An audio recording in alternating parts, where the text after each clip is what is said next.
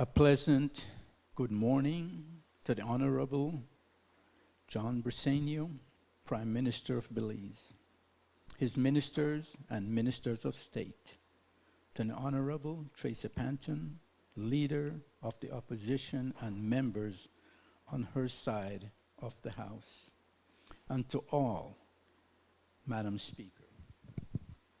Honorable members, let us pray. Almighty and eternal God, who through Jesus Christ has revealed his glory to all nations, please protect and preserve Belize, our beloved country. God of might, wisdom, and justice, please assist our Belizean government and people with your Holy Spirit of counsel and fortitude.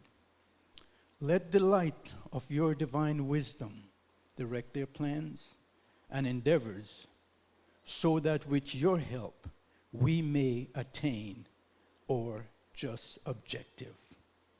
With your guidance, may all our endeavors tend to peace, social justice, liberty, national happiness, the increase of industry, sobriety, and useful knowledge. We pray, O God of mercy, for all of us, that we may be blessed in the knowledge and sanctified in the observance of your most holy law, that we may be preserved in the union and in the peace which the world itself cannot give. And after enjoying this life, the blessings of this life, please admit us, dear Lord, to that eternal reward, so that you have prepared for those who love you. Amen and amen.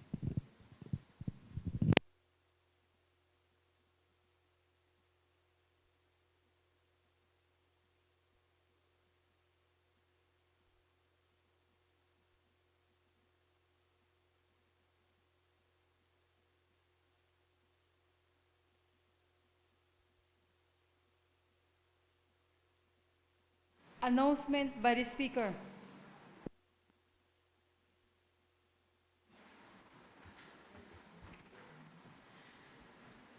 Good morning, members. Apologies for the late start this morning. We received notices of absences from the member for Orange Walk South, who remains on sick leave, and the member for Corozal North. This meeting, members, will be carried over a period of 3 days. It's not 3 meetings, but 1 meeting being conducted over 3 days. We did receive a few notices of members who won't be present for the first day, but will be present for the remaining days of the budget debates, namely member for Fort George and member for Cayos South.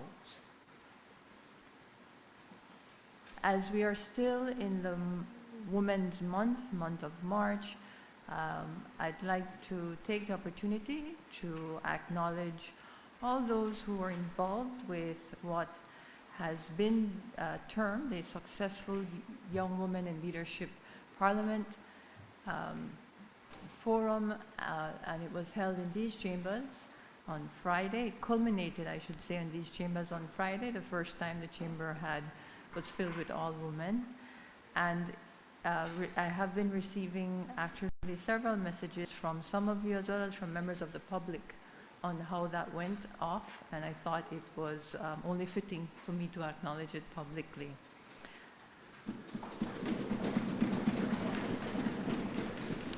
That was done, coordinated with the help of the Women's Parliamentary Caucus, Parlaméricas, and CWIL, as well as the Department of Youth Services in Belize. So together, all of them coordinated, and over 2 months worked with the young women who applied. I also received a few notices from varying members of the public based on the last meeting, and because of Women's Month, having acknowledged a few women in Belize, the message was that to a gentle reminder that the UN had designated this decade as the second UN International Decade for People of African Descent. And in that vein, if it would be fitting for me or appropriate for me, and I agreed, to also recognize, in addition to the names that we did at the last meeting, Belizean Senator Venencia Petillo, Belizean Vivian Wilhelmines Maivet, C. Cleopatra White, Sadie Vernon, Creole icons Myrna Manzanares and Lila Vernon as well, to speak their name in the record of women who have helped to build this nation. And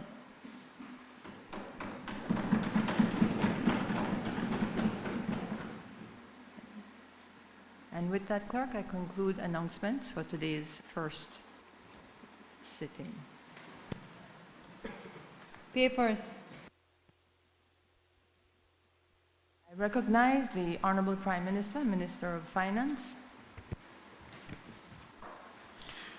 Madam Speaker, I rise to present and lay on the table session paper number HR 69114, Fiscal Strategy Plan Fiscal Year 2025-2026 to Fiscal Year 2027-2028, Ministry of Finance,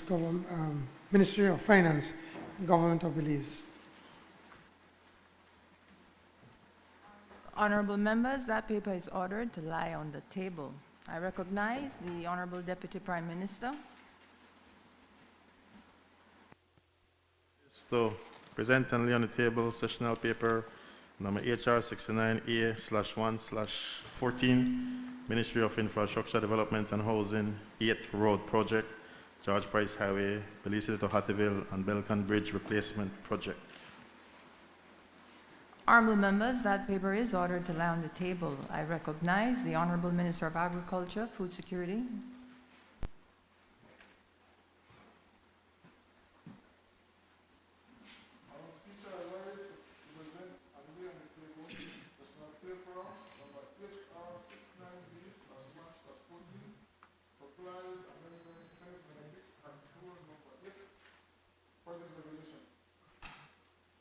Honorable members, that paper is ordered to lie on the table.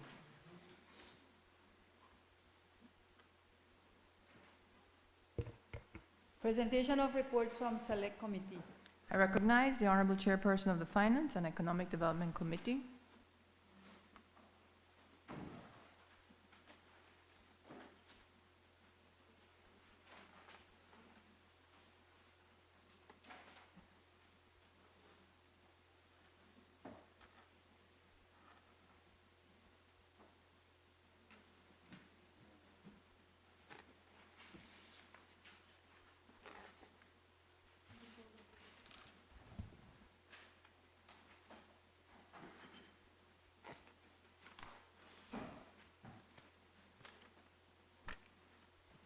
Good morning, Madam Speaker. Madam Speaker, I rise to lay on the table sessional papers number HR 70/1/14, report from the Finance and Economic Development Committee on the Internal Audit Bill 2026. Number HR 71/1/14, report from the Finance and Economic Development Committee on the Ombudsman Amendment Bill 2026. Number HR 72/1/14, report from the Finance and Economic Development Committee on the Contractor General Amendment Bill 2026. Number HR 73/1/14, report from the Finance and Economic Development Committee on the Inter-American Development Bank, IDB, CLIMA, strengthening marine ecosystem resilience by enhancing wastewater infrastructure in Keycaker, US $12.25 million, loan and guarantee motion 2026. Thank you. Honorable members, those reports are ordered to lie on the table. Motions relating to the business or sittings of the House. I recognize the Honorable Minister of Human Development, Family Support and Gender Affairs.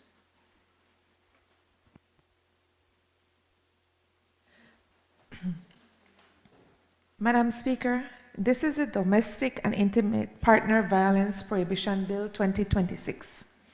I rise to introduce a bill for an act to recognize the right of all persons to live free of domestic violence and intimate partner violence, to expand the powers of the court, to make orders to support survivors, to increase accessibility to justice services, to fulfill Belize's commitments under international conventions for all persons to live free of violence, to repeal the Domestic Violence Act, Chapter 178 of the Substantive Laws of Belize, Revised Edition 2020, and to provide for matters connected therewith or incidental thereto. Madam Speaker, this bill has the full recommendation of the Cabinet. Honourable members, just a correction, the clerk had mentioned motions. That was actually introduction of bills. Honourable members, that bill is referred to the Health and Human Development Committee for examination, consideration, and report. Bill for an act to recognize the rights of all persons to live free of domestic violence and intimate partner violence, to expand the powers of the court, to make orders to support survivors, to increase accessibility to justice services, to fulfill Belize's commitments under International Convention for all persons to live free of violence, to repeal the Domestic Violence Act, Chapter 178 of the Substantive Laws of Belize, Revised Edition 2020, and to provide for matters connected therewith or incidental thereto. Motions relating to the business or sittings of the House. I recognize the Honourable Prime Minister. Madam Speaker, I move that at its rising today, the House suspends to Tuesday, 24th March 2026 at 10 a.m. Honourable members, the question is that the House at its rising today adjourn to tomorrow, Tuesday 24th March 2026 at 10 a.m. All those in favour kindly say aye. Those against kindly say no. I think the ayes have it. Public business, government business motions. Honourable members, the debate on the second reading of the General Revenue Appropriation 2026-2027 Bill 2026 is about to be resumed. Before we begin, I would like to remind honourable members about Standing Order number 64, presentation and the second reading of the Appropriation Bill, especially paragraph 5, which reads, after the motion for the second reading of the Appropriation Bill has been resumed on the paragraph 4 of this Standing Order, the debate shall be confined to the financial and economic state of the country and the general principles of government policy and administration as indicated by the Appropriation Bill and the estimates. Matters are therefore asked to be confined. Members are therefore asked to confine their debate within the prescribed limits of the aforementioned Standing Order. I would like to remind honourable members of the other parts of the Standing Order, specifically, no surprise to any member, Standing Order number 42B, and that is, which states that an honourable member shall maintain silence while another member is speaking and shall not interrupt except in accordance with these standing orders. So we now have the resumption of the debate on the General Revenue Appropriation 2026-2027 Bill 2026. With your indulgence, I will ask for a brief suspension in order for us to allow for the necessary arrangements as has been standard before the debate on the budget is resumed with the Leader of the Opposition leading off on the resumption. Thank you.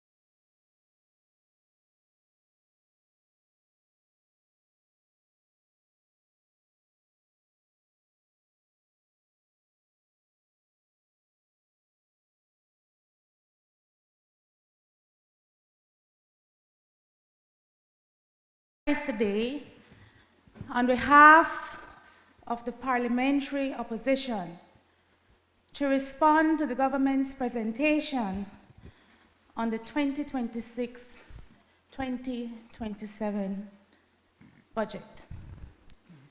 I stand here today on behalf of the people of Belize, those hardworking men and women who struggle every day to make ends meet at a time when the headwinds are strong and at a time when the global geopolitical environment poses a direct threat to our social economic well-being and our national sovereignty. Madam Speaker, the Prime Minister's reference to budgeting for Belizean prosperity must go beyond the greed of the privileged few and well-connected. One can agree that it is an appealing phrase, one we suppose is intended to inspire confidence and optimism. Our duty here is to review the numbers, the policies, and priorities behind these statements. When we do so carefully, when we move beyond the rhetoric and look squarely at the realities confronting many Belizean households, a vastly different picture begins to emerge. You see, Madam Speaker, prosperity is measured by the lived experience of our people. It is measured by whether a mother can afford to put food on the table for her children. It is measured when a young graduate can find meaningful work that will help them to realize their dreams and aspirations. It is measured by whether a small business owner can keep their doors open and not be weighed down by the spiraling cost of inputs and crushing taxes and fees imposed on doing business. It is measured by the safety and protection of our citizens in our homes, neighborhoods, and city streets. The reality many of us are facing, Madam Speaker, is unmistakable, palpable.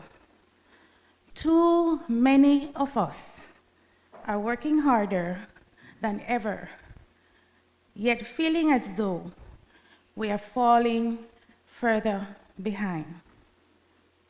Social security contributions made by the working class are currently being reviewed and are anticipated to be, quote unquote, recalibrated in the coming fiscal year. The jury is still out on what that will mean for contributors. But if we follow the prevailing trend, we can expect for contributions to go up.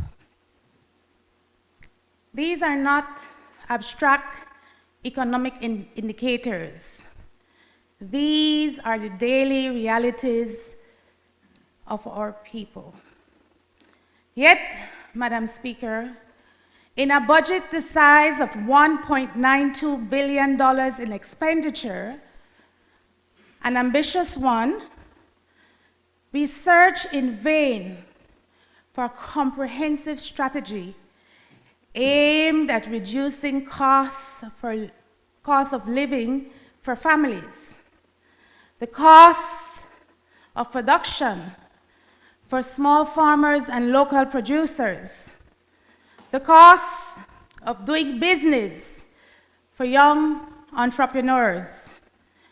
It is as though, Madam Speaker, putting these estimates together, the government was completely out of touch, even aloof to the emerging global economic pressures, and even worse, impotent in finding innovative solutions to the hardships we continue to face. If, I repeat, if the prosperity is the objective of this budget, then surely prosperity must be felt where it matters the most, in our pockets. Madam Speaker, let us take a closer look at this year's budget estimates.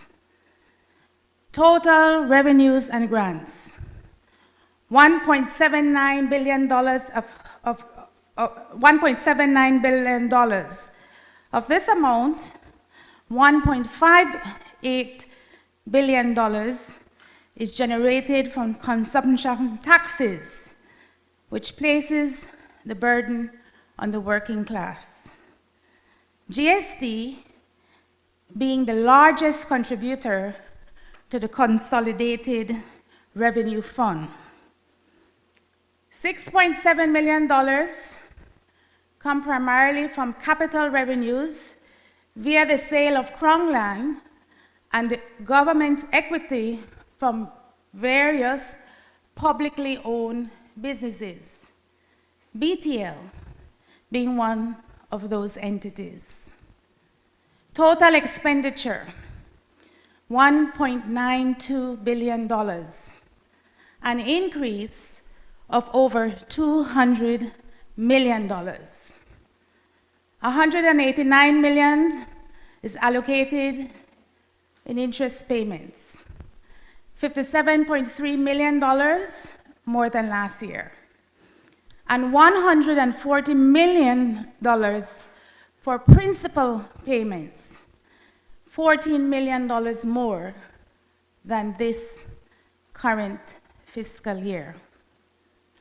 The overall deficit is $110.3 million, up from $34.1 million. Deficits are financed either by more government borrowing or alternatively by increases in taxes and fees for the delivery of government services.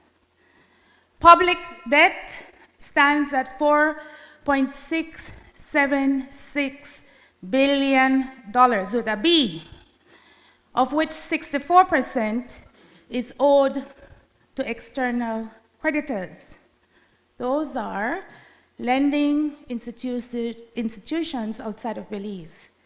And 36% is owed to local lenders, including the Social Security Board and the Central Bank. For the year 2025, both the IMF and the World Bank estimated GDP at $6.6 billion, a 1.5% growth in Belize's economy, and not the 1.9% noted in the Prime Minister's budget presentation on March the 10th. Gross domestic product is a monetary metric that represents the total market value of all final goods and services produced and provided for within a country during a specific period. The Prime Minister also proudly boasts that inflationary costs had fallen to 1.1% this year, which does not accurately represent what Belizeans are feeling in their pockets for basic commodities. In the last few months, everything from fuel at the pumps, to water rates, to electricity rates, to grocery items, to rent expenses, to property and trade license fees have all seen marked increases. Every Belizean is singing the same tune. A family of 4 can no longer live on $100 per week. Nowhere in his speech, Madam Speaker, did the PM proclaim that our Belizeans are enjoying more purchasing power. Even the most recent increases in minimum wage from $3.30 per hour to $5, lauded by the government as a manifesto commitment delivered to Belizeans and paid out by employers, not government, unless you are hired by the public service, has now been negated by sharp increases in the cost of living. As it is now, 41% of every dollar spent on the price per gallon of regular fuel and 46% on premium prices go directly into the government's coffers from revenue replacement tax, import duties, excise tax, environmental tax, and GST. While liquid petroleum stocks, better known as butane, are now spared, well, until today, from the PM's insatiable appetite, it is only a matter of time today that the cost of butane will be increased and be touted as necessary due to unpredictable global developments. The stated unemployment rate also appears questionable. It should be noted that this figure represents 2% of individuals actively seeking employment. The figure does not accurately, however, reflect reality. Nowhere, and I mean nowhere, in Belize can you gather a group of 100 individuals who fulfill all the requirements for employment and expect to find any situation in which 98 of them are gainfully employed. There are persistent challenges facing Belize's labor market. Despite meeting employment qualifications, a sizable population remains unable to secure stable, long-standing jobs. Madam Speaker, as the Prime Minister likes to say, let us state the obvious. Government is spending more than it earns. The notion of a surplus is artificial, as it excludes debt obligations. As we indicated before, every Belizean household shoulders a deficit budget. Translated into simpler terms, 1 in every $7 this government spends is going to financing our public debt. After years of undue fiscal adjustments by the Belizean people, this administration has effectively signaled that they're now reversing course. Plan Belize 2.0, Madam Speaker, promised a new phase of economic dynamism for Belize. It spoke of building economic capacity to sustain great growth rates above 5% annually. Such growth would allow Belize to expand employment opportunities for our rapidly growing young population, strengthen the middle class, and support higher wages across our economy. Madam Speaker, this budgeting for prosperity that the Prime Minister boasted about in his presentation is a farce. Prosperity should be generated through economic diversification, through investments, through growth of existing industries that serves as the main pillars of our economy, and support for new and emerging ones. Madam Speaker, as of January of this year, 2026, Belize recorded a trade deficit of $251.5 million. This brings into sharp focus the value of goods we import exceeds the value of goods we export.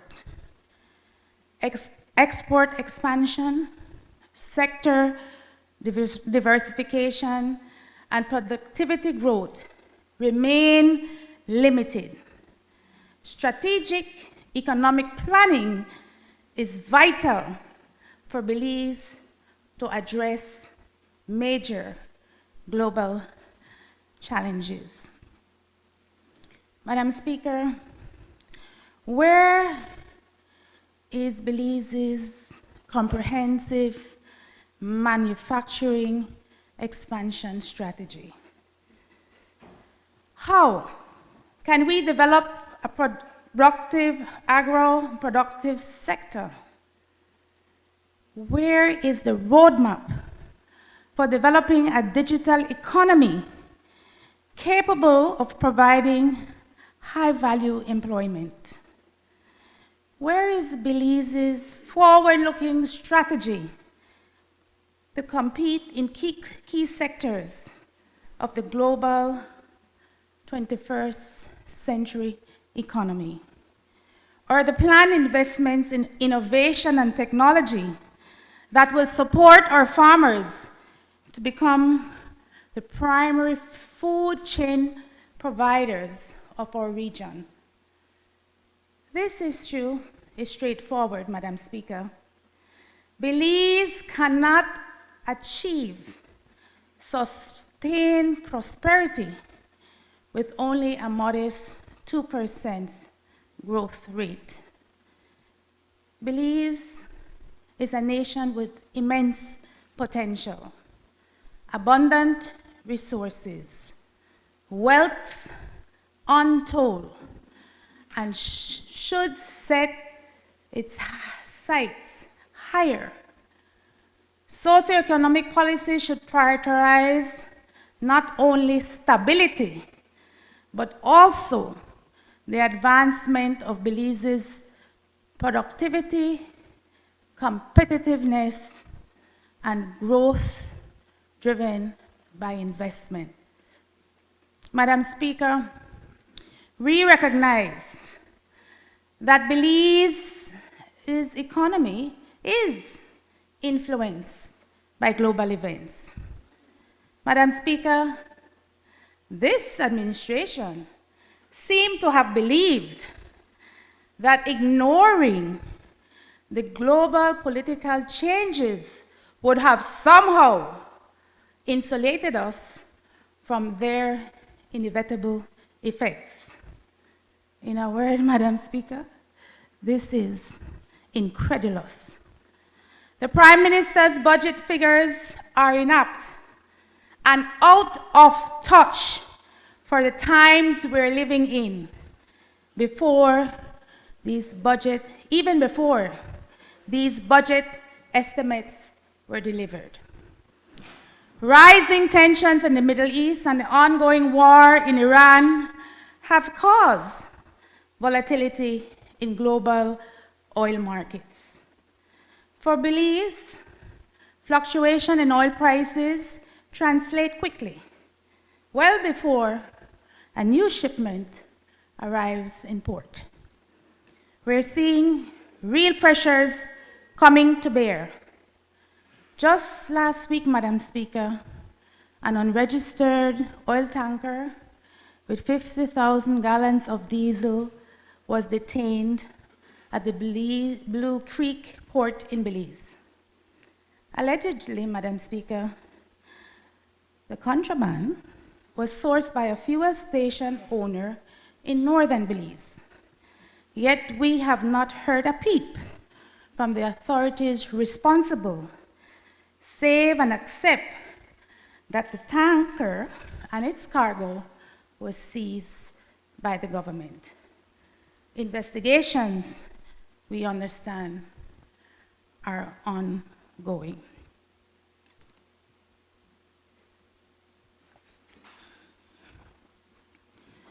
Madam Speaker, before I proceed any further with the details outlined in the draft revenue and expenditure for the fiscal year 2026-2027, I wish to share with Belizeans our lived experience in Albert. Madam Speaker, the Albert constituency receives $10,000 monthly from the Consolidated Fund via the Constituency Development Fund. The resources are used to support registered voters and others in Albert. We use this money along with contributions from private donors to offset healthcare expenses such as prescribed medications, lab tests and imaging services, and access to specialized care. It is used to help cover school activity fees, buy uniforms, textbooks, and supplies, support community groups aiding vulnerable individuals, fund micro and home-based businesses, assist with urgent housing repairs, provide skill training for single-parent households, offer funeral grants for loved ones, support community engagement initiatives and community workers, and give rent assistance when we can. Rental rates have risen, reducing the affordability for families. The moment has arrived to introduce regulations for this sector. We continue to allocate these funds efficiently and to assist as many individuals as possible. Madam Speaker, we also administer a monthly grocery bag assistance program provided via the Office of the Prime Minister, totaling $5,000, which provides food vouchers valued at $50 each to 100 Albert families every month. The nominal contribution helps to buy the basics: eggs, rice, beans, flour, and sugar. every contribution plays a significant role in providing meaningful support to families on the brink of poverty. Madam Speaker, we continue to face challenges in obtaining land access for first-time property owners. The Lands Department will only accept applications that include a recommendation letter from a current area representative. Madam Speaker, this policy contradicts the government's promise to streamline land application and acquisition. This goes against the manifesto's pledge to reduce ministerial involvement in public services for all Belizeans. Madam Speaker, I can offer several examples where these commitments were not offered to future landowners. What I find particularly concerning is the deliberate attempt to appeal to young voters in constituencies to transfer votes in constituencies represented by PUP standard bearers and caretakers by providing them with access to land. An individual's place of residence should not impede access to vital government services. Madam Speaker, despite it being illegal for KHMH to withhold proof of birth, young parents still face difficulties obtaining it for newborns. Madam Speaker, this practice causes additional hardships for young families. Birth registrations, access to Social Security cards for their children needed to access NHI facilities and early childhood education. Madam Speaker, the government recently enacted legislation raising birth registration fees and imposing strict penalties for late registration without considering the systemic issues parents face at public institutions or the hardships these fees increases cause on families. We are still dedicated to collaborating with the appropriate authorities to make sure this issue, that of proof of birth, is settled completely and decisively. On a more positive note, Madam Speaker, we do acknowledge that when specifically requested, Albert residents have been recipients of life-saving oncology services, dialysis treatment, and emergency procedures through the Patient Care Assistance Program available by the Ministry of Health and Wellness. Albert students, I am very fair member for Toledo West. I am very fair.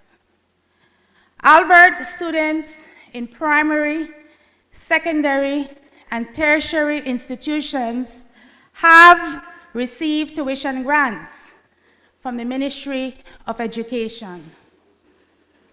These tuition grants provide the support infrastructure for young minds to be meaningfully engaged to ensure that they can become productive citizens of Belize.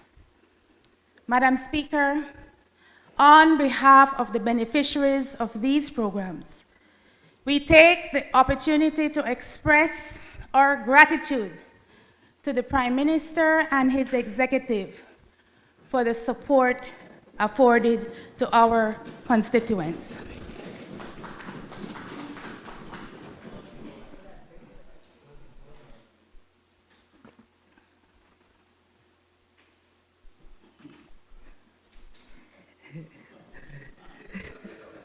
Madam Speaker, the primary issue facing families in Albert and in approximately 80% of families we on this side of the House represent, and I believe it would be true for the representatives on the government side, is the rising cost of living.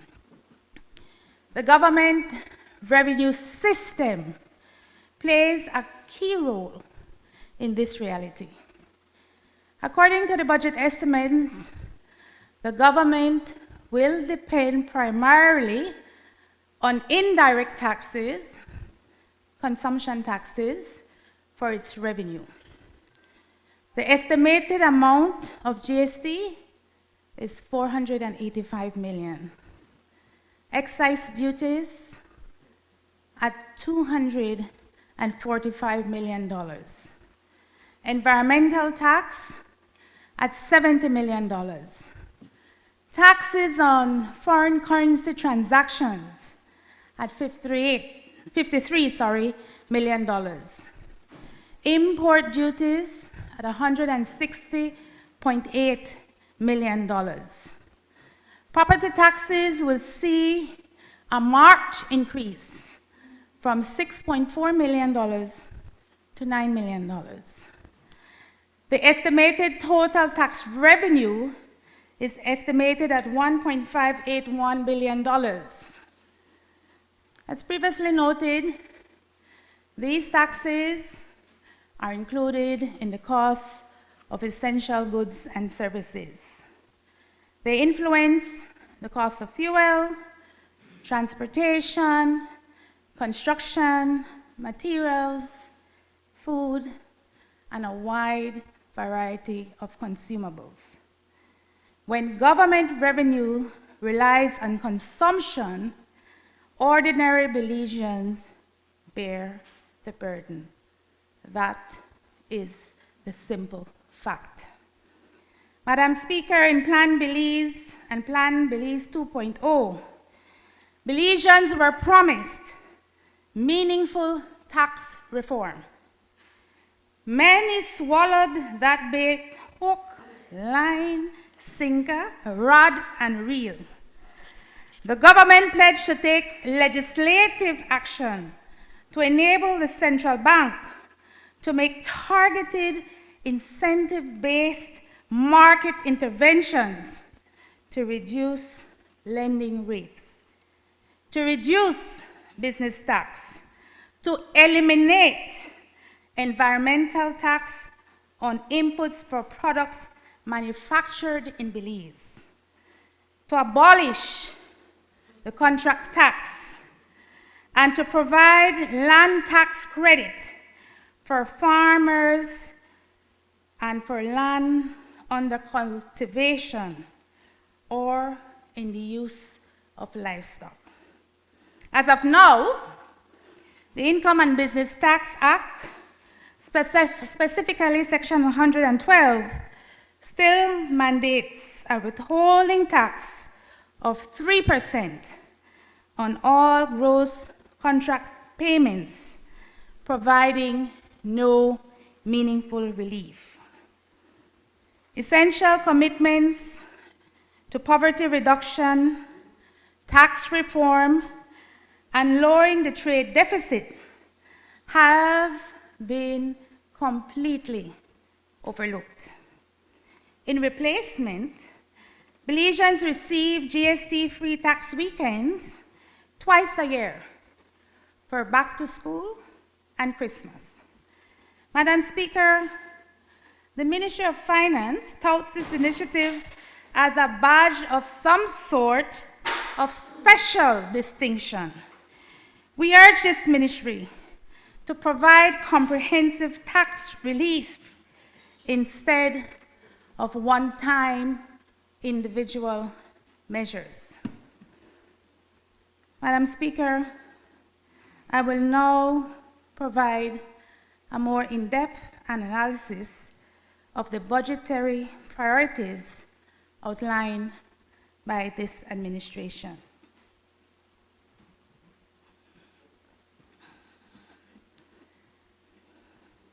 Affordable, quality health care is increasingly difficult for workers. More funding is welcome if it prioritizes patient care over personal gain. The health and wellness budget is just under $200 million, with $102 million for recurrent expenditure, $95 million for CAP 2, and $2.5 million for CAP 3 support. Most of the recurrent expenditure represents salaries and emoluments, while CAP 2 is classified by the reclassification of a $33 million subsidy committed to KHMH and $52 million for the purchase of medical and pharmaceutical supplies. It is important for the Belizean people to note that there is no previously established precedence where such reclassification has been done for medical supplies.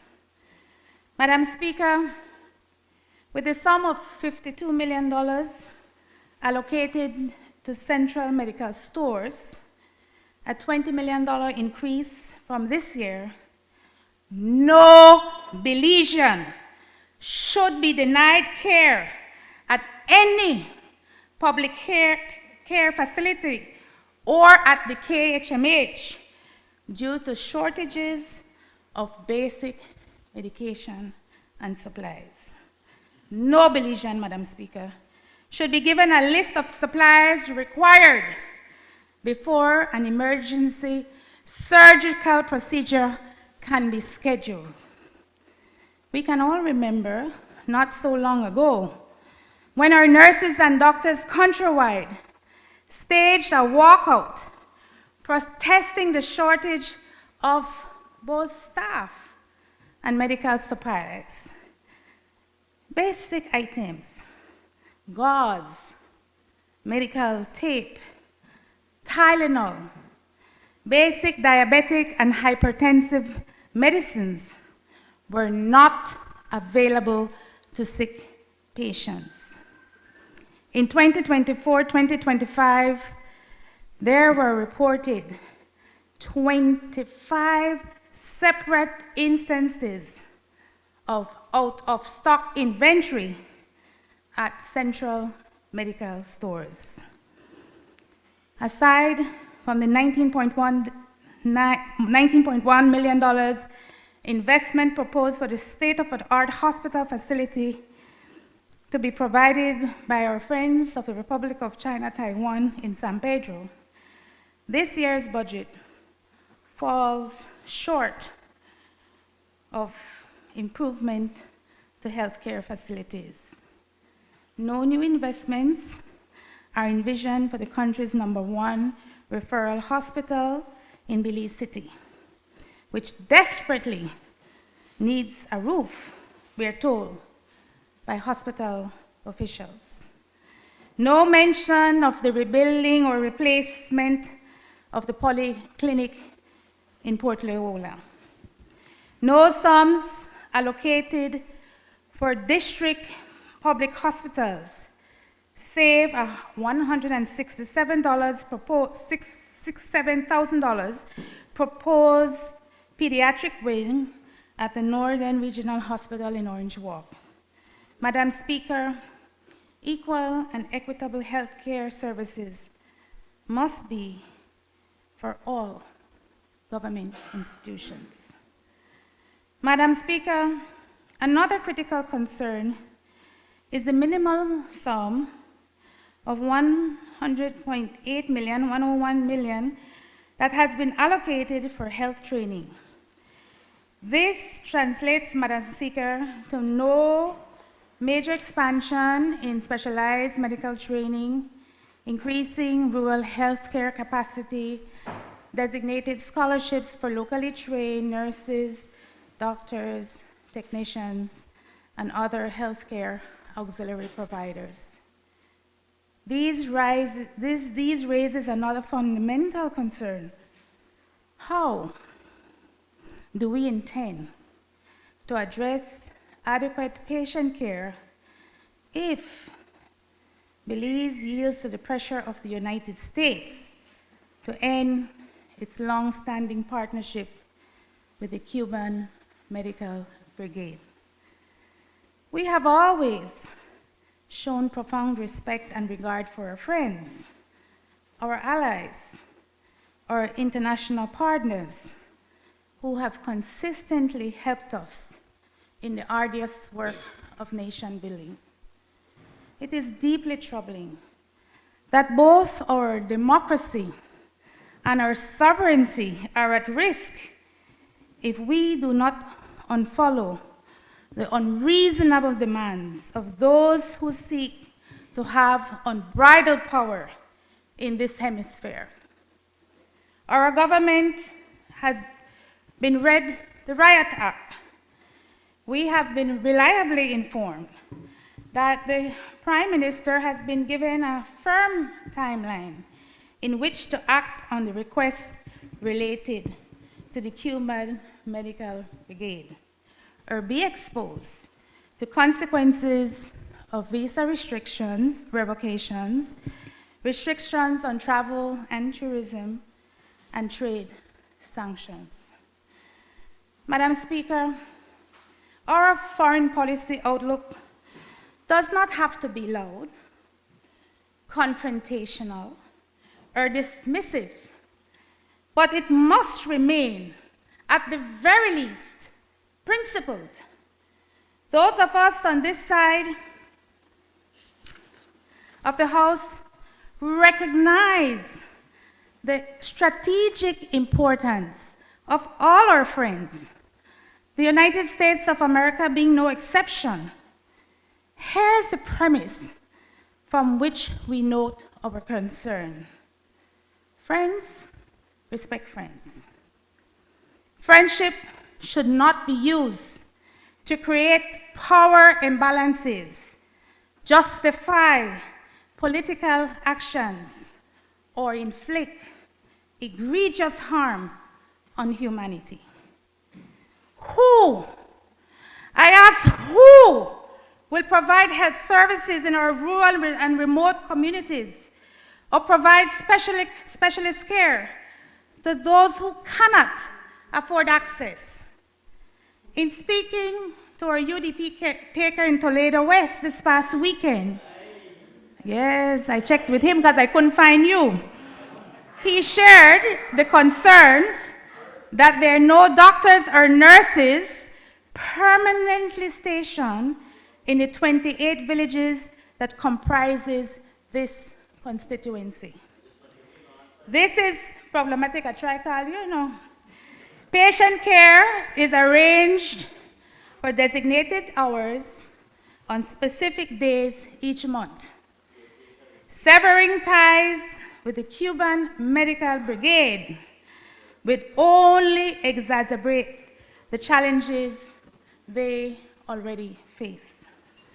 Madam Speaker, we are privy to the fact that a group of locally concerned healthcare professionals wrote to the Ministry of Health and Wellness just shy of 6 years ago, expressing their grave concern on Belize's continued reliance on external support for healthcare services, and went further.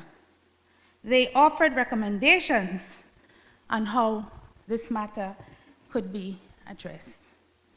As we understand it, the recommendations were either ignored or were placed in file 13, as those concerned doctors, one of whom I met with this weekend, are still awaiting a response.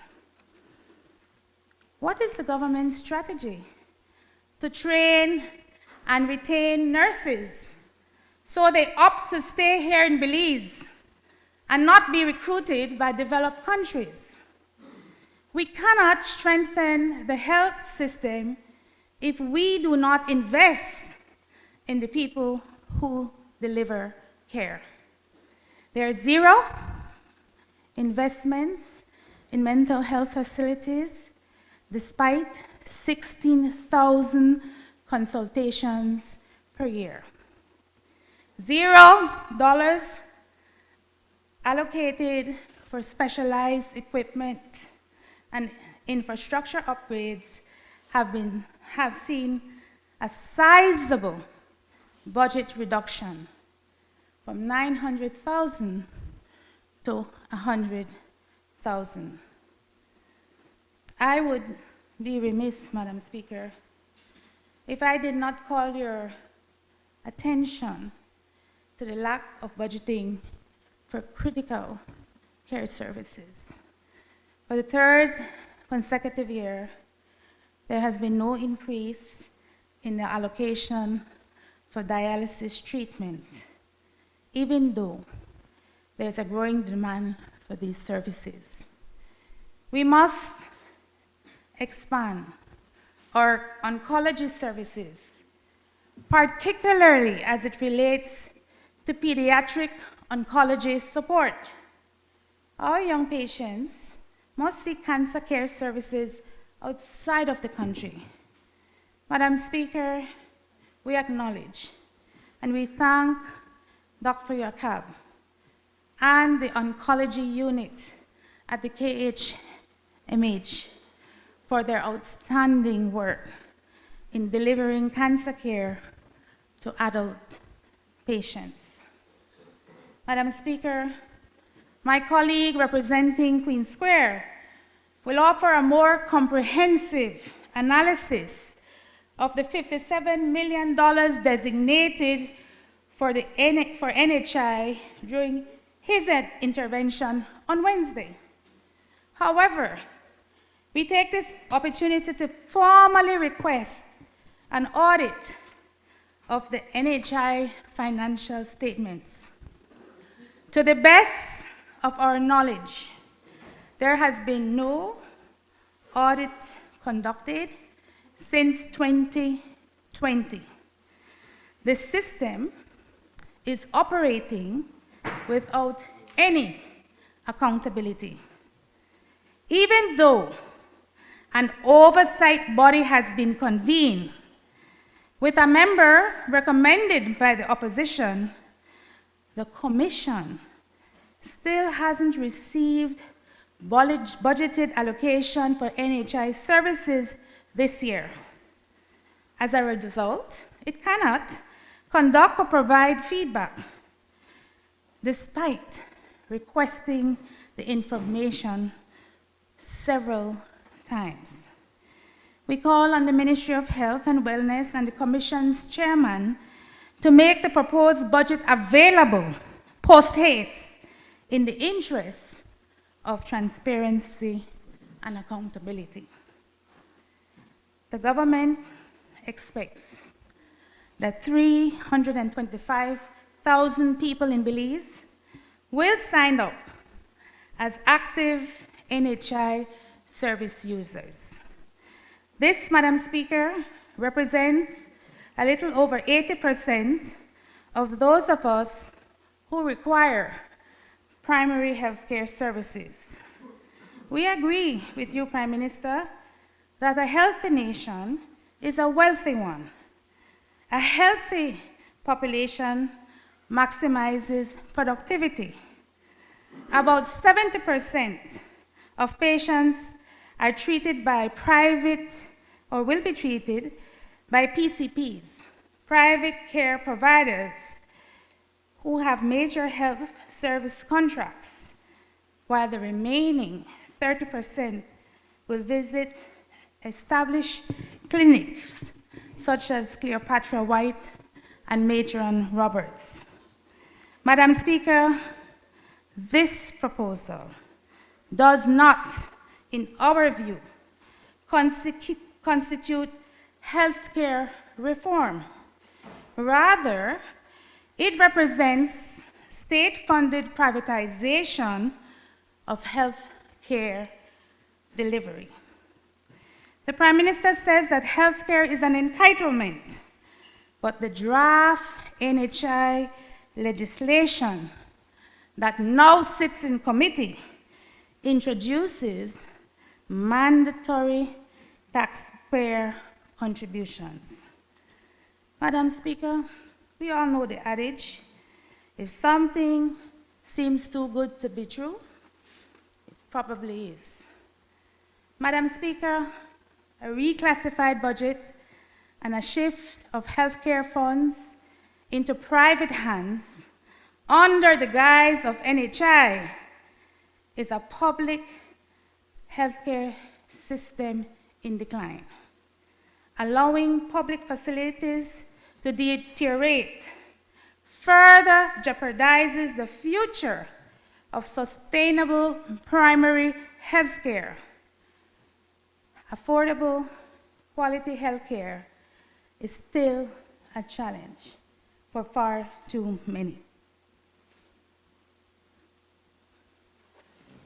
Leader of Opposition, I'll just ask for your indulgence so we dispense, since it's about 11:45 with the Standing Order 12. Correct.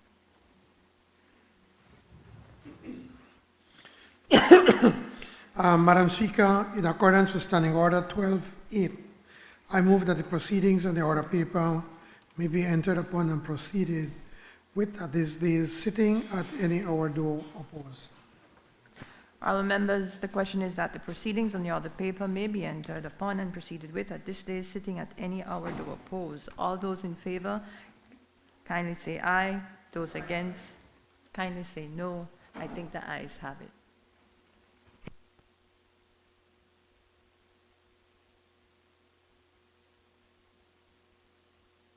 The sum of $314.6 million has been allocated for education. The Prime Minister budget presentation purports. These sums would seek to accelerate system-wide transformation and protect the well-being of our teachers, ensuring tangible results for students, education, and the nation. End of quote. Yet, there are no meaningful education reform initiatives, such as nationwide school infrastructure upgrade program to accommodate our growing student population, no budgeted allocation for national teacher training, no allocation for the digitization of classrooms in either our urban areas or rural communities, no aggressive literacy and numeracy intervention plan, no nationwide competency assessments to gauge how our academic institutions and students are performing, no strategic teacher retention programs. Madam Speaker, just as we saw with our nurses, our skilled teachers are being recruited to teach in developed nations across the globe.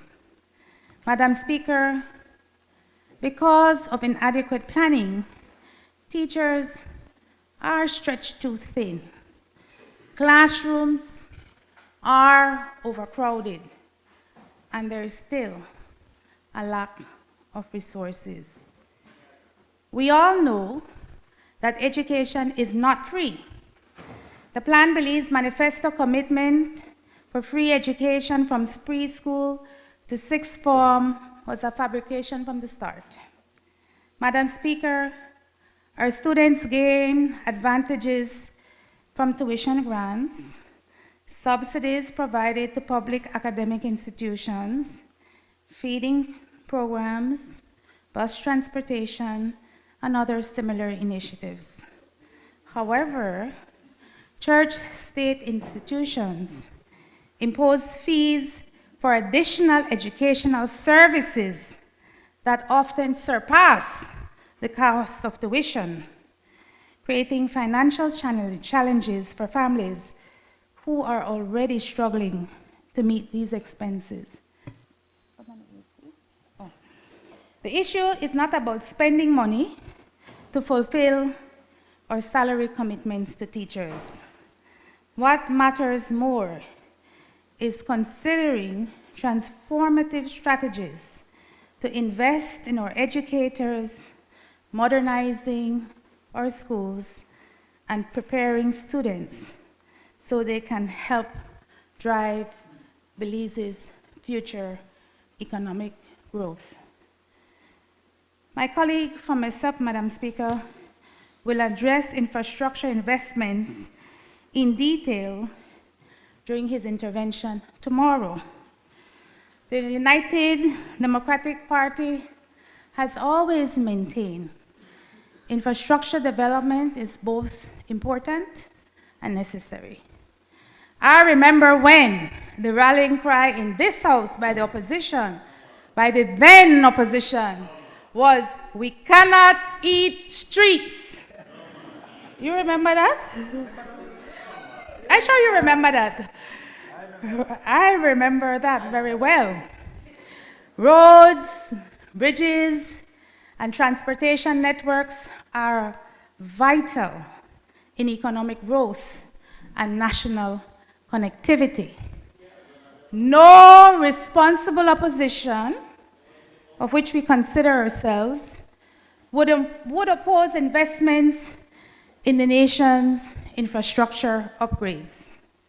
Conversely, Belize should be confident that infrastructure investments are managed transparently and responsibly, ensuring that every dollar spent delivers real value. The 200 million allocated for road maintenance, drainage works, and other infrastructure upgrades across the country should come with transparent details, such as the cost per mile of road, cost per bridge, tender procedures, contractor selection methods, and a comparison between final project delivery costs and original estimates.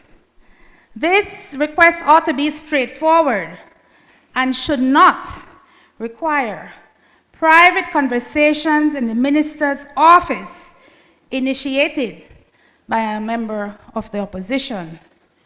Regardless of whether investments are funded through the consolidated fund or via loans and grants, the government is using public resources and must, I say must, ensure full disclosure in Parliament. In the People's United Party's Plan Belize manifesto, Madam Speaker, this administration promised to establish the gold standard for transparency and accountability. The people of Belize are still waiting patiently, Madam Speaker. If the mishandling of the proposed BTL acquisition of SpeedNet and Smart is any indication, Madam Speaker, or the fact that we do not have a single audited financial report in hand to review for this current administration, 5+ years and counting, we still have a distance to travel. Setting precise benchmarks and implementing oversight on loan fund usage will strengthen trust among both current and future generations who bear the responsibility, Madam Speaker, for repaying these loans. Madam Speaker, the government has proposed a $900 million upgrade in the port of Belize, in Belize City, which can be characterized as ambitious, but lacking adequate transparency. The proposed development is called transformational and seeks to modernize cargo operations, increase cruise tourism, create jobs, improve working conditions, support coastal protection, and regenerate Belize City's south side. The touting of this large-scale facility attempts to entirely dismiss other cruise port facilities which received government's clearance. The Stake Bank project, Madam Speaker, received bipartisan support and parliamentary approval back in 2014 when the Stake Bank Cruise Ship Docking Facility Development Act of 2014 was approved. The Act of Parliament granted fiscal incentives and authorized the project as a public interest initiative. Then there was a mysterious approval of an environmental impact assessment and the acceptance of a mysteriously signed definitive agreement of the Portico project, embraced by the now Prime Minister and a group of, in his words, senior colleagues for the development of a second cruise tourism facility. Madam Speaker, after the Prime Minister was discovered behaving inappropriately, he quickly withdrew from the agreement in these chambers, hoping to separate himself from a deal that his ministry had unsuccessfully sought approval and backing from his executive. The pushback, Madam Speaker, came from his own cabinet members, those sitting across the aisle.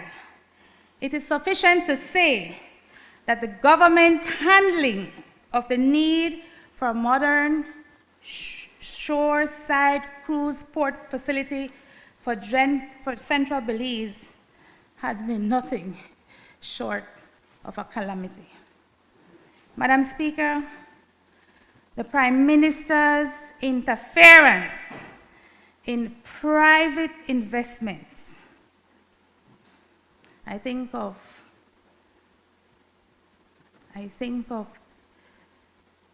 Serene Development, Madam Speaker.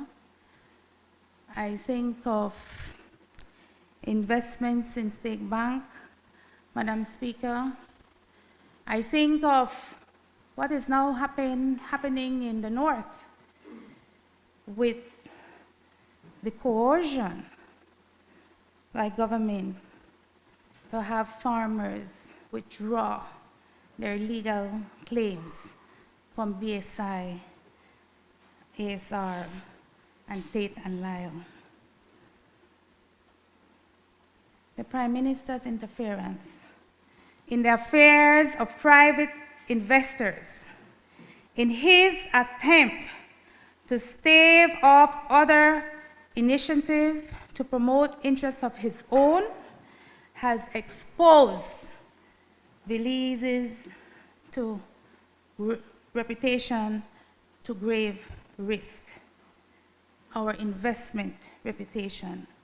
When the country's top office treats local investors with such disdain and disregard, interfering in the business of private sector-led investments, it sends a strong signal for foreign investors to proceed with extreme caution.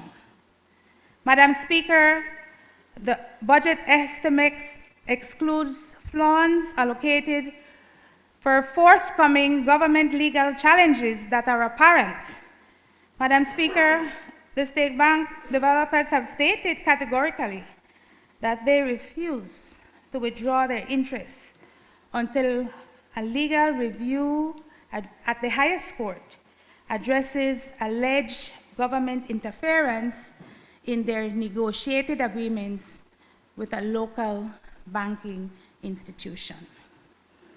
Madam Speaker, it is deeply troubling when the highest office in our nation deliberately misrepresents correspondence received from a U.S.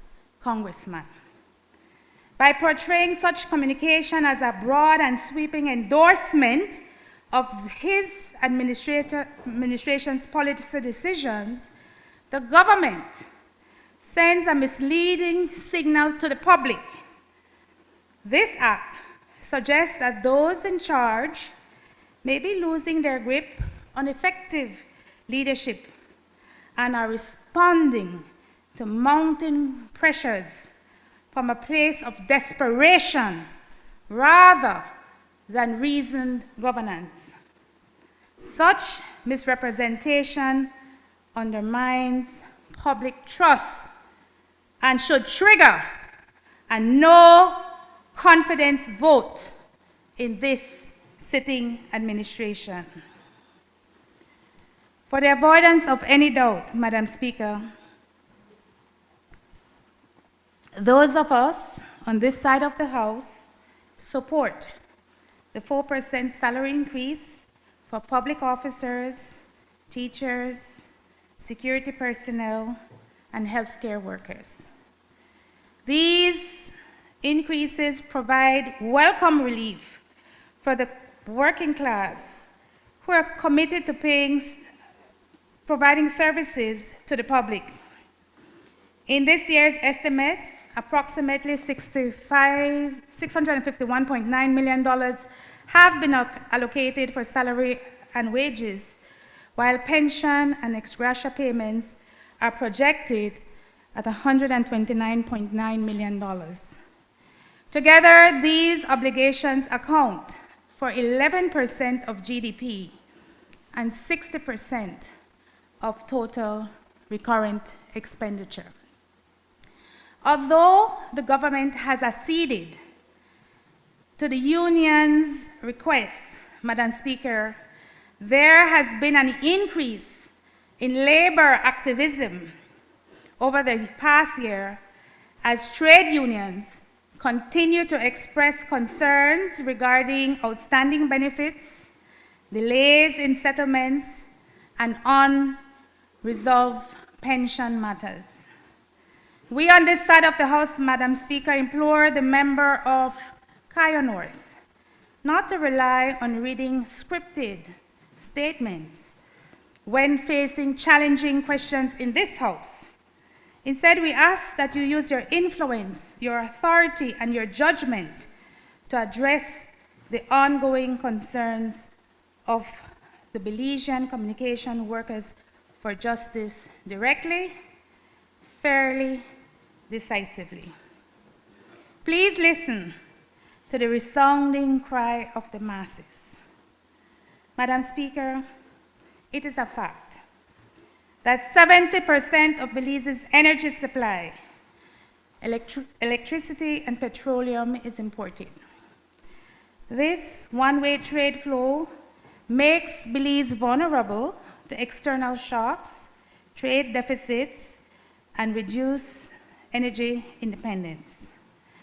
The situation has been a direct factor in increasing energy costs, impacting households, businesses, the productive sector, the service industry, and public services such as transportation. Additionally, Madam Speaker, Belize has aging infrastructure that is vulnerable to extreme weather conditions. and unprecedented increases in demand. No one can erase the memory from the rolling blackouts caused by load shedding that we experienced in 2024.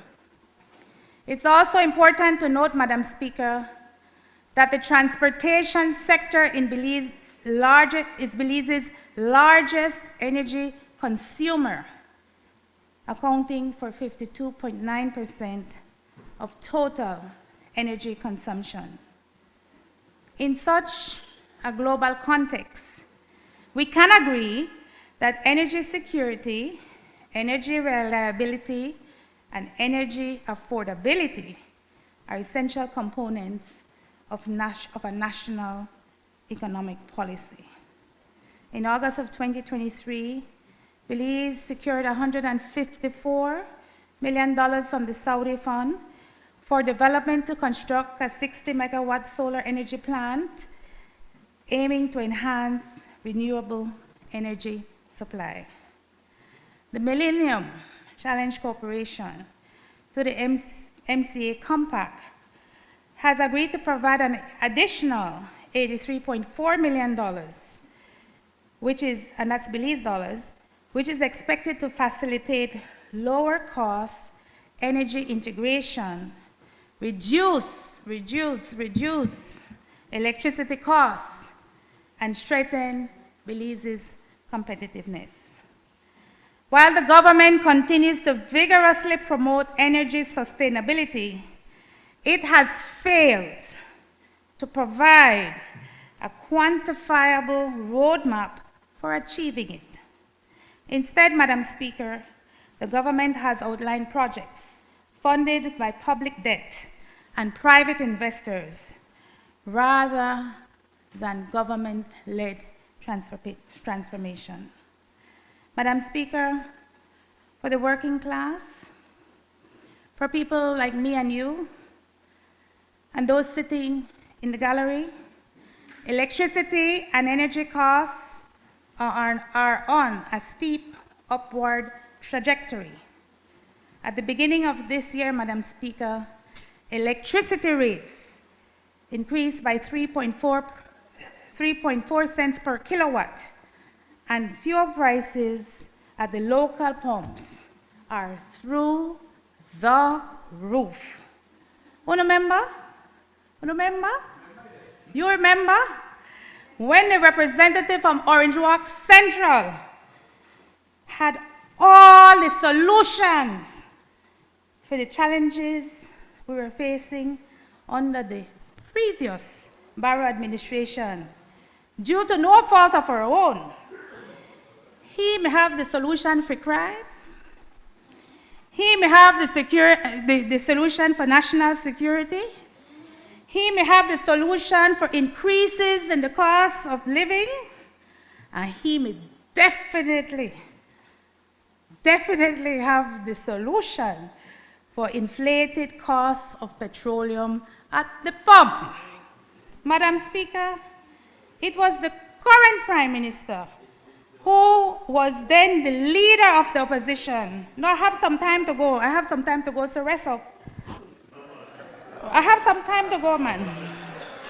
Who led the public protest calling for government to lower the fuel tax by $2 per gallon. Talk about political grandstanding. Back then, premium was $10 per gallon.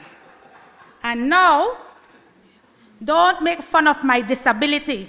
You, Prime Minister, who say you are concerned about the disabled in this country, do not make fun of my disability.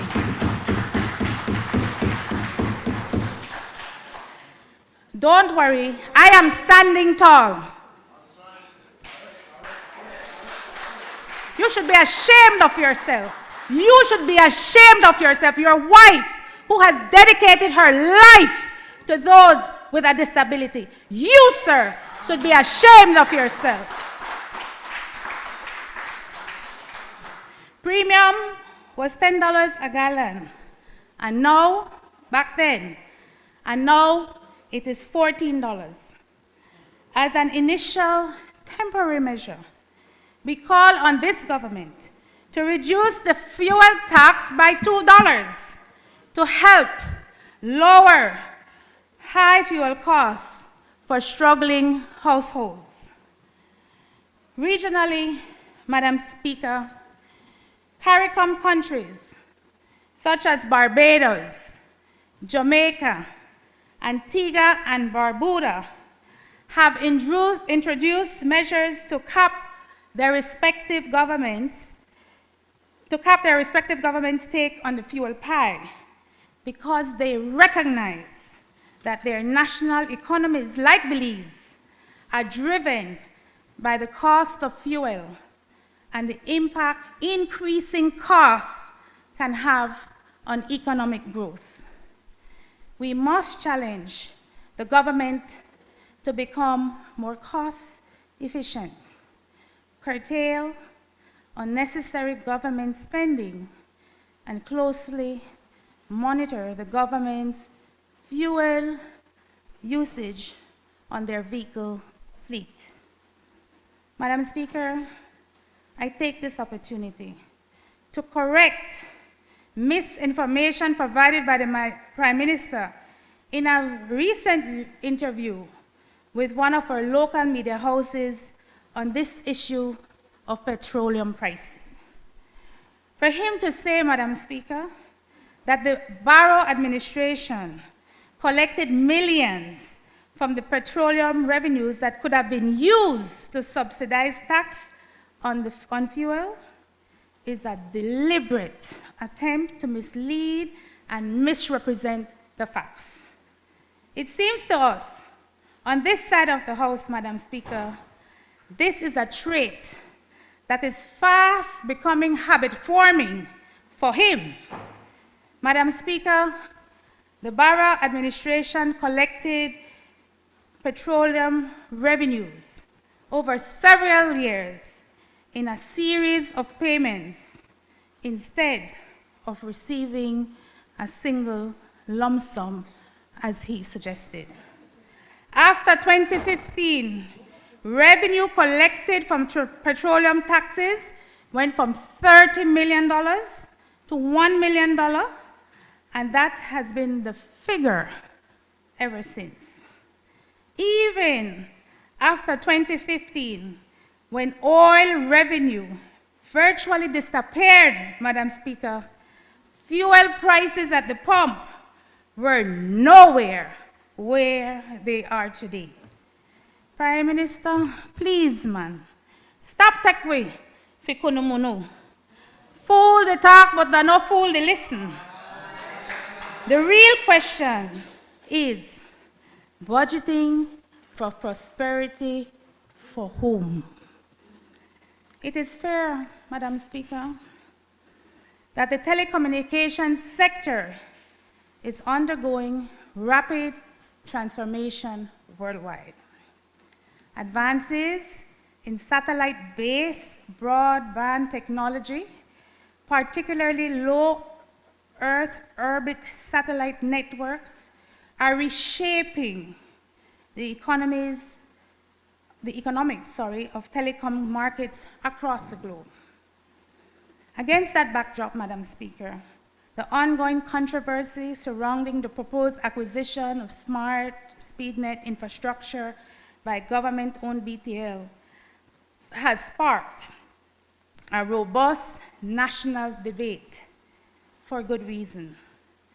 The timing of the proposed acquisition, the implications for competition, the cost and quality of service and public confidence, the lack of fairness for former employees, and transparency in the process. Caught blue-handed, with his hand deep down in the cookie jar, Madam Speaker, these public concerns are amplified by the fact that SpeedNet and SMART is linked both to the Prime Minister's family and the Waterloo Trust. The proposed acquisition has been grossly mishandled by the executive chairman of BTL. I don't know what he's still doing there, and it is time for him to be replaced. Despite public protests, the cries of concerned Belizeans as pressures from virtually every sector of society, including the BCCI, civil society, the labor unions, and the opposition, continue to go largely ignored. The transaction can potentially jeopardize social security contribution from workers. The prevailing circumstances surrounding this telecom buyout underscores the need for full disclosure and accountability when public institutions are involved in complex financial and technological arrangements. Madam Speaker, we trust that the BTL fiasco has taught us all one important lesson. Institutions, particularly those funded from the public purse, must never be utilized as instruments for resolving private financial challenges. Even before the ink could dry on the first hike in fuel prices at the pump, Madam Speaker, the member from Orange Walk Central looked to our young academics in the eye and promised more of the same, throwing his hands up in the air because in defeated resolve, the Prime Minister flagged the same dead horse when students proposed a question about the increasing cost of living. Inflation, he said, is imported. Inflation is imported, and there is nothing my government can do about that.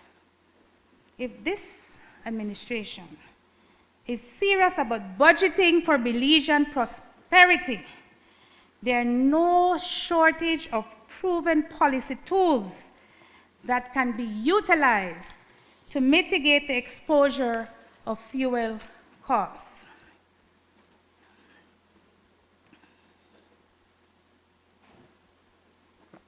Madam Speaker, this leads me to a quick, I promise, overview of what are not considered national priorities in the upcoming financial period. There are no key investments or strategic plans for economic diversification. Tax relief for working families, agricultural stability, food security, youth engagement, social protection for those facing poverty, crime prevention, community and border security. On the latter, Madam Speaker, violent crime is on a steady incline.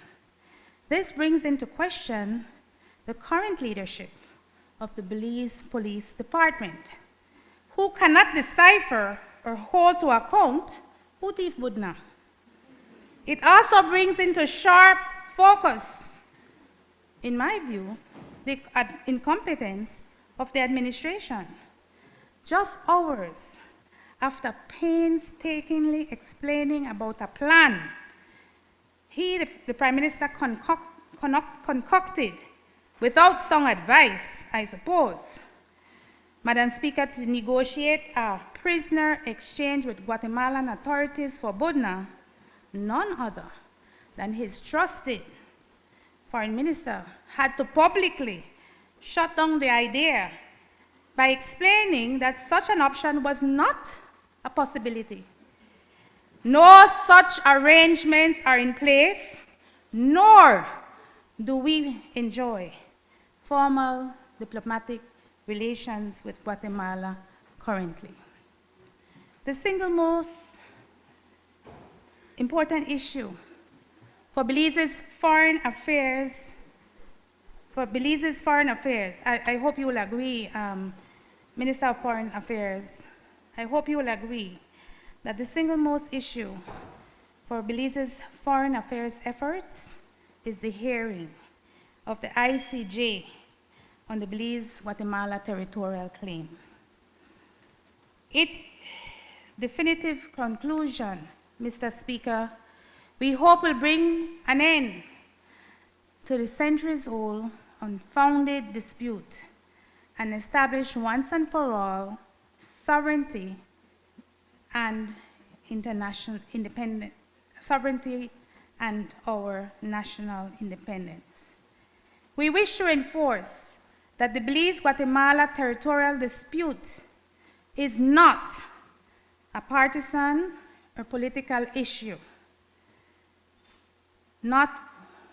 It is one of great national importance.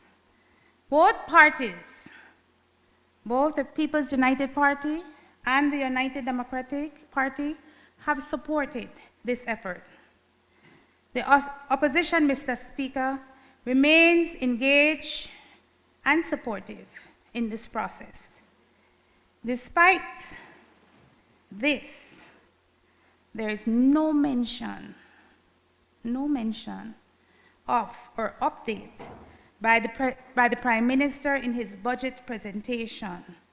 No mention of what the cost of defending Belize's national interest has been, neither how much will be spent on the highly capable international legal minds tasked with advancing our arguments at The Hague.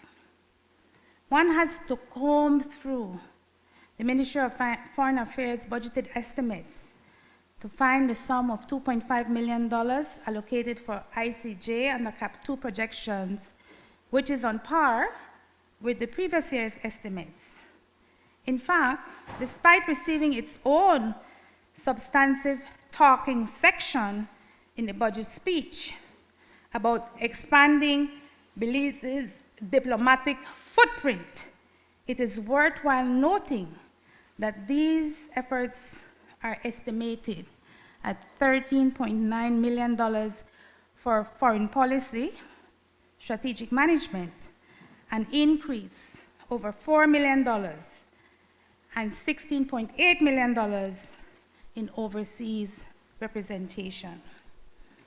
Mr. Speaker, I'm sorry, the infiltration of criminal elements in northern border towns and incursions by those who do not formally recognize Belize's sovereignty in our southern communities should keep us up all at night. The plan to have these matters addressed seem elusive at best. We understand that Belize is reaching out to federal law enforcement agencies in the US to design the solution against narco trafficking, money laundering, and the unwelcome advancements on our national patrimony. Please tell us, Mr. Prime Minister, please tell us what the plans are and how much it will cost. Alongside this, the public sector is expanding with an addition of more than 600 new employees, who we can only assume, without any other justification, that they are political appointees. We call on the Ministry of Public Service to provide the necessary information for these new hires. My friends, the future outlook for Belize is not a rosy picture. Large capital programs funded through external sources provide no immediate relief to the working class. Madam Speaker, Mr. Speaker, we once again state the obvious. Belize cannot borrow its way to prosperity. Achieving economic transformation needs more than large-scale government infrastructure spending. It needs clear strategy, defined policies, and substantial investment to generate genuine growth, not a get-rich scheme that seeks to provide a retirement plan for a chosen few. We need to ensure we balance the scales between infrastructure and meaningful investments in our human structure. The budget estimates as presented, Mr. Speaker, falls short of addressing the basic social protection for Belizean families. Mr. Speaker, we wish to remind the Prime Minister of his commitment as a leader of the PUP in Plan Belize, and I quote, to respect human rights, something he has a problem with, and fundamental freedoms, to uphold the position of the family in a society of free citizens and free institutions, to preserve the dignity of human rights and the inalienable rights for which all members of our human family are endowed by the Creator. End of quote. The question, Mr. Speaker, is who cares for the 26.6% of our population classified as multidimensional poor, according to the 2022 Multidimensional Poverty Index? Who cares for the women and girls who disproportionately are victims of gender-based violence? And we welcome, Member for Corozal Bay, the introduction of the bill this morning. Who cares for young boys who have fallen prey to gang-related violence to escape the scorn of poverty? Who cares for those like me who are differently disabled, have a disability? Who cares for those who are who suffer from mental illness, who are helpless and homeless and roam our city streets? Who cares for the aging population, who are not the spoils of yesterday, but rather the very foundation on which we build? In 2004, Mr. Speaker, the National Gender-Based Violence Plan of Action 2024 to 2030 was approved by Cabinet. At that time, $269,000 was allocated for its implementation. You want to go slower? You need me to go slower? Fast forward 2 years later, Mr. Speaker, and the current allocation stands at $308,000, despite the glaring gaps in service and the absence of a comprehensive referral pathway for victims. The Domestic Violence Amendment Bill and the proposed new bill needs to be widely socialized. Last October, Mr. Speaker, 5 women were violently killed by their intimate partners within a span of just 18 days. These tragic deaths spark national outrage, the very reason socialization matters. I pause, and I invite you to pause with me to remember all victims, both of domestic abuse and gun-related violence that disproportionately affect our young men. Our communities, Mr. Speaker, and our homes are bleeding out, literally and figuratively. Zero tolerance to all forms of violence must mean zero tolerance, and we must provide the necessary support infrastructure for victims who are either trying to find their way out of life-threatening situations or a pathway to a new way of living. Approximately 35,000 Belizeans live with disabilities, according to the data from the Statistical Institute of Belize.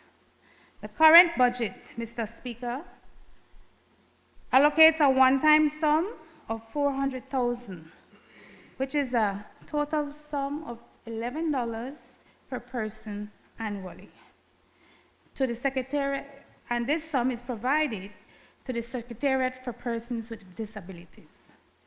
This is sufficient for staffing, implementing programs, or raising awareness. I think we need some in this house, in the current economic reality. It is important to note that disability is not a uniform experience. A one-size-fits approach, as I know you know, Member for Corozal Bay, does not fit all. Mr. Speaker,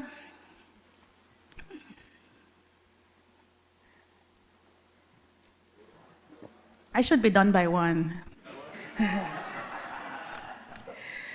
Who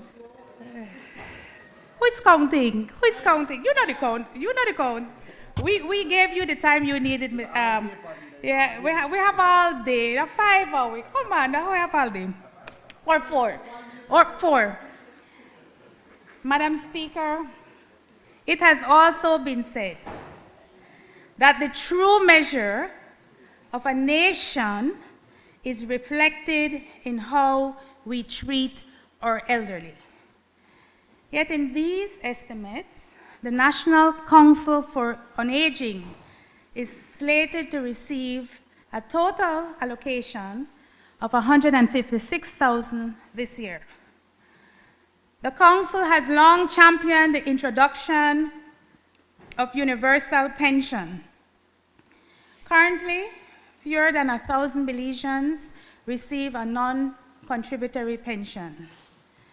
Gender disparities are stark.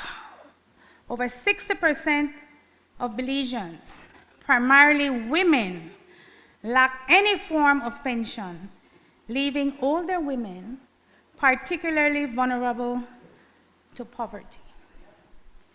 Madam Speaker, these instances illustrate areas in which social safety net programs for vulnerable populations are not being adequately delivered. Prosperity cannot be budgeted while survival is underfunded. A country cannot claim prosperity or progress when those most in need of support are left behind to fend for themselves. How does this administration speak of protecting women when gender-based violence plans is funded at levels that cannot even sustain training, awareness, or basic service delivery? How does the administration claim inclusion when the National Commission for Persons with Disabilities receive a one-time allocation with no future commitment? How does this administration speak of dignity for seniors when fewer than 1,000 out of 420,000 people receive a pension, leaving the majority, especially women, exposed to poverty in their final years? National development, Madam Speaker, is not measured by how much we build. It is measured by how many lives we uplift. We see highways being paved, but the pathways out of poverty remain blocked. It was the Prime Minister who made the case to respect the principles of social justice and reiterated in Plan Belize that the economic system must result in material resources of the community being used to serve the most vulnerable. Madam Speaker, on this side of the House, we continue to be concerned by the high-level corruption that has become systemic, while oversight mechanisms are under-budgeted. As a constitutional office holder, Madam Speaker, I have written to the Office of the Prime Minister on more than one occasion to ask for basic operational support for the function of the Office of the Leader of the Opposition.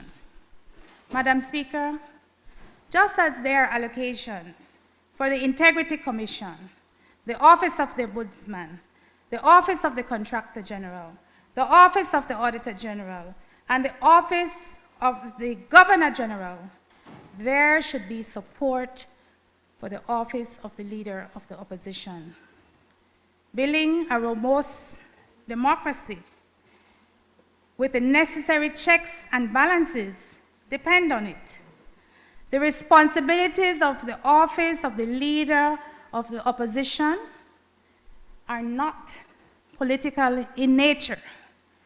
Rather, they serve as an essential constitutional oversight mechanism designed to hold the executive accountable. The government's commitment to constitutional reform, electoral reform, redistricting, and institutionalizing the gold standard for transparency and accountability seem to all have been lip service. Madam Speaker, a government that does not exercise its sacred duty to protect a citizen's constitutional rights without due process dismantles our democracy, our sovereignty, and by extension, our national identity. This should never be accepted by any of us, nor should it be normalized. Madam Speaker, I'm getting there, I promise. In closing, I want to ensure that all Belizeans here at home and those who reside in the diaspora, that the United Democratic Party, the political organization that I lead, remains committed to serving Belize. We are ready to lead. We are prepared to take charge of the governance of our beloved Belize. We are open to an inclusive approach in crafting the policies and remedies we seek to propel Belize's socio-economic growth forward and to create a higher quality of life for our citizens. We will avoid making empty promises that severely undermines trust. We will govern with integrity, accountability, transparency, humility, something I don't believe this administration knows very much about, and sincere concern for those who continue to struggle to make ends meet. The aloof, often callous arrogance that we are experiencing within the national discourse by this administration will not be countenanced. We will maintain a zero-tolerance policy for those who seek to pilfer from the public purse or abuse their authority. Madam Speaker, unconstrained power and unrestrained greed amongst elected leaders will not be tolerated.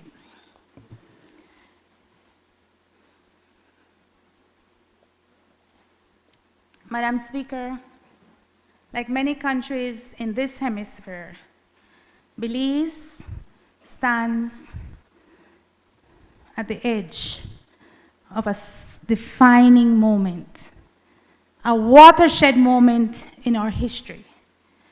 The forces shaping our global reality are no longer distant. They're present, they're pressing, and they're profoundly consequential.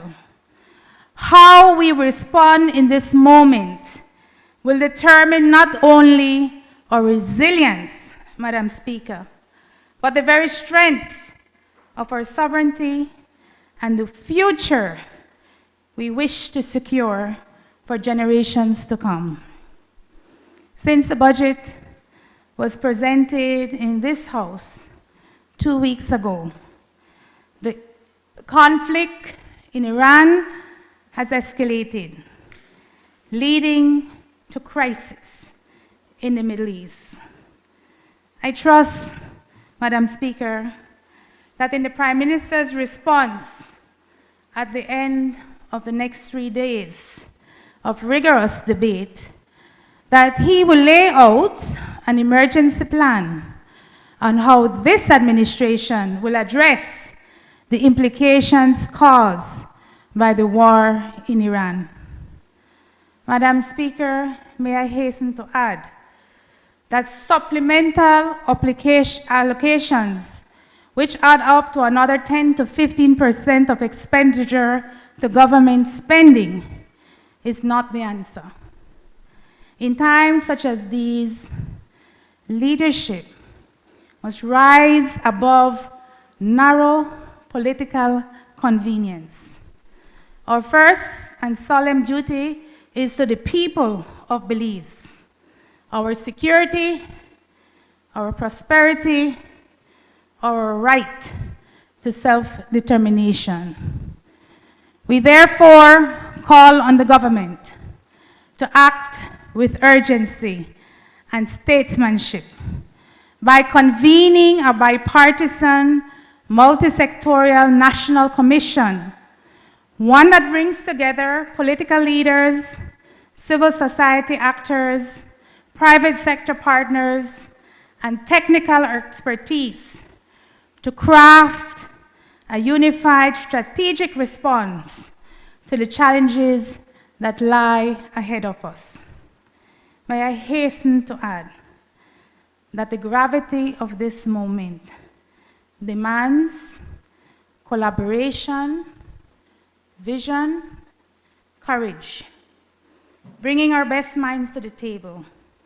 As Belizeans, we deserve leadership that is equal to the times we're living in. We deserve a united front, steady, deliberate, and unwavering in our collective commitment to protect our national interests and people.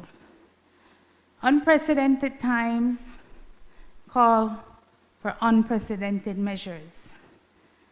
These are extraordinary times, and they call for extraordinary leadership. Let us rise above anything that forces that seek to divide us, and instead remain anchored in the values that define us: unity, dignity, and unshakable belief in Belize's true potential, and an undeniable belief in who we are as a Belizean people, to be a beacon of light in the dark that guides this nation forward. Finally, and I mean finally, yeah, I'll be done before 1. Madam Speaker, as Women Month draws to a close, I take time to salute the women and girls of Belize who are called, each in their own way, to this sacred work of nation building. I pay special tribute to the women who paved the way before us, trailblazers like Madam Gwendolyn Lizaraga, Dr. Jane Usher, Miss Sylvia Flores, Miss Elizabeth Zabani, and my dear friend and mentor, Mrs. Faith Babb, and the countless women who have been the backbone of our political movements. Women who stand in the gap. Women who have prayed. Women who continue to support the cause to equity in political leadership. I also salute my colleagues, past and present, who have served and who now serve in the first of its kind Women Parliamentarian Caucus. Your courage and your commitment are helping to shape a more inclusive Belize. Madam Speaker, if you would allow me, I'm especially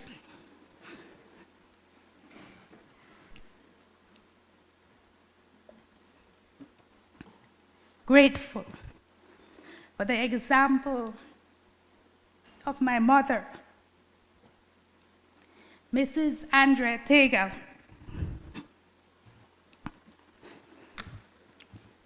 who taught me by the way she lived her life what selfless, principled leadership truly looks like.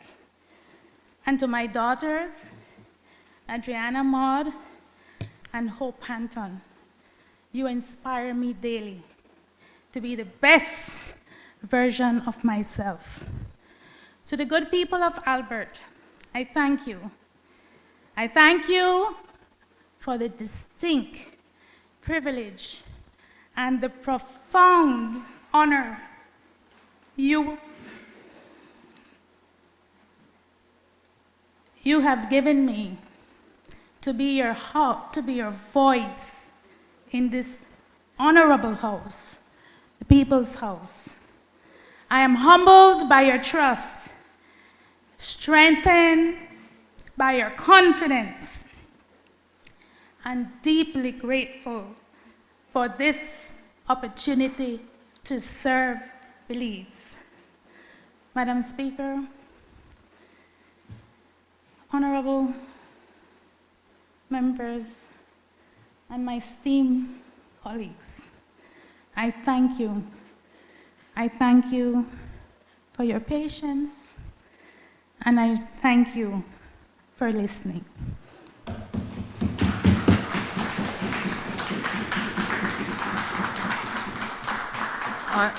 Before I call on the next member, I'll just ask for the parliamentary officers to get the chairs back and remove the podium. A couple minutes, not a break, just a few minutes.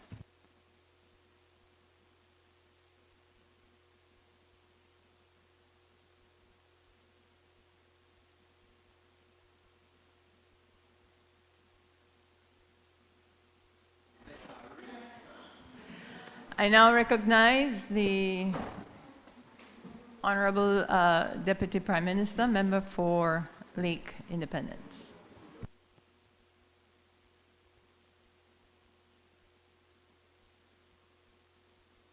Thank you very much, Madam Speaker. I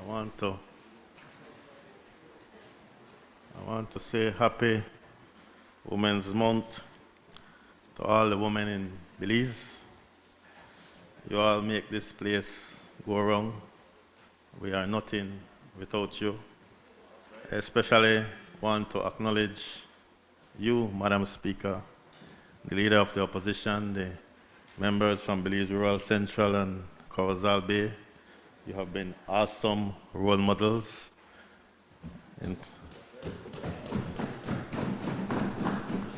You've been around as long as me, you know, though. Madam Clerk, the first female clerk in all this land. Congratulations. You've been stellar so far. I hope you keep it that way. I also want to thank the member for Corozal Bay for being so kind to us and not try to have us wear any kind of purple wire bearer today. Instead, Lawrington came with the purple ribbon for women are all royalty. I liked my orange wire bearer, I must say, you know, because orange is my favorite color. But if the me want me to wear it, we are quite fine. But we have to admit that you dodge. You dodge. That it wasn't such a good look. Madam Speaker, the leader for the opposition spoke for almost 2 hours. And she spoke about just everything under the sun. And I have been here a very long time, and I have not ever seen a leader of the opposition speak that long. And in listing all her role models today, she failed to mention one man, and that is the former Honorable, the other departed, Melvin Holtz, because he is a champion of long speeches. But you know, Madam Speaker, the leader of the opposition had a lot of things to say, but what she did not mention is that, and what she did not say is that on this side of the House, we have not raised taxes. We have not raised taxes in any of the last 5 years. Absolutely no taxes. Even though when we came into this honorable House as the government back in November of 2020, the debt to GDP ratio for this country was the 6th worst in all the world. It was 135%. In fact, I could remember very clearly when the FinSec briefed us at the Biltmore for our very first cabinet meeting. I almost fell off my chair. We didn't know it was that bad. We were actually borrowing $1 million a day just to pay salaries for teachers and public officers. The IMF was recommending that we fire 3,000 public officers and teachers and raise GST to 19%. That was way back in 2020. We have not raised GST, not the 7% that they were recommending, not 6, not 5, not 4, not 3, not 2, not 1, not even 0.5%, even though we found what we found. Because that's leadership. We didn't cry. We didn't get frustrated. We didn't get shaky. We didn't make any excuses. We rolled up our sleeves under the leadership of the Honorable Prime Minister and we got to work.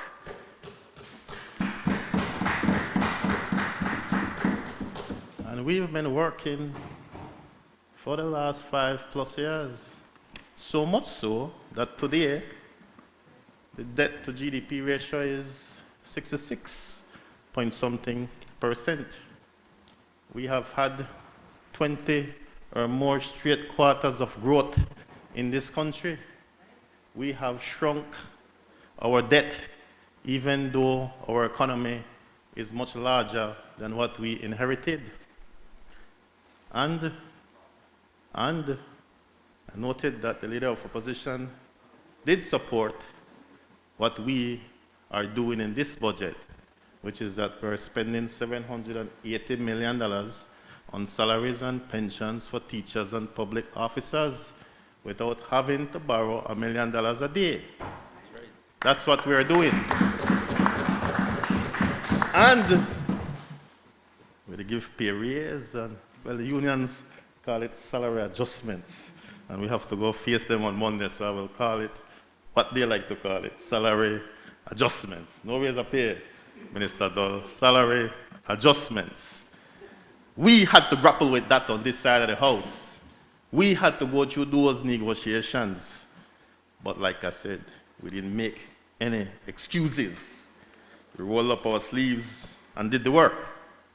Now, I am a little bit hurted, Madam Speaker, more than a little bit hurted that the leader of the opposition, the honorable member of Alberts, could not pick up the phone and call me and say that her honorable voters were being denied the opportunity to apply for the first time landowners program. I wouldn't countenance that no day under the sun. I won't encourage that. Nobody sanctioned that. And if that be the case, and I will assume that that is the case based on the word of the honorable member for Alberts, that ends as of today. You disagree? That ends as of today. So by way of this intervention, we are publicly saying to our lands officers at the Belize City Office, please accept the applications for the member for Alberts voters for the first time land program. We don't play like that, man. Madam Speaker, you're allowed to refer to your notes since it is the budget debate, right? Before I get into it, Madam Speaker, let me say that I rise not against others, but for the people of Belize, for the people of Lake Independence in particular. I rise here to pay tribute to the men and women of the public service who work tirelessly and endlessly to ensure that we have a budget 2026-2027 that's worthy of presentation. This country will only go as far as our public service. We will rise or fall with them. They are the ones who produce and execute these budgets. We ministers don't collect taxes, they do. We don't greet the public at the front desk, they do. If the policies are worthy of their commendation, they will execute. They will make all the difference. And I'm confident in their ability to deliver. Madam Speaker, I'm not going to be negative today. But you know, in opposition, you get to say all these audacious things, and you have all these fanciful ideas that somehow escape you when you're in a seat of government. In opposition, you see things ever so clearly. You become clairvoyant. You have all the answers. You become a fountainhead of ideas. But in government, you can be burdened by the beast of governing. So many priorities and not enough resources. So many issues and not enough time. So many demands and not enough hands. And if you have served in government before, you understand this, or you should. So I don't expect the members from Mesopotamia and Queen Square and Kaya West to get this. But I certainly would want to think that the leader of the opposition understands this. See, I'm sorry to disappoint them on the other side. You know, we start no war, you know. We didn't start COVID. We don't cause hurricanes and droughts. As much as you blame the rain and the storm and the heat and the drought and everything else under the sun on us, we don't cause inflation that's imported. We don't cause higher prices. That's inflicted. We have not raised taxes. We've not done any of those things. What we have done, though, we've provided free education like never before.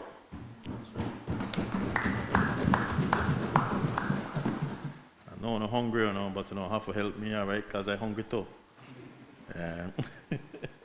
We have extended NHI all over this country like never before. That's better. We've been building cement houses like never before. We have created jobs like never before.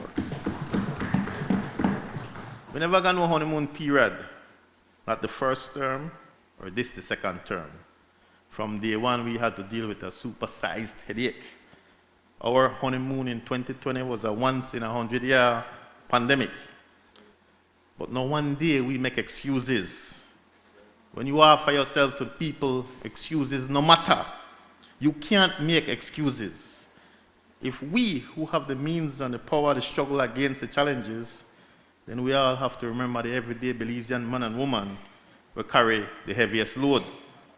So all we do on this side the work, all we do to serve, all we do to try, because nothing can work if you don't try something. We who get the trust of the people can't get tired, can't get weary, can't stop work, can't stop try. Stay to try. So we stay upon the job. Some of us get old upon the job. We here to get whiter and grayer. The wrinkles and creases, they get deeper. True, Albert? Some of us lose weight here. Some of us have to take it off every day so the white don't show. Some of us, they put little thing in the hair so they look black and they really black. Some of us lose the waistline. Some of us can't even walk so good again. We get sick every minute. Touch are gray. Many touches are gray. But we stay upon the job. We stay to work. We stay to try. Have we been perfect? Far from it. Can we do better? Of course we can. Can we do more? Yes, we can. Have we had problems? We've had a lot. Some self-inflicted, some contracted. Will we have more? As sure as night follows day. It's not whether we will have problems, it's when we will. But what's important is what we do when we are confronted with the problems. Clearly, I can speak for us at the Lands Department, we don't get everything right at the Lands Department. When you're dealing with tens of thousands of applications each year, last year alone we had 31,563 applications. Of course, there are going to be mistakes. Some avoidable, some not avoidable, some not so avoidable. But it's what we do when we are confronted with the problems that will make all the difference. Just last Monday, I met a lady and her daughter and grandson, along with their pastor. They cried so much, they made me cry. They had a land for over 10 years, but never quite did anything to it. The lease approval had expired, and they tried, but they just couldn't get the account opened. Some time ago, we at Lands gave someone else the lot. The new landowner didn't keep the land long. He sold it. Now you're a first-time landowner. We don't give you the land for sale, brother. We give you the land so you could build something, so you could own something, so you have something to pass on to your children and grandchildren. We don't give you no land for sale. That family ripped my heart apart. We have to get them back their land. And obviously, we now have to find another lot for the person who bought the land. But if we can right this wrong and restore the family to a land they believe they are entitled to, a decent, humble family, by all means, we have to. We must. That's when I enjoy my job the most, Madam Speaker. I don't enjoy seeing people hurt, but I enjoy being able to make people happy. Enjoy seeing the joy in people when you are able to lift them up. That lady held me so tight that she cried, saying, please, please help my family. I'm happy to report that as I'm speaking, the family is signing up to purchase their old lease land. And they will be able to build their mother's house on their land. That's what I believe governance is all about. Trying to be fair and just when faced with a conundrum. Trying to make the right decision in the face of a tragedy. Trying to make sure that everybody wins. Now to the budget, Madam Speaker. 2026, 2027. Somewhere in our constituencies right now, a young lady sits in her living room. In the old days, they used to call it your parlor. She sits in her parlor, wondering what is in the budget for her. A young man sits on the corner, asking if there's anything in the budget for him and others like him. And the short answer is that there's so much in this budget for the young people of this nation. Now is the time to go to school. It's never been this good. Never been a better time to go to school. No government has ever helped like this before. It's free to attend any government high school across this country. You just show up, man. Your school fees don't paid, uniform provided, hot meals served. It gets no better than this. And if you are attending sixth form or university or even primary school, there's something in here for you too. Over $13 million in grants to support deserving students. Over $10 million for the Healthy Start feeding program. Over $7 million for the New Skills for the Future program. Now it's for us to try to figure out how to make school more fun for the kids, more attractive to all, how to make the kids have fun while learning, because education should be fun. It cannot feel punitive, it cannot feel like pressure. It has to be fun. They have to want to go to school. That's our big challenge. Youth and sports. Man, you're a lucky fella, you know. Never for pick stock. No government has spent so much on youth and sports. It looks like they're almost $15 million. I conquer money that's close to that for youth and sports combined. I've been around these parts for down near 30 years. Never seen a combined budget like this for youth and sports. Never. It's heartwarming, ladies and gentlemen. I'll say it again. All our youths should play sports, whether they are good at it or not. Sports builds character, discipline, teaches our youth to resolve conflicts, how to work together. It builds communities. It inspires confidence. Our children are as good as any in any part of this world. We see that. So only as they get older, when the nutrition and training and financing advantages of other countries kick in, that's when our children get left behind. This budget puts us on the right track. Human development. Support for families and young continue in the 2026-2027 budget for human development. This budget will see $5.5 million budgeted for the so-called BOOST program. In this past year, some 283 students under BOOST graduated from high school, while another 159 is transitioning from primary to secondary school. Without BOOST, these kids may not have been in school. They would have probably become right young targets for gang activity and gang membership and delinquent behavior.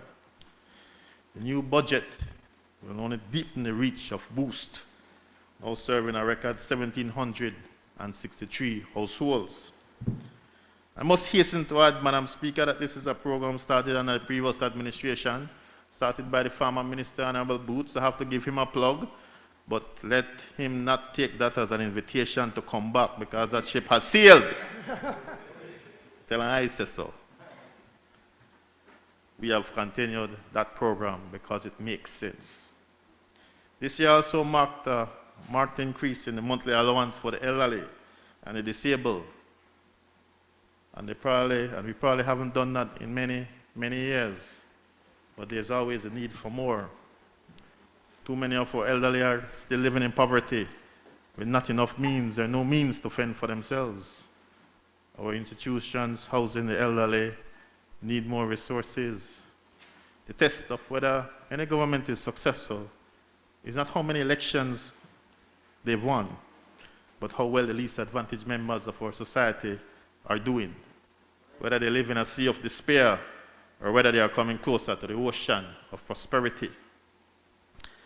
Speaking of despair, Madam Speaker, we have to grapple with the reality that way too many of our people are dying way too young from a lot of stress-related diseases, what doctors call diseases of despair.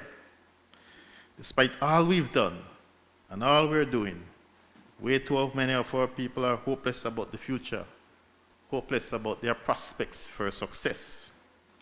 Life can be too hard, too unforgiving, too lonely, and some seek the easy way out. Regrettably, they look to drugs and alcohol, anything to ease the pain, to have some so-called fun. But that's just for the moment. It's temporary relief. When the alcohol has worn off and the high from the drugs has faded, the problems remain. Stress is killing our people. Imagine the daily stress of a single parent on minimum wage or a single parent with no wage at all, and the growing cost of food and the high cost of rent for less than adequate shelter, and light bill and water bill and internet bill. And then suddenly your child gets sick and you don't have the money to take them to the doctor. I've seen instances where people take too long to take their loved ones to the hospital for fear of the potential cost, and their loved ones pass away. I've seen that way too many times over my lifetime. In the constituencies we serve, we see an inordinate amount of our people grappling with health issues and the high cost of health care. It's one of the greatest and costliest realities our people face daily. How did we get here? It never used to be like this. That's why we have to spend so much on health. But we have to make sure that we spend it wisely. I mean, Minister of Health, how much is KHMH collecting from patients annually? $2 million? Maybe $2.5 million? Max. Man, why don't we pay that as a government and make KHMH free while we continue to expand NHI and continue to make all our public clinics free and make quality health care truly a right for all Belizeans? Then our people will not wait too late to go to the hospital for fear they can't pay the bills. And then they can focus on getting better without having to worry about how much they have to put down and how much they have to pay to get discharged. And then our young mothers can walk out the hospital freely after childbirth without having to be looking over their shoulders for fear that someone might holler them back to pay before they leave. And then our people can focus on giving their dearly departed loved ones a decent burial without fretting that they can't pay the hospital bill to get their loved ones released. We're living in a rich country. We have enough for everybody to be living well. We have to make government work for all. It's about our priorities. Healthcare is a human right. This has to be our ultimate goal. Madam Speaker, we have to keep questioning what we are doing and whether we can do it better. At the Lands Department, we have been pushing. We know that everyday people, they face all kinds of problems, struggling to deal with everyday prices, struggling to deal with rent and the spiraling cost of food. Our part of the solution is to try impact them fast. One lot change the equation, change the odds. We can't get a land into the hands of first-time landowners fast enough. This is a for we part, from villages to towns to cities, from house lots to farmland. We feel the urgency. We feel the pressure. It's not about no elections. It's about survival. We know we need roads to go along with all that. We know you need access to financing to go along with that. We know access to light and water is important. But what we control is to get that paper in your hands. In our storm, one ship need a good anchor. We think one piece of land, that one good anchor. And we have been pushing anchors like never before. Over the last 2 years, up to Friday, March 20th, we have issued 19,931 purchase price approvals.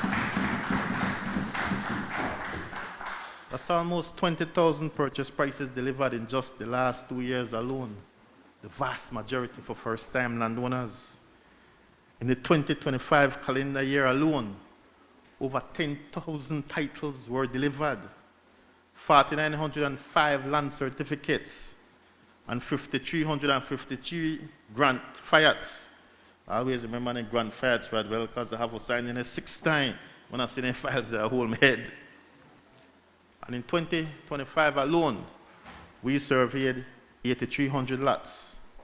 And we have another $3 million budgeted in this year to do even more surveys for first-time landowners. But that is not enough. There is no rest for us.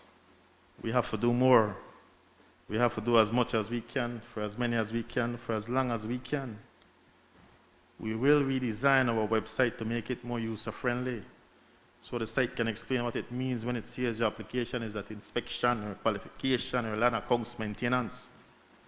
We will establish a dedicated WhatsApp hotline for citizens to post their land issues or lodge complaints or report land disputes.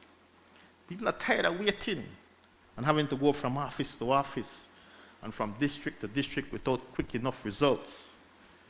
You shouldn't have to come all the way from PG to Belmopan to tell us that you have a land dispute and you need the help, man. Only to be told go to Belize City, but that we can't do anything about that. Once you post your issue on that WhatsApp hotline, we will review very quickly and let you know if you have to come to Belmopan, or you can just go to your district land office, or whether we can solve this problem for you virtually. I cannot see everybody who wants to see me. I wish I could, because I love seeing people. And truth is, everybody doesn't need to see me. But that doesn't mean we can't solve everybody's issue or help everybody who needs our help. Everybody for win. That's our mantra, our serious mantra that we take very seriously. It's the reason we have been quietly transforming squatters into landowners. That's from Gungulung to Belama Phase 5 to Compassion Lane, where the lowest there. To Compassion Lane, to Kamalote, to Griga Airstrip, to Baby Gungulung in Bella Vista. Baby Gungulung. It's not no Baby Gungulung, that's about 5 times the size of the original Gungulung. 5 or 10 times. We are literally helping to regularize thousands of new landowners, lifting these folks out of poverty, throwing them an anchor in the middle of the storm. People who have been squatting for decades but can't regularize their status. That's not to say that we condone squatting, you know, or anyone can go and squat on anybody's lands, not at all. We're a country of laws. We respect private property.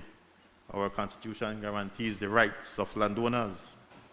Some people lately are saying, want to go squat 25 acres of land through Mountain Pine Ridge Road. What's wrong with people? The people need to rest themselves, man.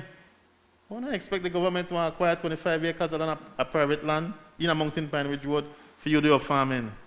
We acquire land for you to get a house lot.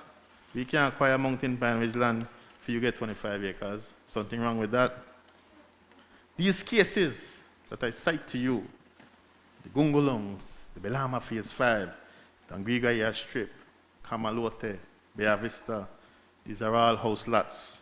A lot of first-time landowners. Compassion Lane in Ladyville for Minister Dolores had been bedeviling them for decades. Every minister come and promise to get it done and can't get it done. Pennywood Extension. I hear you, Gilroy. I hear you. Crewman Lagoon, there you go. See, I forget. It come. It come. These are compassionate cases, humanitarian cases, cases of poverty that we are transforming into cases of landowners. We are creating an ownership society People don't need to squat no more, man. When they give well land hand over face, just come in and apply and get one. You don't need to squat pan no land no more. 10,000 lots a year with the give a G. How much more you need? So please, stop with the squatting. Please, stop with the squatting. We are transferring wealth to everyday people every single day. It's often overlooked. But in time, people will understand that that piece of paper means everything. All our lives, we have seen a massive transfer of wealth from those who have very little to those who have too much. With our land distribution practices, with the land distribution practices of this government, we are trying to reverse that. We are transferring wealth to those who have very little. Madam Speaker, the work continues. 2026 will be a big year for the Lands Department. We've gotten approval from the Cabinet for the National Land Use Policy, but that is not enough. With the support of the World Bank and their Blue Cities and Beyond project, we will be preparing a National Land Use Plan, moving decisively from policy to action. We've just gotten back from the Attorney General's Ministry their revisions of the draft comprehensive real estate legislation. That draft should be presented to Cabinet shortly for their consideration and guidance and hopefully approval before we do comprehensive consultations among the many stakeholders.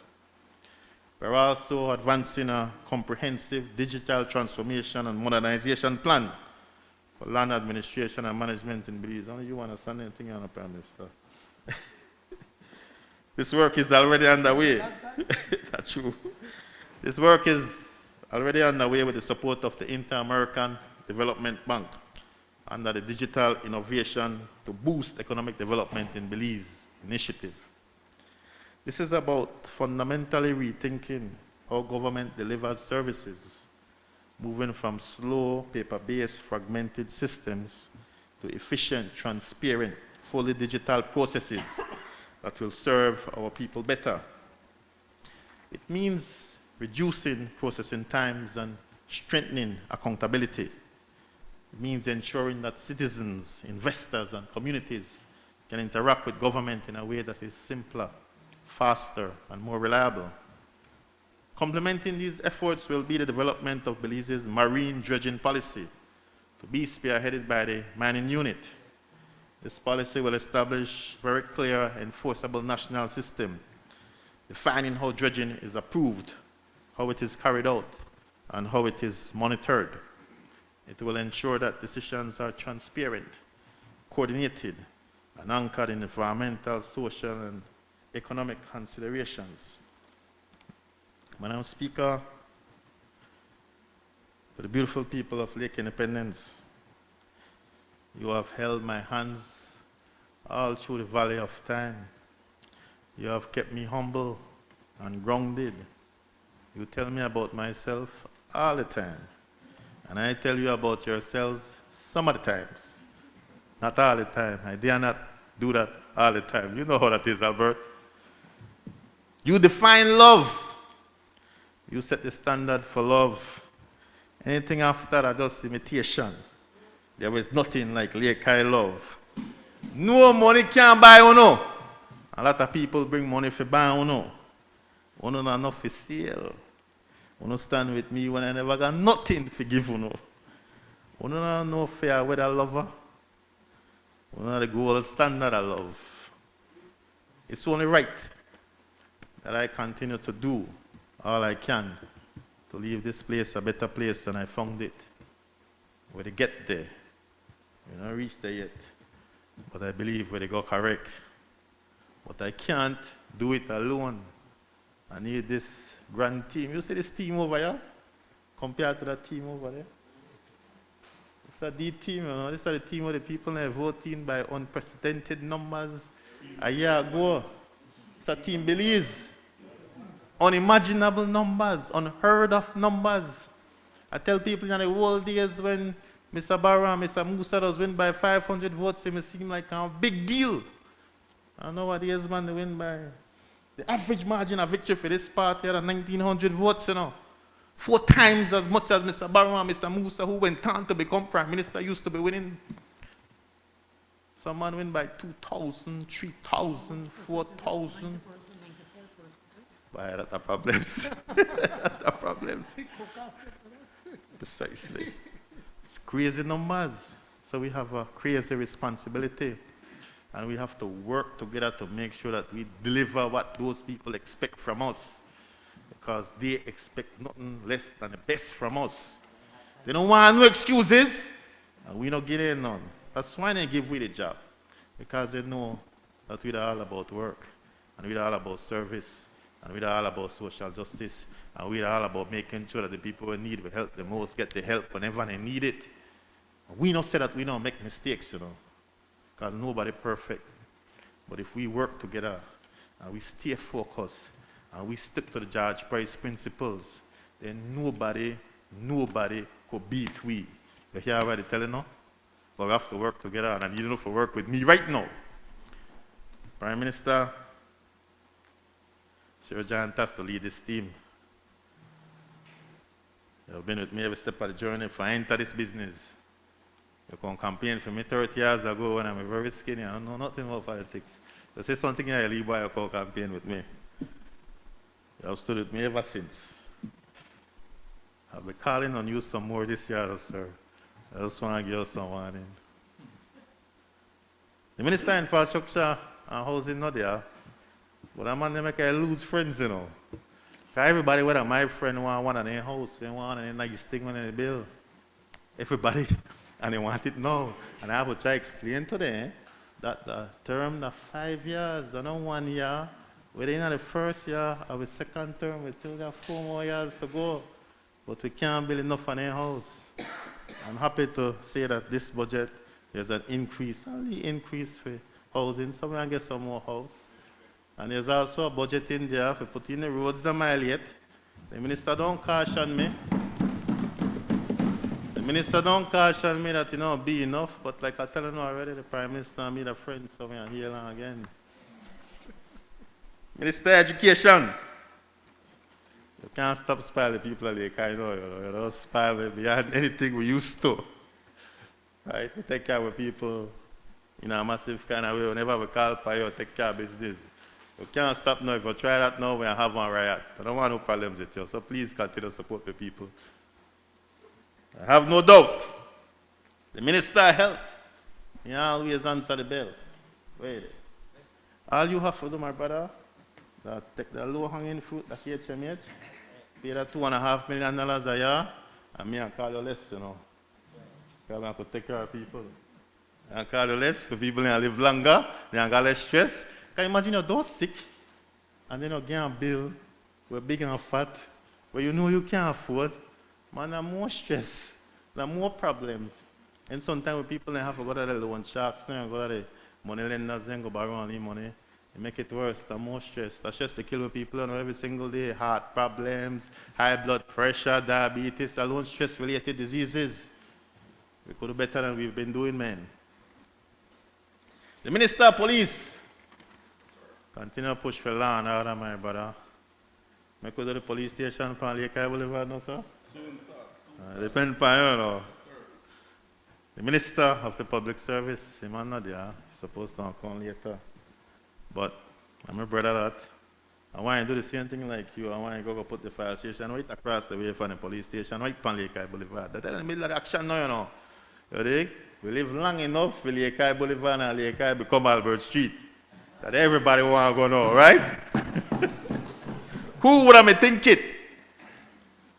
The Minister of Tourism, Youth and Sports, I have to consider with you, that you are the man, you have everything we need. And even can have a chat with you.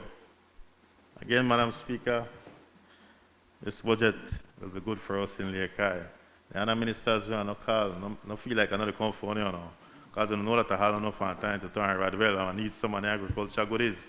We get 1 greenhouse in the last 6 years. We must get a couple more. Floor, I know I always call for you, sir. Please accept the calls. Oscar, because you're through the camera, I depend on you all the time too. So try to the back for me.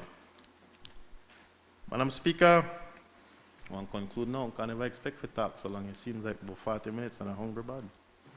So I want to end up on this note. I'm not going to tell you that we are in some golden age or something, because we're not. We're living in very serious times. Our second term has begun with a radical change in the region's geopolitics. As the most powerful country in all the world and the most significant geopolitical force in our hemisphere, they end up stir up the whole rule book. Uncertainty and predictability are the order of the day. Now the whole global economy is on the brink of chaos. War and rumors of war prevail. All of a sudden, the Strait of Hormuz, our household name, oil stop flow, which means price start grow. And the smallest of nations like Belize will get the worst of this. Like I said at the beginning, we don't start no war. We wish it would have ended today, but we don't have no say in that. But we still can't make excuses.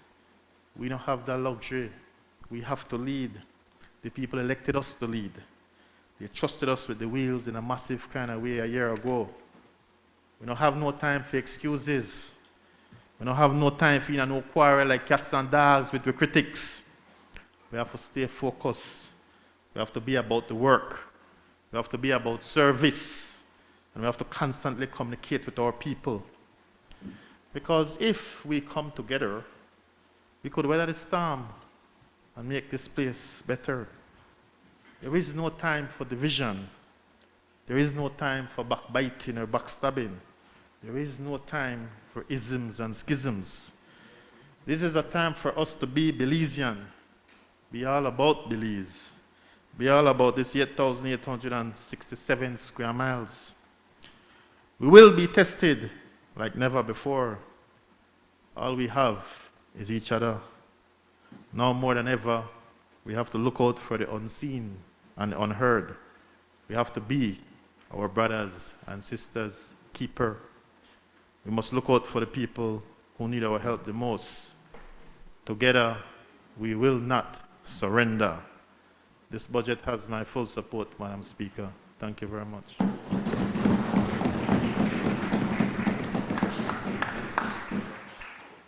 I recognize the honourable member for Freetown.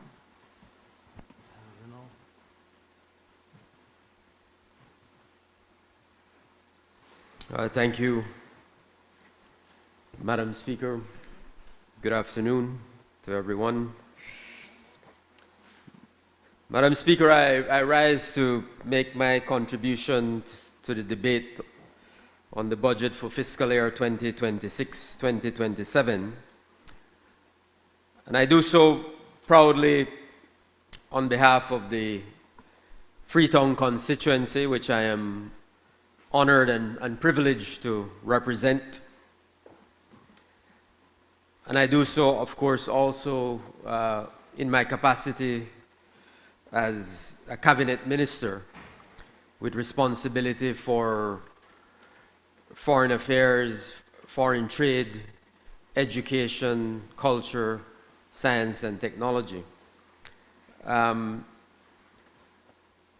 So what I will do today, Madam Speaker, in the briefest possible way, is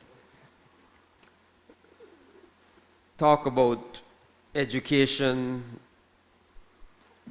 talk about foreign affairs, foreign trade, culture, and then also talk about my own constituency of Freetown.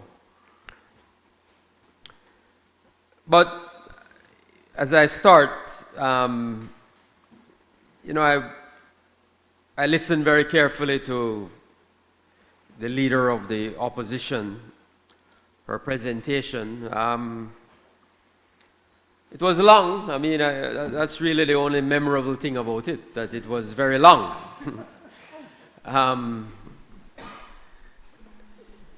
It was, in my respectful view, a very weak, very tired, very uninspiring presentation.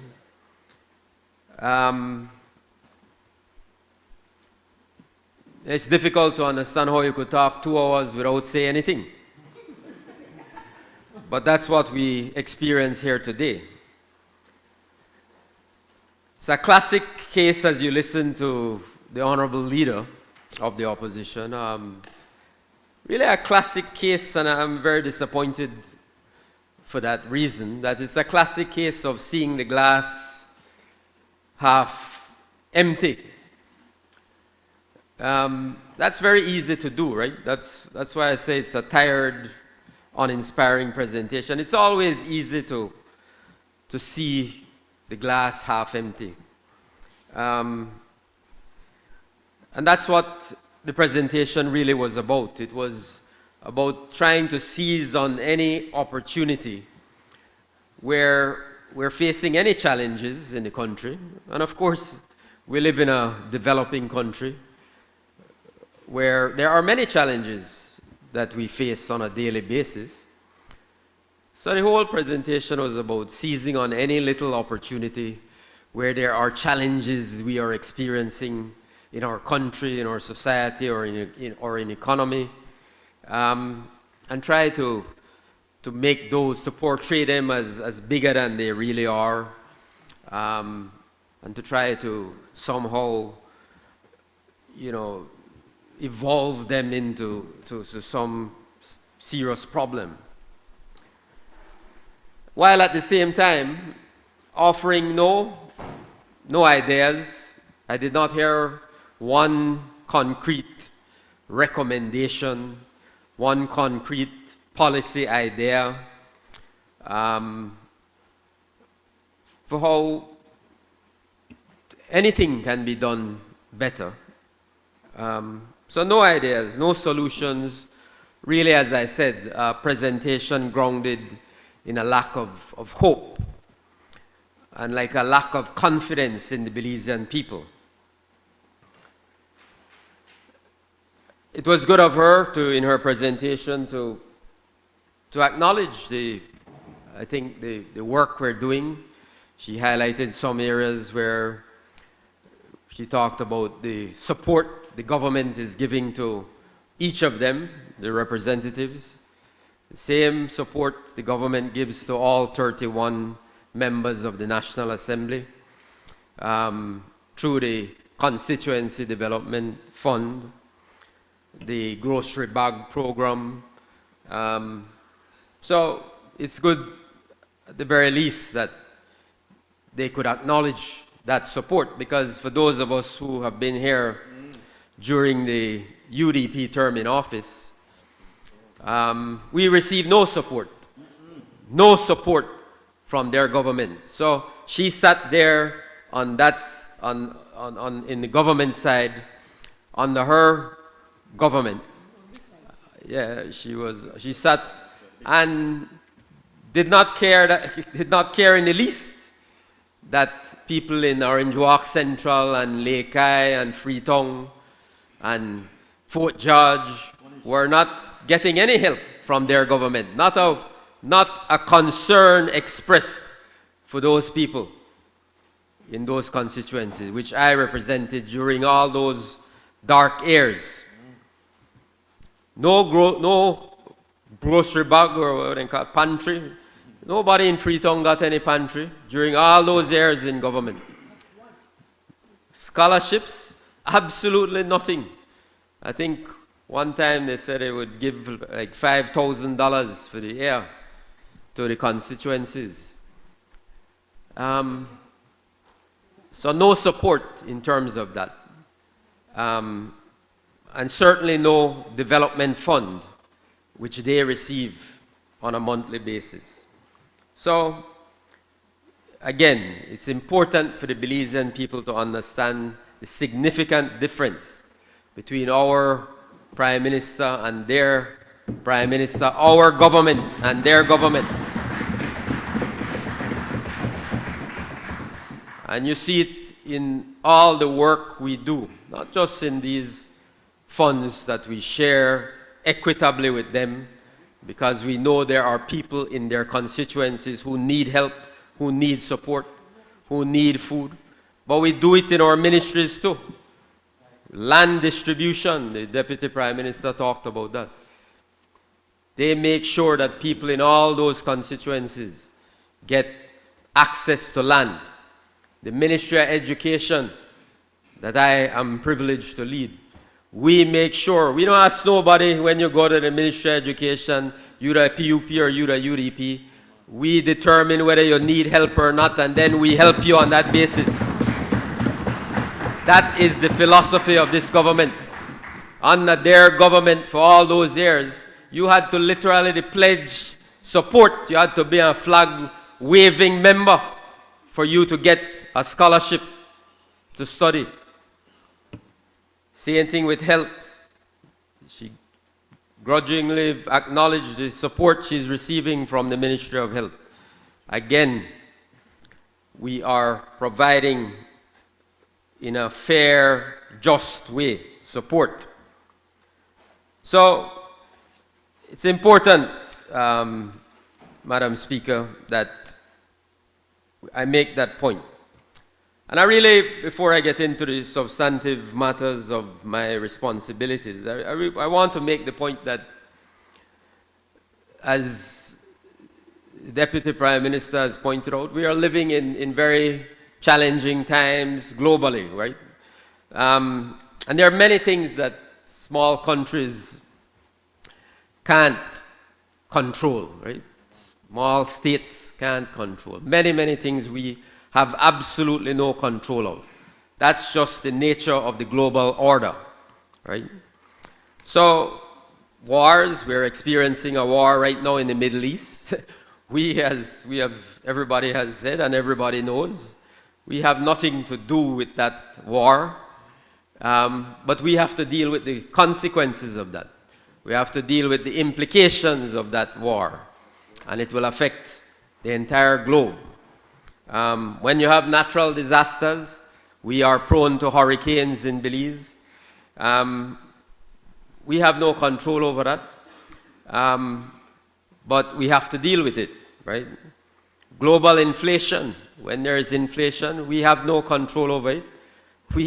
Our little Belize cannot impact inflation globally, but we have to deal with the consequences. We have to deal with the realities of it.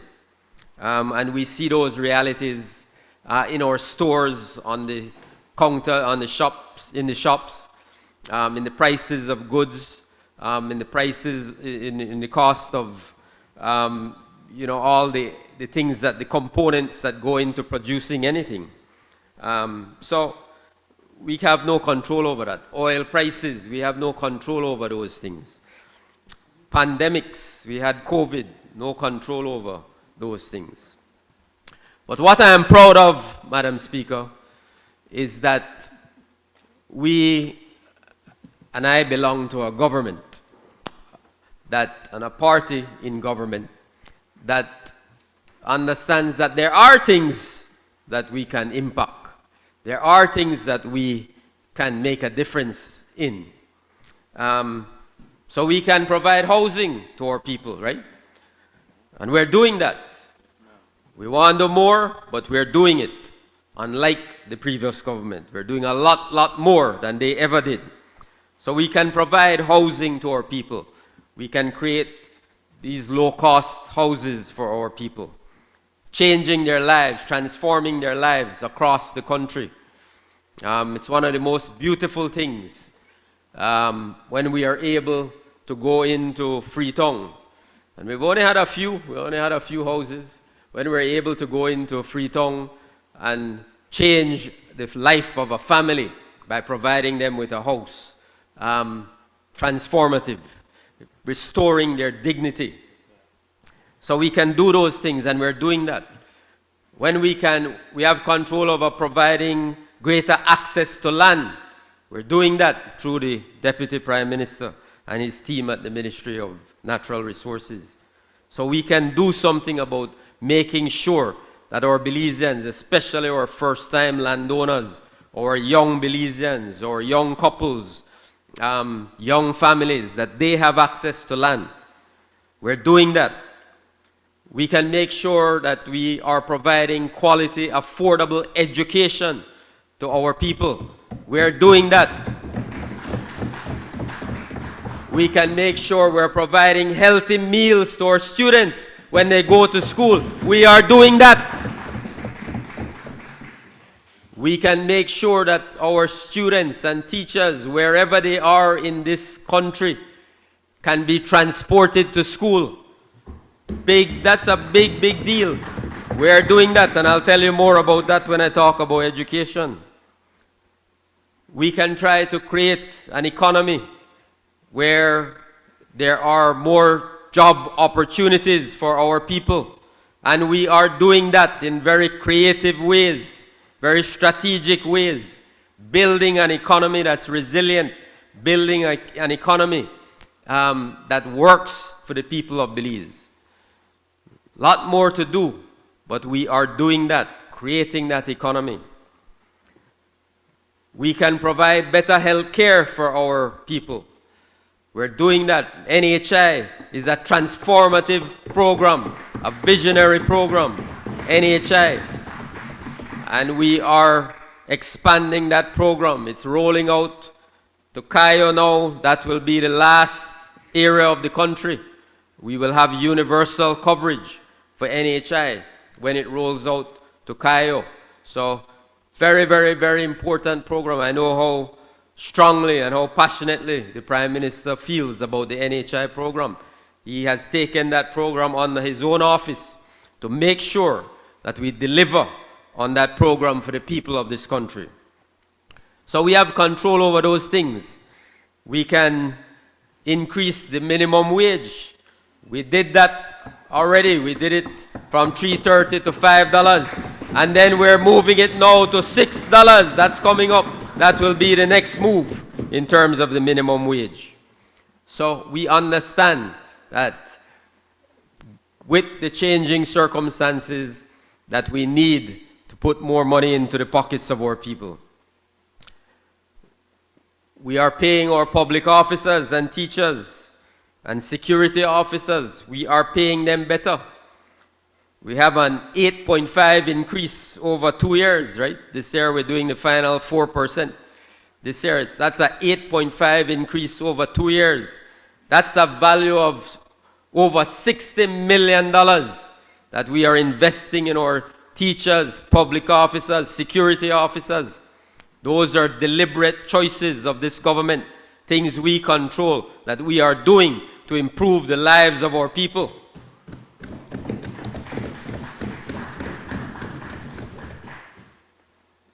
We're doing tremendous work, Madam Speaker, in the area of MSMEs, right?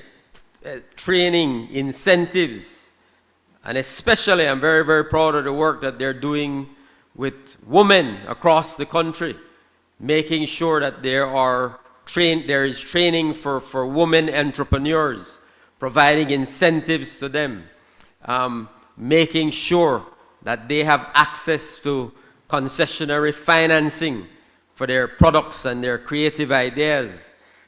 So the MSME revolution that has taken place in this country over the past 4 or 5 years is a remarkable, remarkable story that's impacting the lives of so many of our small entrepreneurs.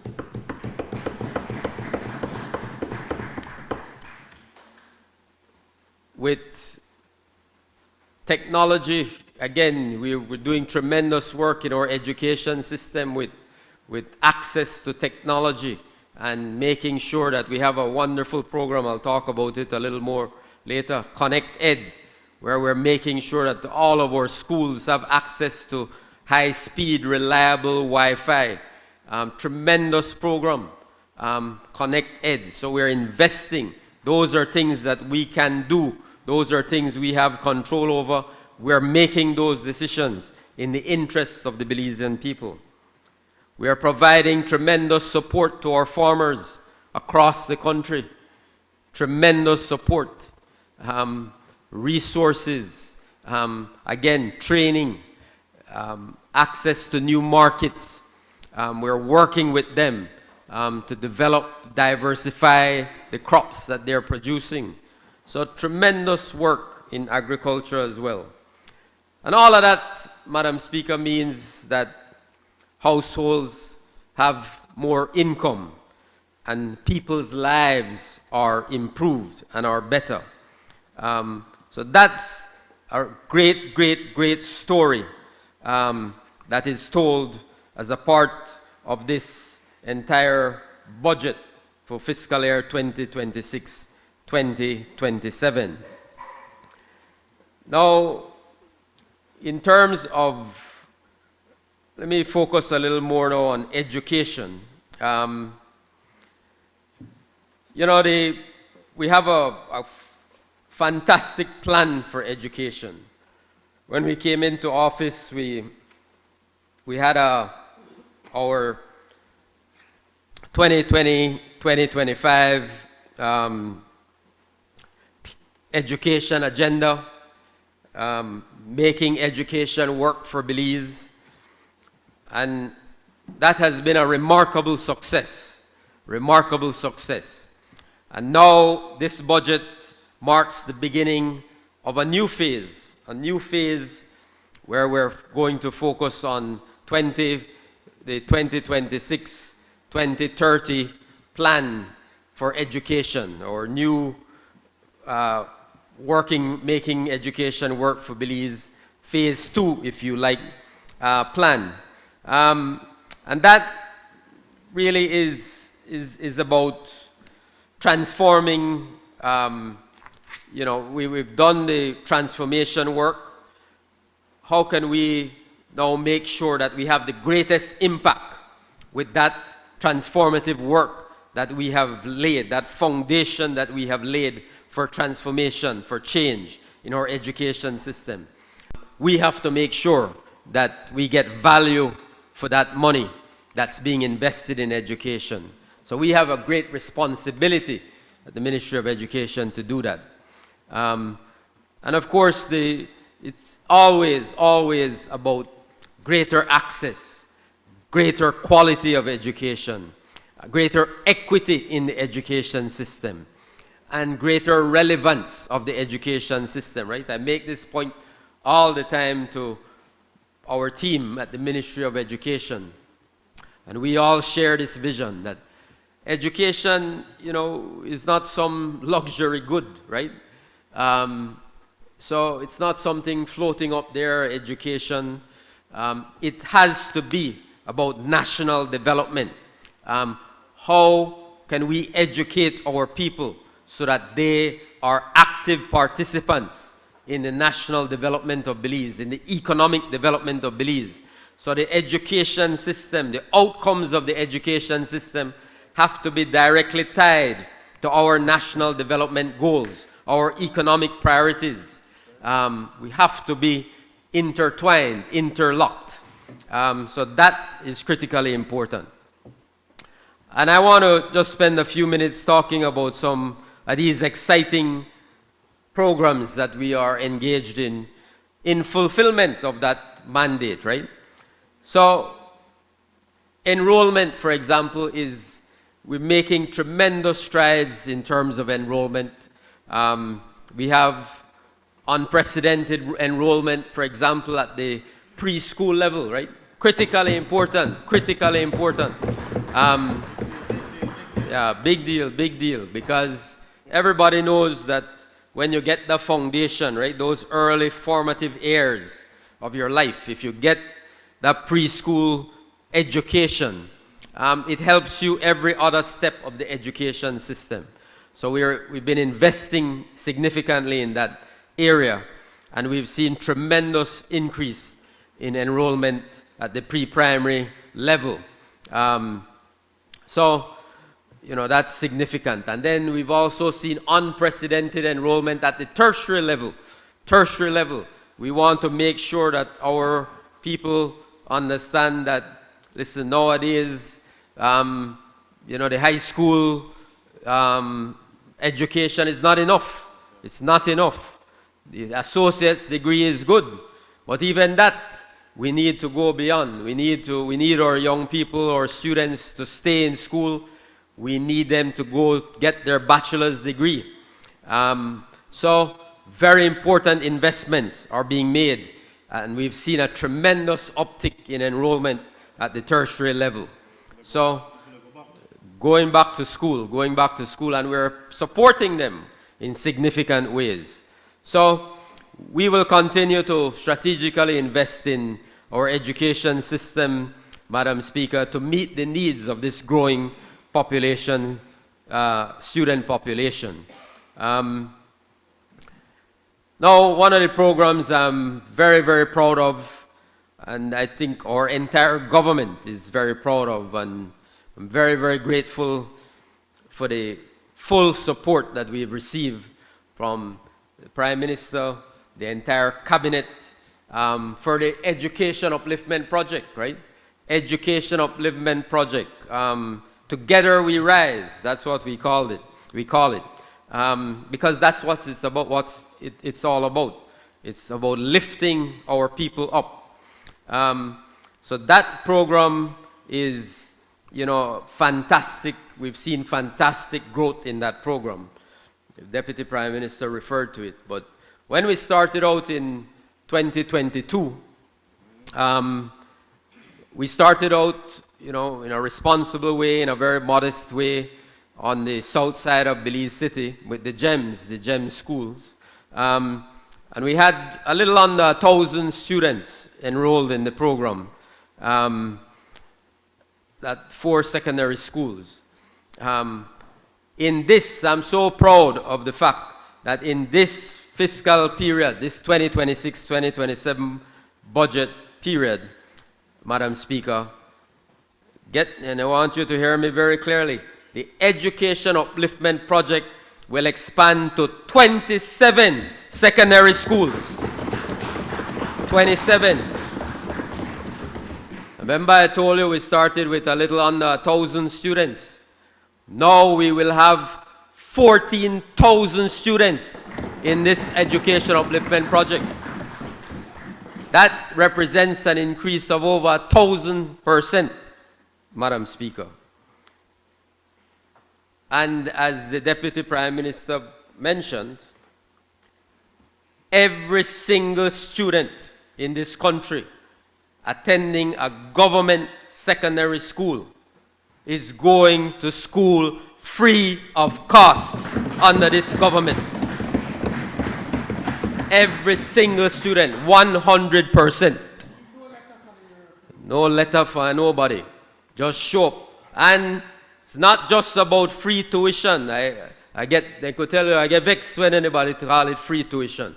Because it's bigger than free tuition. It's better than free tuition. It's a comprehensive package.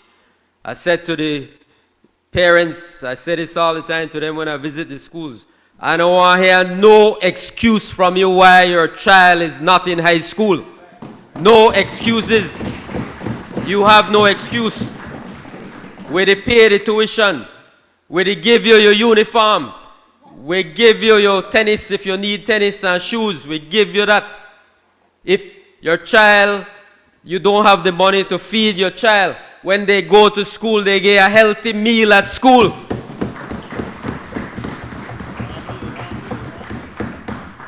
We give them the digital device that they need to use at school.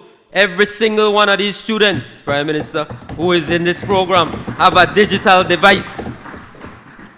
We told you about the Connect. The school have the Wi-Fi. Everybody has Wi-Fi at the school.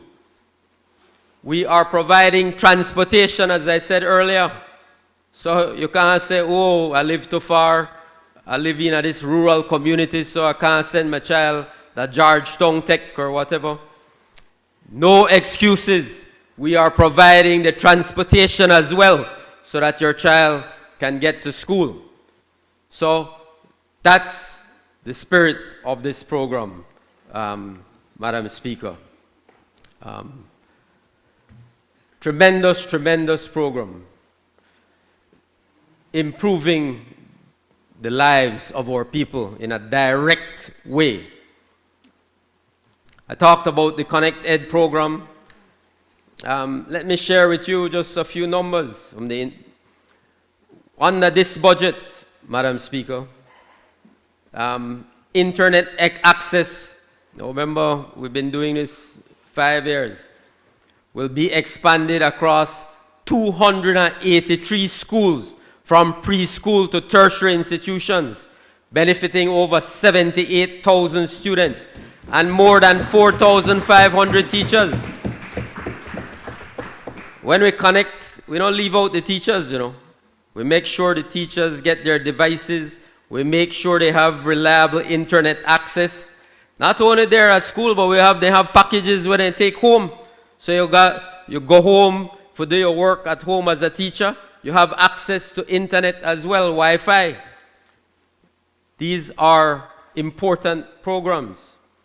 So we're investing in those things. And internet access is really just the foundation, Madam Speaker. We have innovative digital programs, such as the 501 Academy website. That has key features. Access 501. We even recently launched an AI chatbot, 501 Historian. So demonstrating again our ministry's commitment to transformative education. I talked about the Healthy Start feeding program, expanding that under this budget. We're expanding that program. So now we'll reach over 15,850 students across 56 primary and 22 secondary schools. That's an investment of close to $8 million. With this budget, that was last year. With this budget, we're going to benefit around 20,000 primary and secondary students. And our total investment in the National Healthy Start Feeding Program will be around $10 million. $10 million, again, a reflection of our government's commitment to healthy, well-nourished students who are ready and better able to learn. So that's, again, Madam Speaker, a very, very important initiative. I talked about transportation, and I said I would come back to that because it's very, very important, because I think it's something we kind of take for granted. And I don't think that, you know, whenever I share this with people publicly and I'm talking to people at schools, and so they're really, you know, shocked at the investment that's being made in transportation. So last year, for example, we had a total of about 280 bus runs. That benefited about 14,000 students and teachers across the country. Over the past 5 years, we've dramatically increased the number of bus runs in response to rising demand from all these representatives and from our communities and schools. You know, as I said, we want to remove any barrier to school attendance. So in this budget, we will further enhance existing routes and expand school transportation with an additional, we're adding in this budget, we're reflecting 15 new bus runs, 15 additional bus runs. And that costs the government about $1 million per month. So we're spending, you know, close to $12 million on transportation, just getting our students to school and teachers to school in some communities. Again, another significant and important investment. Then I want to mention, of course, our investments in STEAM education and technical vocational education and training. Two very important priorities for the Ministry of Education. In 2023, we pioneered the establishment of the ITSAT STEAM Academy, the first public STEAM high school in Belize, and in fact in the entire region. And I'm very, you know, in 2025 last year, we met the cost of all the teachers and staff as well as operational costs. Well, I'm happy to report that in this year's budget, 2026-2027, the ITSAT Academy will come under the Education Upliftment Project. So we have 300 students there attending the ITSAT Academy, and those 300 students at the STEAM Academy will benefit from the Education Upliftment Project. A very, very important development. And critically important as well, Madam Speaker, we're working with our development partners, as we always do, and we have the ITSAT Academy in Belize City, but we know and we recognize, and we have from the very beginning, that of course we have to expand across the country. And so we are going to expand and develop what we call STEAM pavilions, right? We can't build the whole ITSAT Academy school. That cost us about $7 million to build. We can't build that everywhere, but we're building the STEAM pavilions in every district town. And that will cost, those will be beautiful and as well, but that will cost us, that will be an investment of about $18 million. So it will be on average about a $3 million investment in every district town. Again, because we know that it's critically important for us to expand access to, innovative learning across the country. That has to be nationwide. So that is very, very important. And then in this budget, we will provide resources as well, Madam Speaker, to operationalize the recently approved National TVET policy. We will activate the National Training Authority. We will revitalize the mandate of the TVET in Belize. The TVET Act, we're revising the Act. So that's in its final stages of development. And so, with these measures and the additional funding of approximately, I think it'll be US about $16 million US, $16.5 million US, secured under the MCC Compact over the next 5 years, we will see a full transformation of the TVET sector. Very, very important, because that has really been a gap in our economy. Skills training. How do we make sure that we are providing technical vocational education training to equip our people with the skills they need to participate actively in the job economy, in the very, very important. You hear it all the time. We need technicians, right? We need AC technicians. We need better trained electricians. We need refrigeration AC technicians. We need better trained, better skilled mechanics with the new vehicles that we have in our country. And so welders, we need welders. So that we recognize. I want the Belizean people to understand that we recognize the critical importance of investing in technical vocational education and training. And we're so very happy that through the MCC Compact and the United States government, that we're getting a significant infusion into the TVET sector over the next 5 years. And then we also have the Skills for the Future program, where again we're in the first phase of that. We are going to invest about $1 million focused on 1,000 at-risk young men. So we're focusing on young men who are at risk. And that Skills for the Future program will help to train them and develop skills that they can use to seek employment and move away from any life of crime or any bad choices that may be options available to them.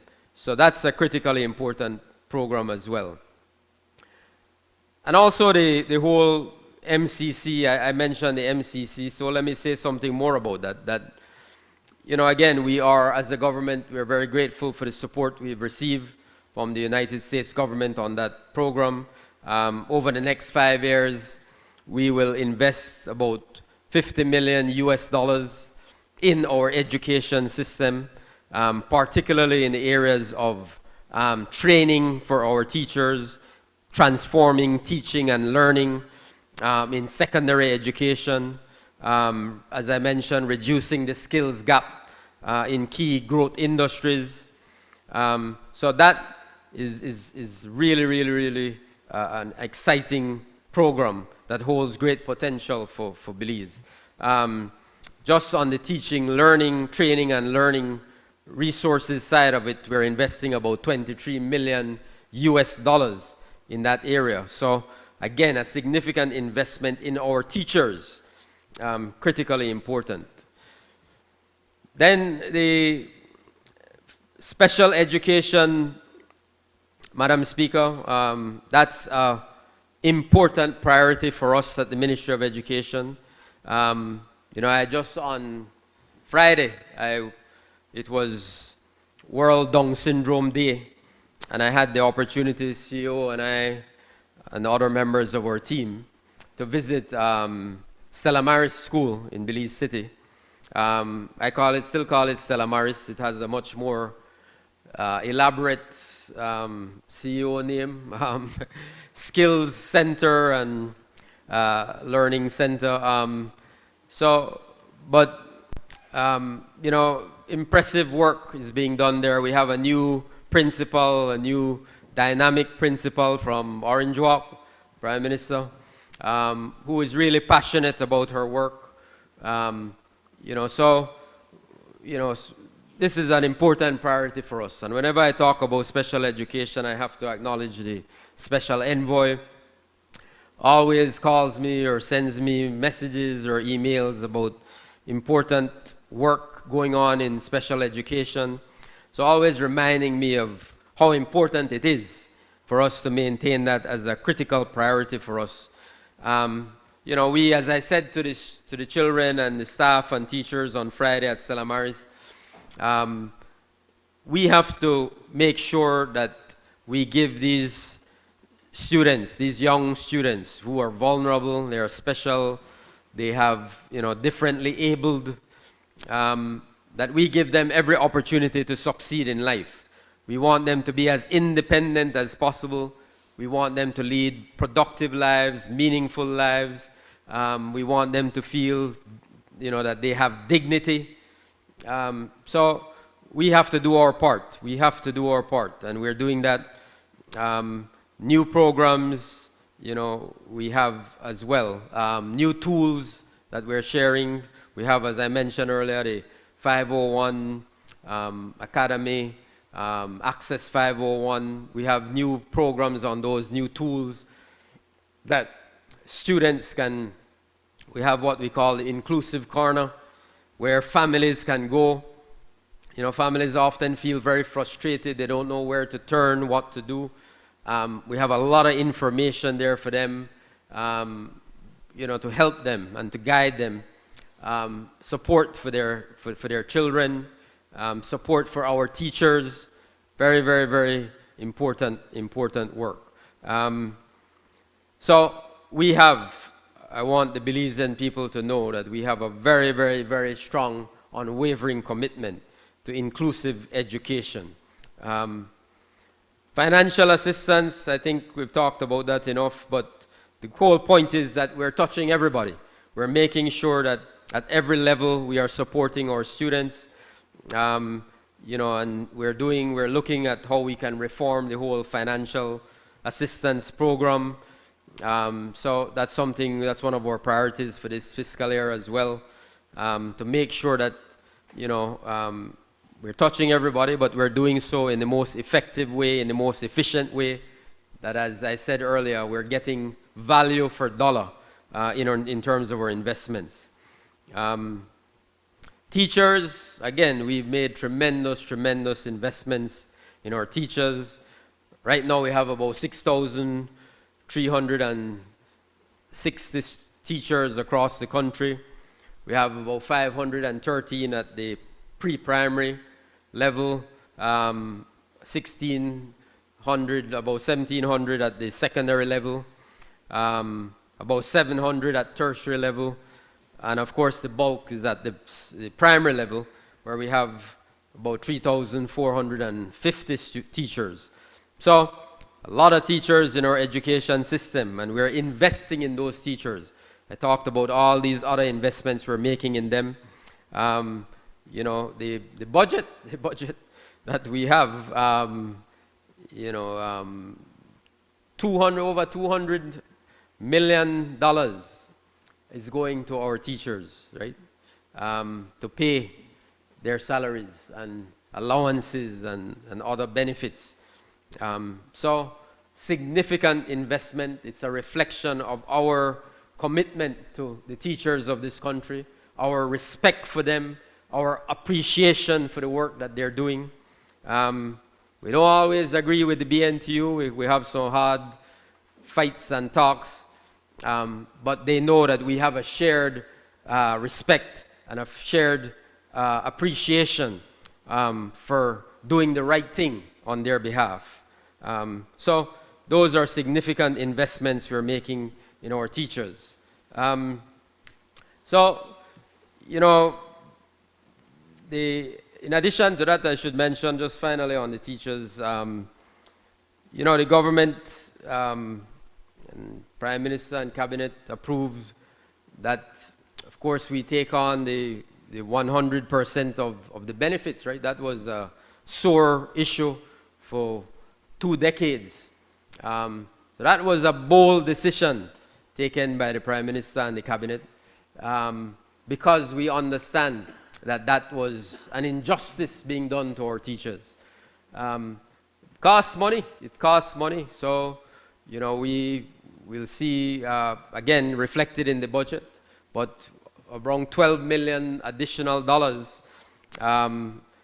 going to our teachers to make sure that when they leave the education system, when they retire, that they have their full benefits.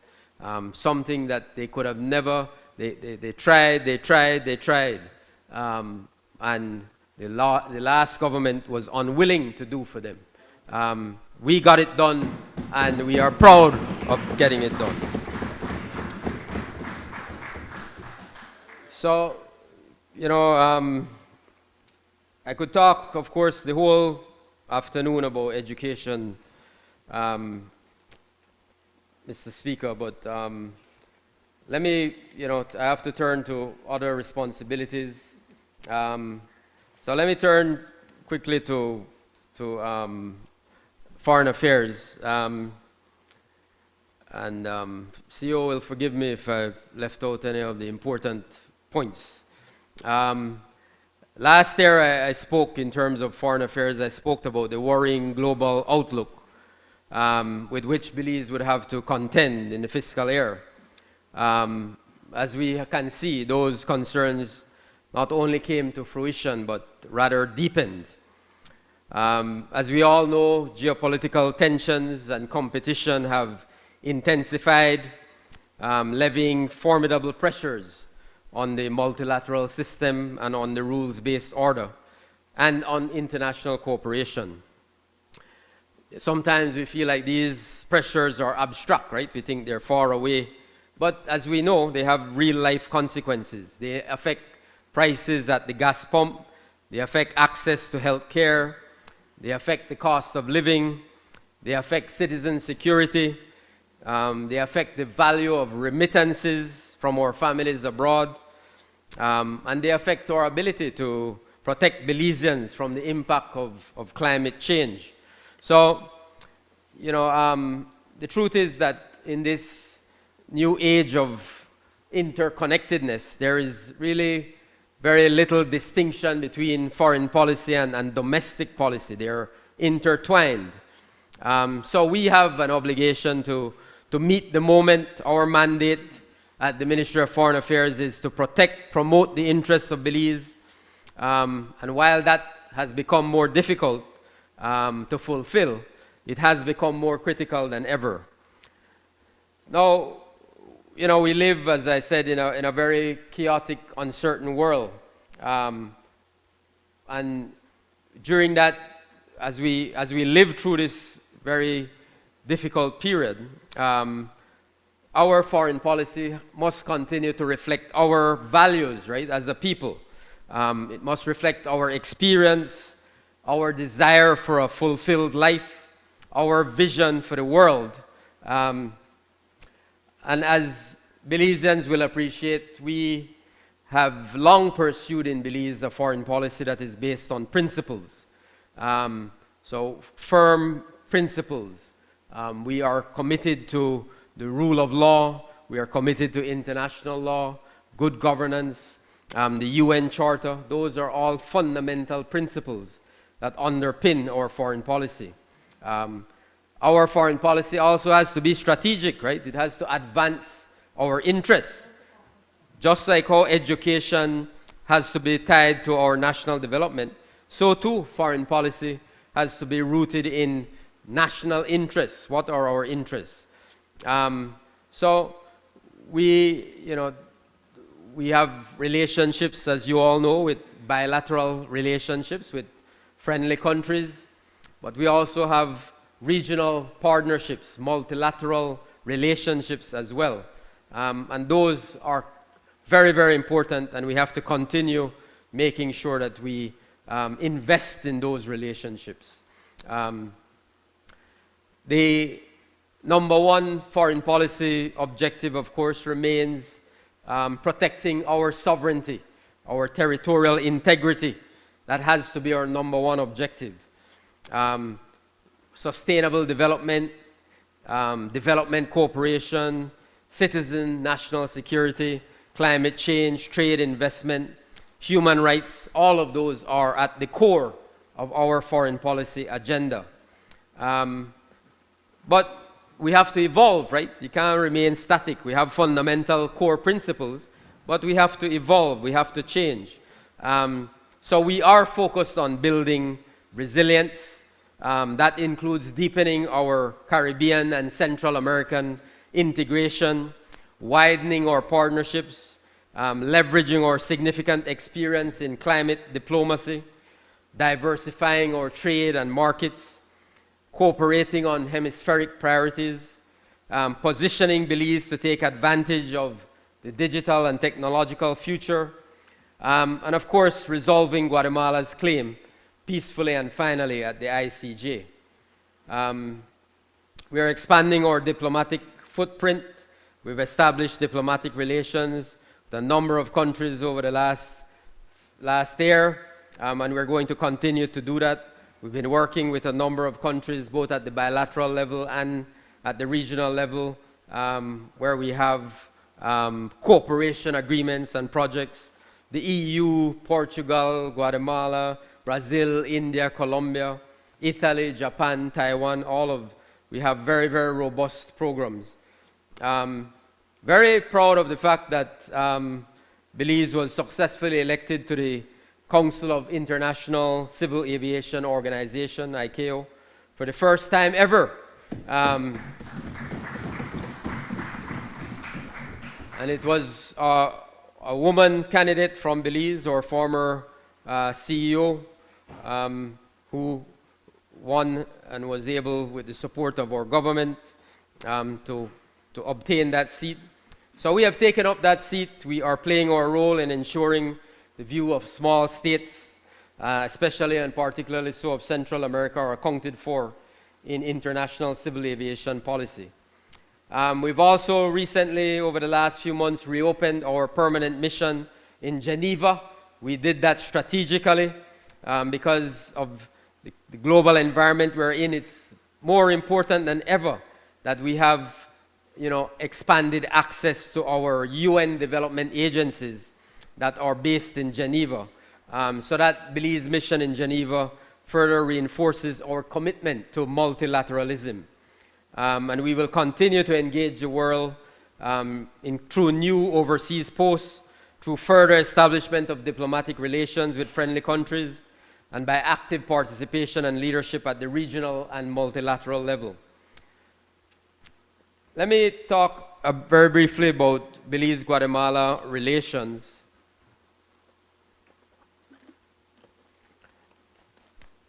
Belize-Guatemala relations, of course, are always challenging.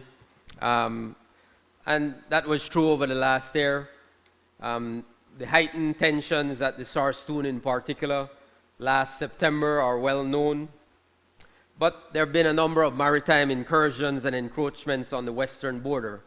And I think these challenges underscore the imperative of a final and peaceful settlement through the ICJ process. So we're pursuing that, as you all know. We have 2 cases before the ICJ, the Belize-Guatemala case, and then we have a Belize-Honduras case. Last week we talked about the fact that Guatemala was permitted to intervene in the Belize-Honduras case as a non-party. That was, as I said publicly, that was entirely expected. And we believe that that is in the interest of Belize's case moving forward. We want to have a full determination of these issues. We don't want, when we leave the ICJ, that there's still issues unresolved. So that's where we are. At the political level, relations between Belize and Guatemala are friendly and constructive. We have high-level meetings with the objective of addressing the border challenges, building the bilateral relations. Outcomes have been mixed, but it is clear that Guatemala's political leadership wants to maintain a channel for constructive dialogue. So for us at the Foreign Ministry, Guatemala engagement is at the forefront, from the continuous assertion of our legal positions on our borders to having oversight of the legal preparations for the next phase of our case, pressing to build cooperative bilateral relations, to prepare for the post-judgment phase. We have to be ready for that. So those objectives will continue to be top of our agenda in the next fiscal year. In terms of regional integration, we have, again, prioritized regional cooperation as a cornerstone of our foreign policy. We're working to promote integration. 19 years after CARICOM single market and economy, we are reaching the milestone of free movement, full free movement, to which we have long aspired. Last October, Belize, Barbados, Dominica, St. Vincent, and the Grenadines moved ahead of the other 10 member states to enable the full free movement of our nationals from those 4 countries. And that has worked very well so far. So deeper and faster regional integration is an essential part of the resilience of our Caribbean economies and societies. And we will continue to do our part to contribute to achievement of the regional goal to reduce the food import bill, the regional food import bill, by 20% by 2030. SICA, again, on that front, we will be, again, engaging, very important. Belize will take up the pro-tem presidency of SICA in July of this year. And that period of leadership will support our strategic interests in deepening our engagement in regional economic structures, including our pursuit of observer status in the Secretariat for Central American Economic Integration as a pathway toward full membership in that organization. On trade, of course, Minister Marconi Leal, the Minister of State, will speak at greater length to that issue. I just want to make the point that in terms of foreign trade, our vision is to position Belize not at the margins of the global economy, but as a confident and credible participant within it. A country that leverages its partnerships, its geographic position, and its productive potential to create opportunities at home. So this requires more than just expanding trade. It requires the deliberate construction of a modern, resilient, inclusive economic architecture that allows Belizean enterprise to move from just participation to competitiveness, and from competitiveness to sustained growth. It also requires that we align our external engagements with our internal transformation. So trade policy cannot exist in isolation from domestic reform. So we have to support that trade policy, Mr. Speaker, by strong institutions, fair, efficient markets, and systems that inspire confidence among investors, producers, and consumers alike. So in that regard, the work of the ministry is guided by a long-term plan, a long-term horizon. We're laying the foundation for a trade and foreign policy framework that is coherent, strategic, and responsive to emerging global realities, including shifts in the supply chains, evolving sustainability standards, and the increasing premium that is being placed on transparency and traceability. At the multilateral level, Mr. Speaker, Belize remains steadfast in its commitment to a stable and predictable global trading system. That's critical for small states. We can't overstate the value of that. And that is why we have taken deliberate steps to strengthen our presence and engagement in key international fora. It is why we continue to advocate for reform, inclusivity, and equity within the global system. And it is why we are investing in the capacity to defend our national interests with greater precision and authority. Regionally, we recognize that our strength is amplified through cooperation. So we engage within CARICOM and Central America, not merely as a matter of geography, but as a strategic imperative. And so through deeper regional integration, we expand markets, we reduce vulnerabilities, we create new pathways for growth that no single country can achieve on its own. Equally, we are clear that the future of Belize's economy will be shaped by our ability to move up the value chain. It's no longer sufficient to just participate in trade. We must compete in higher value segments, supported by investment, innovation, and strategic partnerships. And so that's a critical priority, Mr. Speaker, for our government. That's the direction in which we're moving, supporting sectors with export potential, encouraging value-added production, fostering an environment where Belizean businesses can scale up, can diversify, can access new markets. But even as we pursue that growth, we remain anchored in the fundamental objective that the benefits of trade must be widely shared. The success of our trade policy will not be measured just by export figures, but by its impact on livelihoods. So how does it impact our farmers? How does it impact our workers? How does it impact small enterprise? And how does it impact the communities that depend on them, on those goods and services and industries? So, I will leave that there.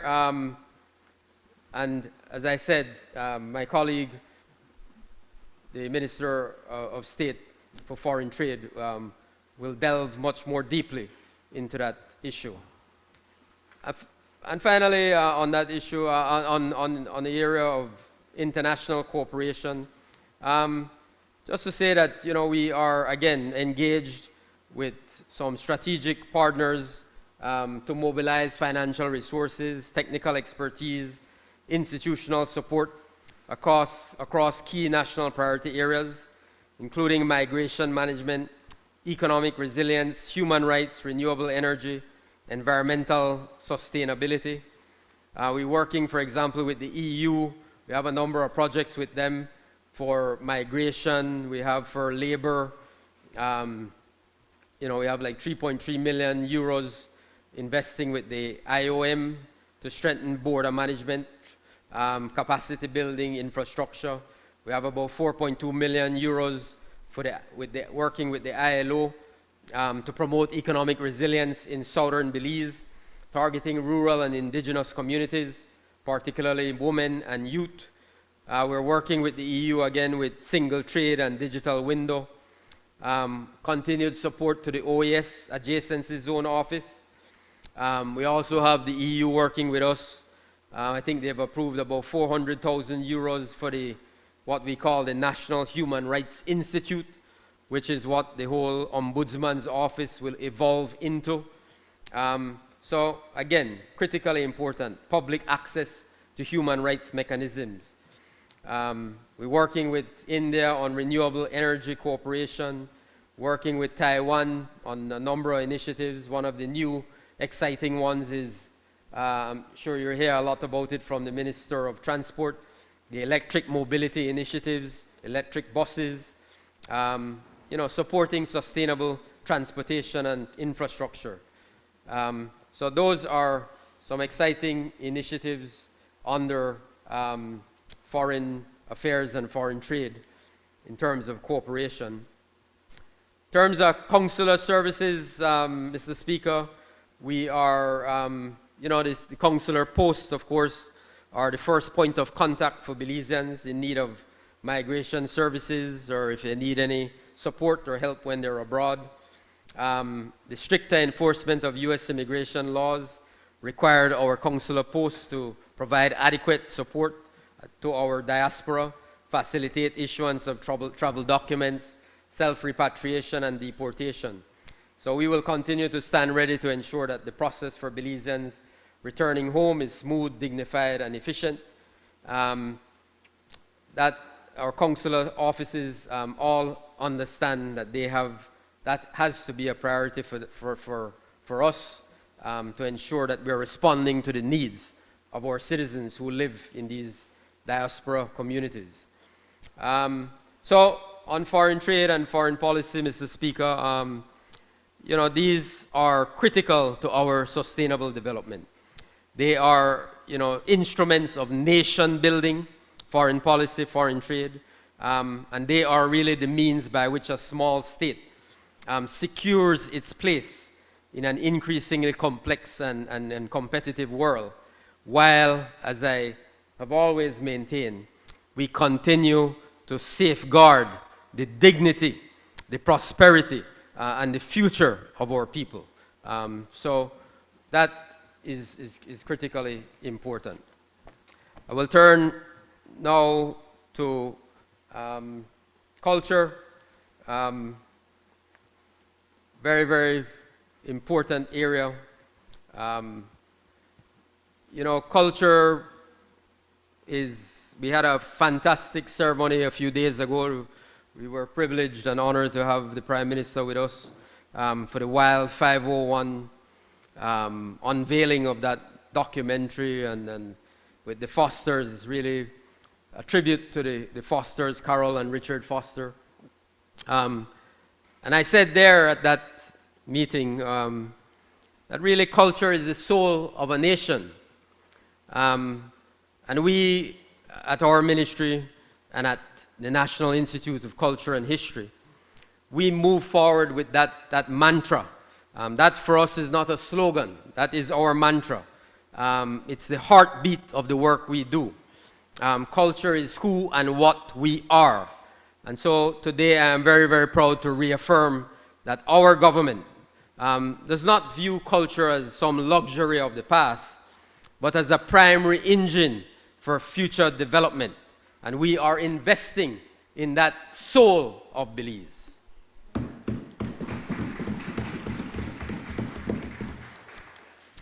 Mr. Speaker, our history is no longer buried in silence.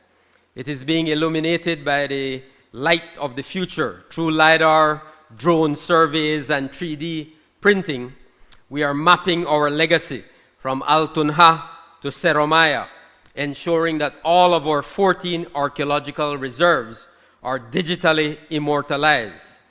We're not just looking at stones, we are caring for the people and the treasures within them. We have brought home over 150 of our ancestors' artifacts from foreign shores, housing them in a modernized, climate-controlled storage. We have breathed new life into Caracol and the Serpon sugar mill through solar electrification. The world's eyes are on Belize. The unearthing of Maya King Tekab Chak's tomb at Caracol. I hope, Director, you will forgive me if I mess up the name. Tekab Chak, his tomb at Caracol. Last year, the unearthing of that Mayan king's tomb is a reminder that Belize remains a titan of Maya scholarship and national pride. Our heritage is also found in our flavors and our struggles. The Belize Food Heritage Project ensures that the secrets of our kitchens are preserved for the next generation. We have honored our political journey with this PUP at 75 exhibit, serving the people, continuing the revolution, teaching our youth that independence was not a gift, but a hard-won journey. And we'll do the same thing for the UDP if they reach 75. We'll do the same thing. Through the Niche Culture Fund, we are putting resources directly into the hands of our creators. So the Culture Fund, very, very important. Putting resources directly into the hands of our creators. We are working with our people in Gales Point and Sartineja to learn how traditional knowledge is our best shield against climate disasters. From the personal letters of the father of the nation, George Price, to the archives of the 17th century, we are decoding our past to empower an informed, critical thinking citizenry. The National Festival of Arts and the Bliss Center remain the vibrant nurseries of our youth's imagination. By subsidizing over 25 major productions, we have ensured that the stage belongs to everyone, not just a few.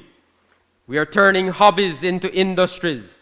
On July 10, 2025, we engaged in a national strategy and roadmap, a blueprint for a creative economy.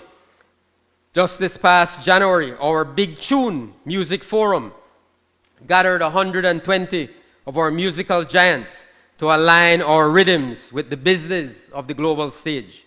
Meanwhile, our houses of culture are expanding their reach, partnering with the BTB to bring that community spirit to new welcome centers in Punta Gorda and Saint Bite. In the year ahead, Mr. Speaker, at the Institute of Archaeology, we will celebrate 20 years of the important Archaeology Symposium. The Institute will continue its stewardship in managing our 14 archaeological parks across Belize. The upcoming year will see a renewed focus on digital archaeology, more research and lectures, an anti-looting campaign, specialized tour guide training, an upgrade in our ticketing system, and the implementation of the occupational health and safety protocols. For the creative arts, we will continue to pursue our policy of investing in our artists and cultural practitioners. We will continue to invest in the Festival of the Arts, cultural industry workshops, creative arts development, summer arts programs, the Belize National Orchestra, and Emancipation Day. Our Belize Music Project stands at an optimistic juncture.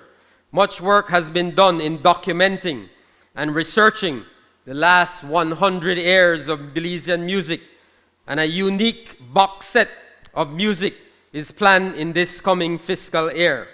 Also, some 50 new songs by young Belizean beat makers will be released over the coming months for public consumption.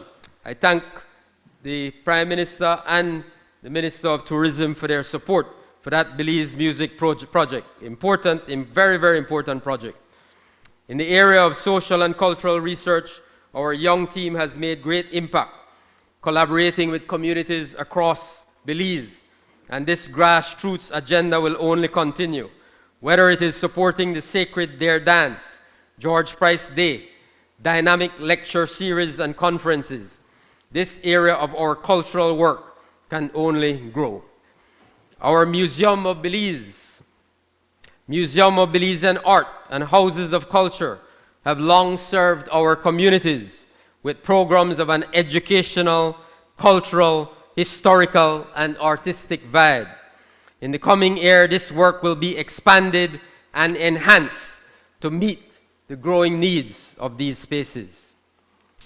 Mr. Speaker, in closing, it must be noted that our government has directly invested close to $1 million in creative Belizeans and organizations pursuing cultural projects and another 2.4 million is planned for programming this year. Of significant note, as I mentioned earlier, was the creation of the Belize National Orchestra last September. Everybody who was there for the opening of that, the launch of that orchestra, will remember that very beautiful night. The orchestra for us is more than just a musical project. It is a cultural initiative designed to establish an orchestral ensemble that truly reflects the rich musical tapestry of Belize.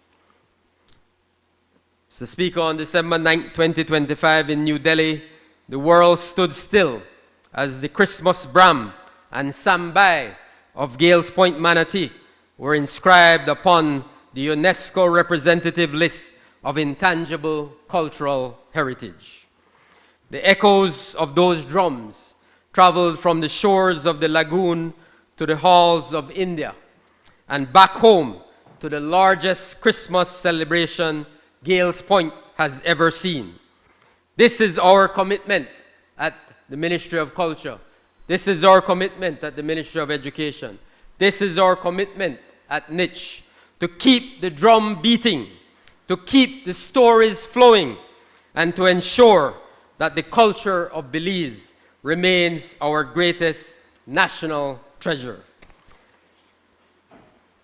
Mr. Speaker, finally, with your permission, Mr. Speaker, I want to say a few words about, of course, Freetown. As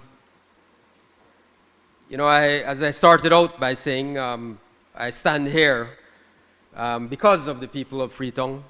I'm honored and privileged to represent them. I am humbled by the trust and confidence they have placed in me for all these years. And, I don't take that for granted. I do not take that for granted. They are wonderful people that I am privileged to represent. So in Freetown, this year, again, we will focus on some of their priorities. People, of course, always want access to more land. We're going to continue to work very closely with the Ministry of Natural Resources to provide greater access to land.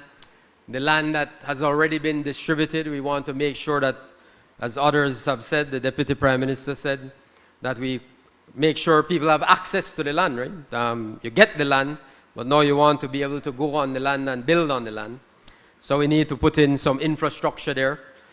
So we're going to work on that. So land, I want to say to my people in Freetown, we're going to work even harder to make sure that you have greater access to land. Those of you who have been waiting, we will make sure that you get your land over this next period, this year. Housing, again, we have delivered a few houses in Freetown. Deserving families, always to deserving families. A wonderful program, I mentioned it earlier, Transforming Lives. So we're going to continue to work on that program.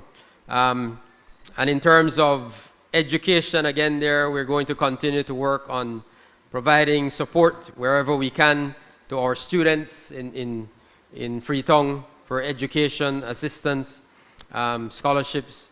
We're going to continue to work on that. That is a priority for us, has always been. We're very happy. We thank the Prime Minister, we thank the government for the NHI clinic, which was opened last year in Belama. Overwhelming response, positive response. Our people have signed up, Prime Minister. Everybody in Freetown has signed up. We have people coming from all over the city to sign up. So it's a wonderful clinic. Again, part of our mandate and commitment to expanding health services, access to health services.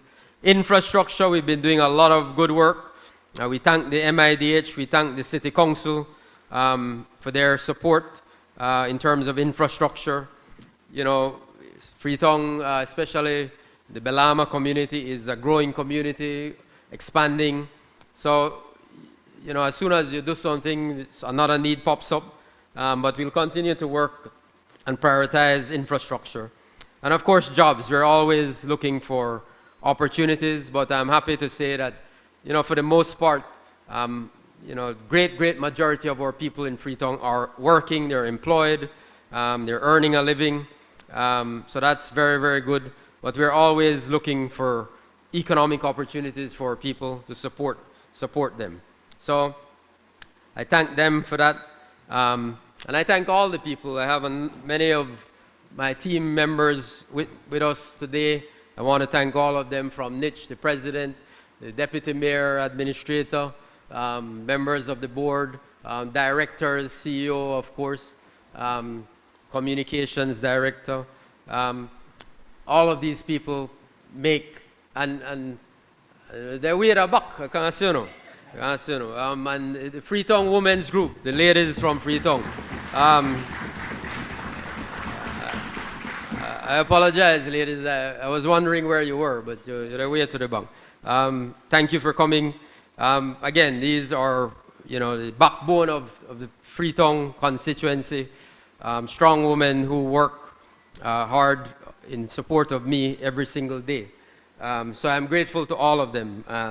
And none of what I talked about in terms of the work we do in Freetown, the work we do in terms of education, the work we do in terms of foreign affairs, foreign trade, culture, none of that would be possible if it were not for these people who support me and share my vision for those areas. So in closing, Mr. Speaker, I want to say that, I'm very proud to support this budget. I'm proud to be a member of this team. And I say this all the time to people, in private conversations. I say, I'm always excited about going to work every day. Get up every day and go to work, because we're doing good things on behalf of the Belizean people. And when you have a good leader who supports you, you have good team members, good colleagues who support you, who we have a shared vision, then it's easy to get up in the morning and go to work with a sense of passion, a sense of excitement. And that's what I think in our government, that's what we do every day.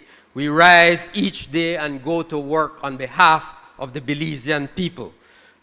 We face the challenges before us and those yet to come with a sense of unity, sense of purpose, a sense of strength. We're not afraid of what the future holds. We are prepared for it. And where we're not prepared, we're getting prepared. We understand what lies ahead.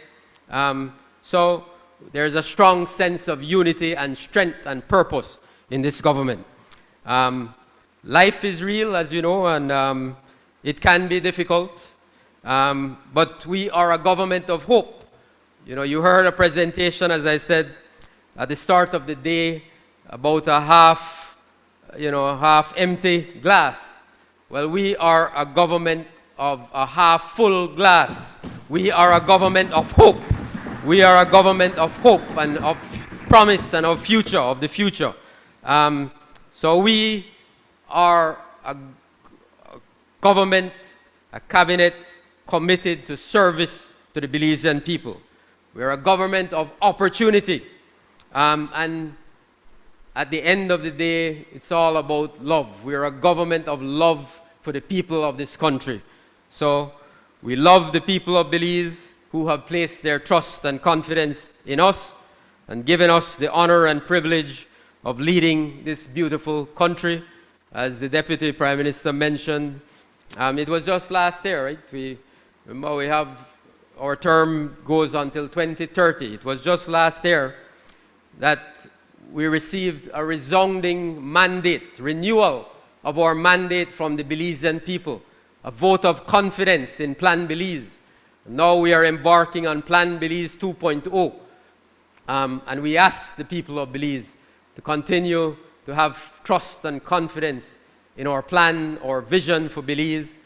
Very difficult, challenging circumstances, but we are committed to the work that lies ahead. We do not take their trust and confidence for granted. We accept the great responsibility that comes with being in government, the great responsibility that comes with power and authority. We understand that responsibility.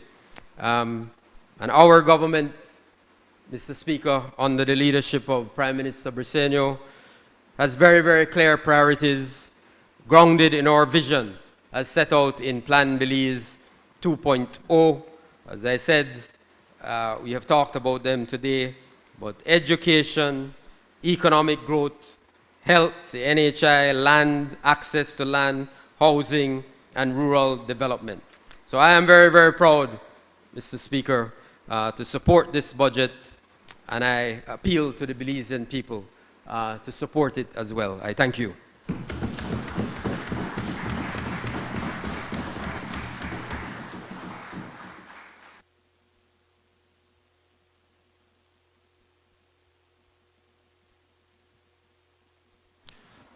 I recognize the member from Kaya North. Northeast.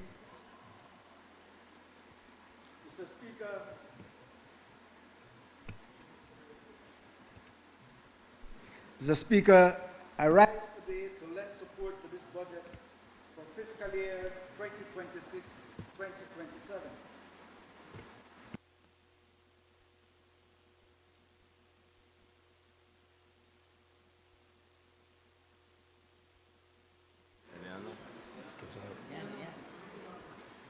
I take this opportunity, Mr. Speaker, to salute my CEO, Ms. Milagro Matos, and everybody who else is in the audience today. But before I go into the heart of my presentation, Mr. Speaker, I just want to mention that in celebrating Women's Month, I want to mention that in my ministry, men are the majority of the employees. However, unfortunately, they are in the lower echelons of the workplace. But women, they take up the majority of the middle and upper administrative staff. In my constituency office also, Mr. Speaker, I have 3 employees, and 3 of them are women.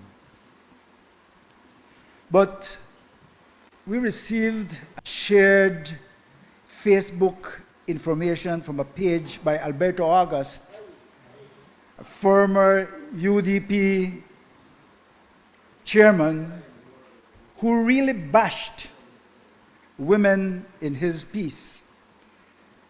He was opposed to women being empowered.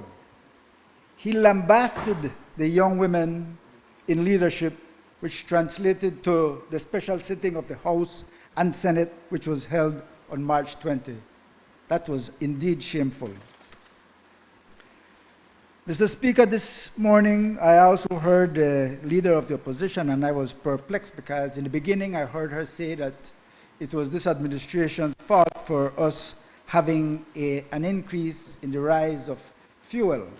But later on she did acknowledge that there was this problem which is geopolitical in nature, and hopefully what she meant was that it wasn't our fault.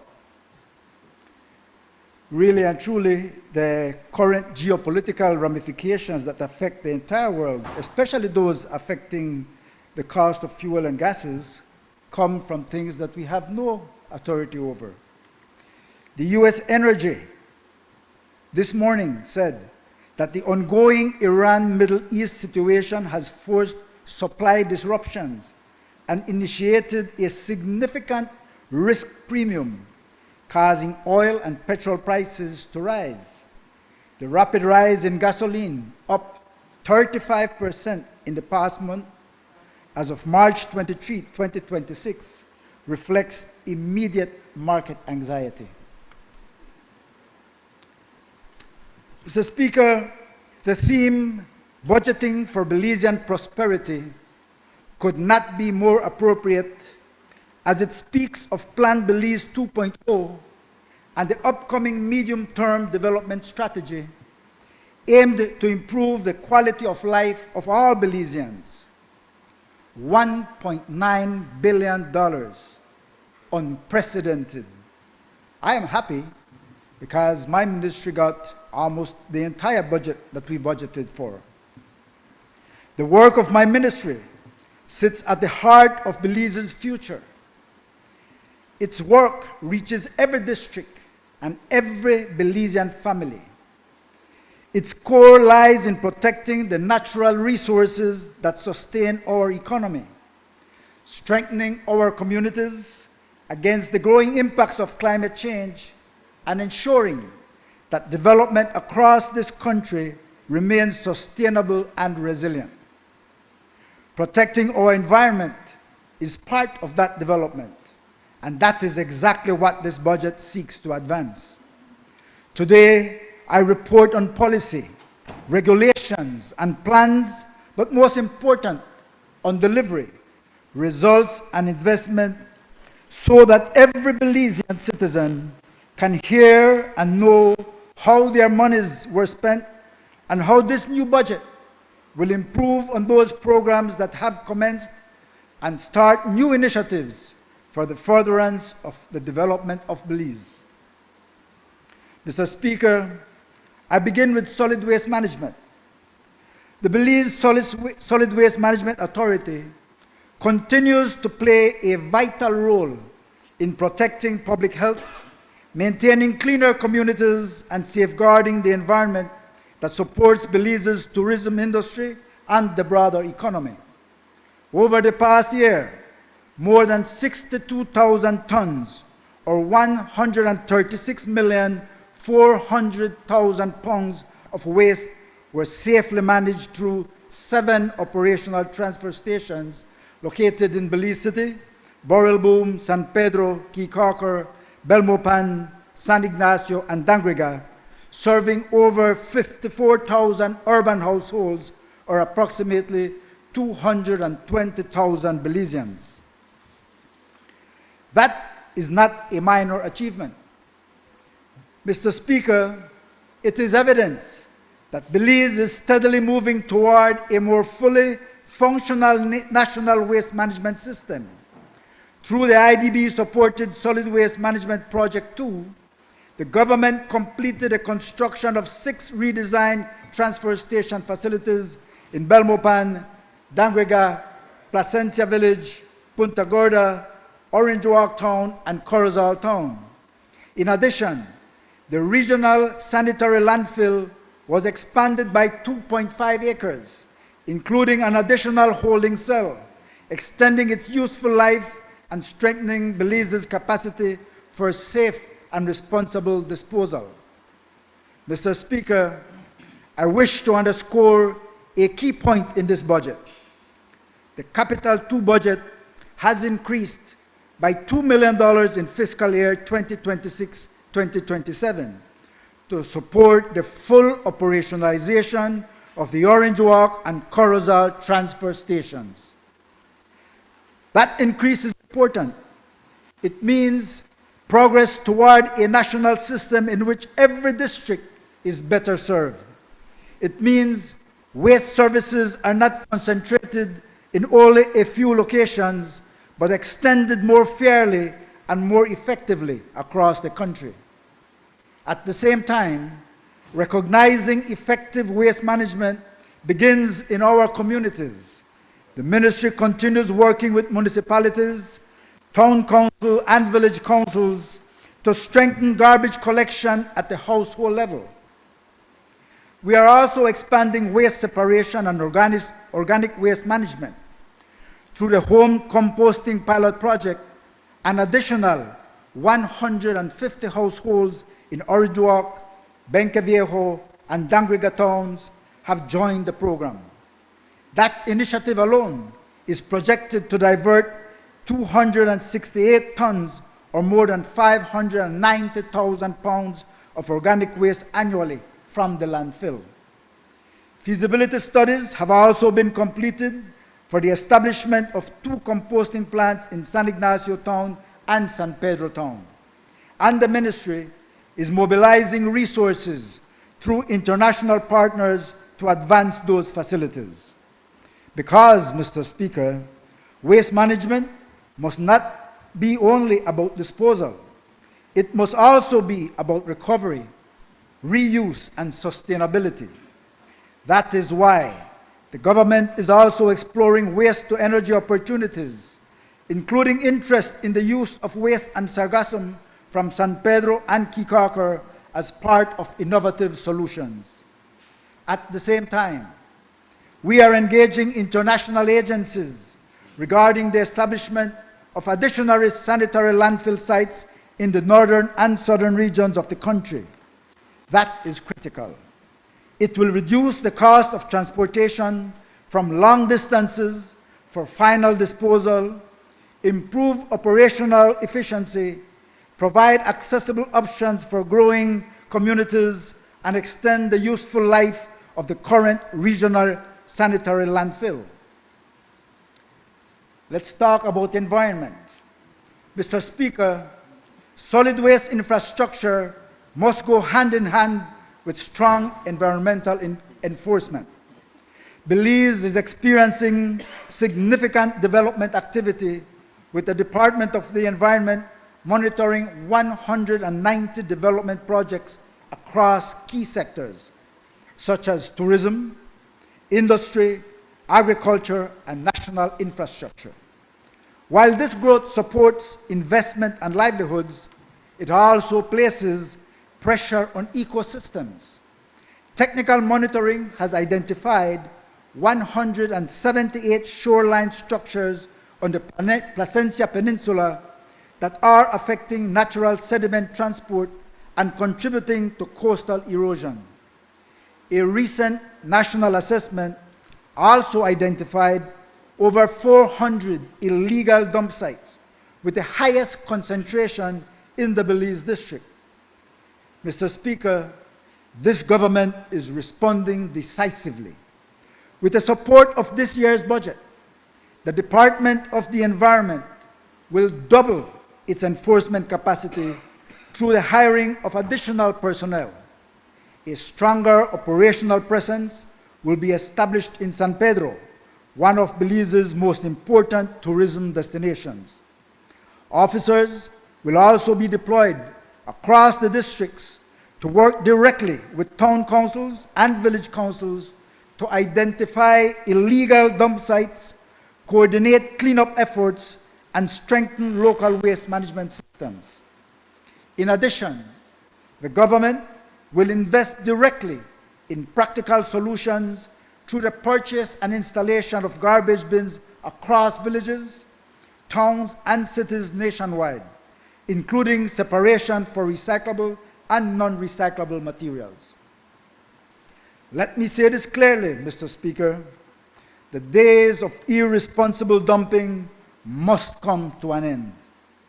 Cameras will be installed in known garbage dumping hotspots. Littering laws will be enforced. Public accountability will be strengthened. Protecting Belize is everyone's responsibility. The Department of the Environment has also advanced Belize's environmental regulatory framework through the ozone layer protection regulations of 2025 and the refrigeration technicians licensing regulations. So, when we speak about cleaner communities, we are not speaking in slogans. We are speaking about transfer stations, about landfill expansion, enforcement, bins, composting, and stronger standards.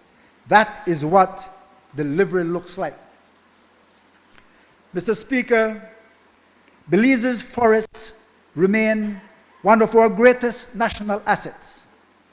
They protect biodiversity, regulate water systems, store carbon, support livelihoods, and underpin the tourism economy.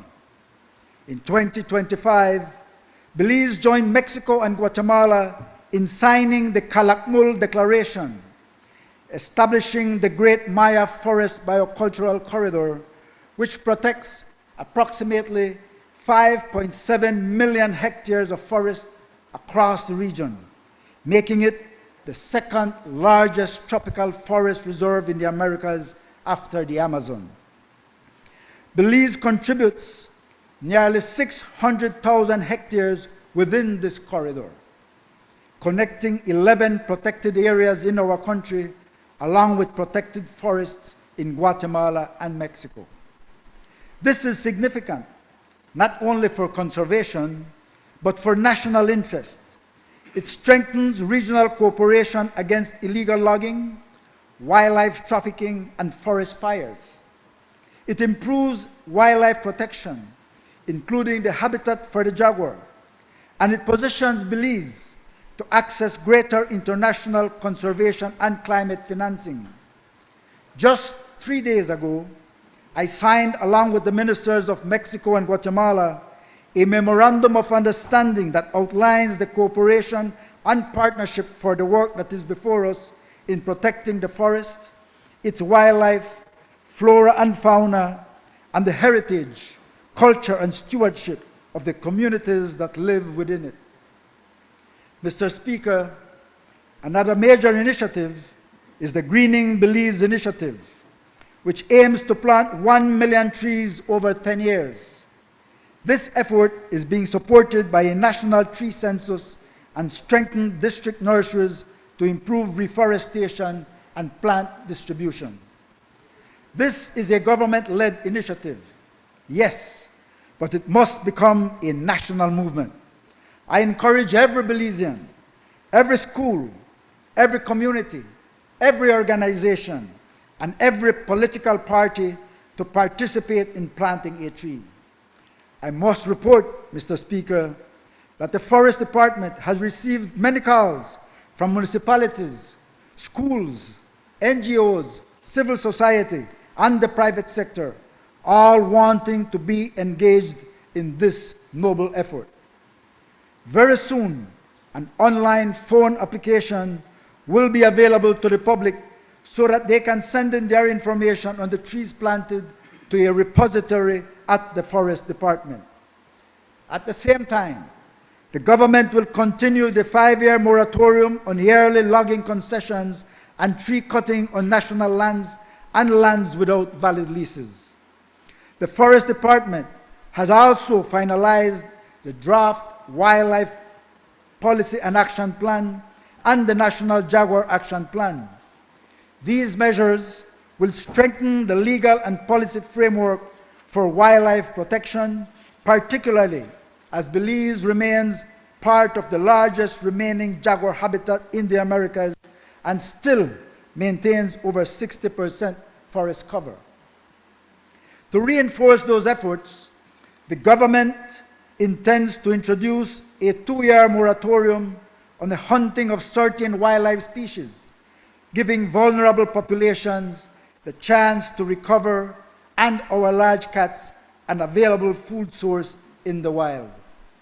We are also addressing human-wildlife conflict and wildlife road fatalities, working with the Ministry of Infrastructure Development and our conservation partners to reduce wildlife collisions in identified highway hotspots.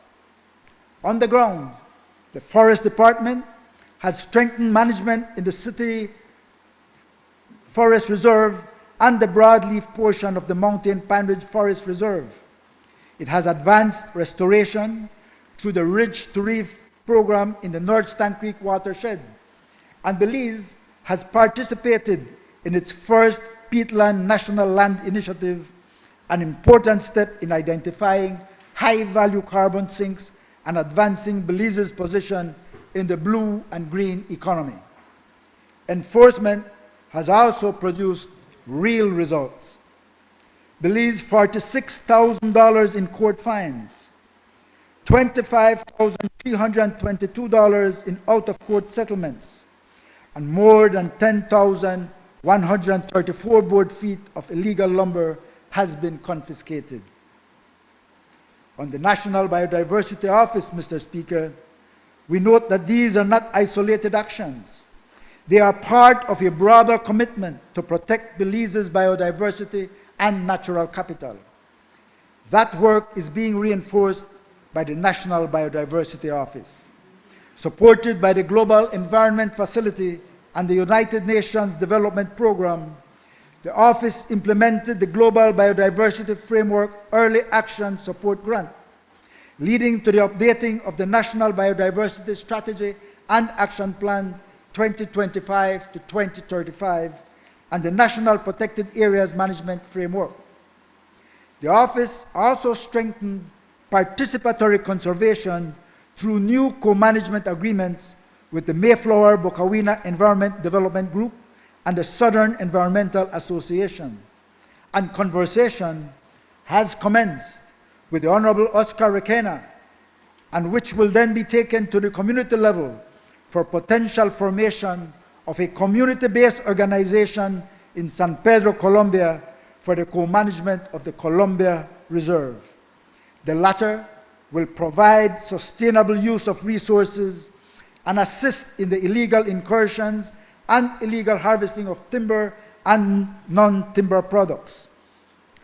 The National Biodiversity Office is also drafting Belize's 7th National Report to the Convention on Biological Diversity and conducting a comprehensive finance needs assessment to cost the updated biodiversity strategy.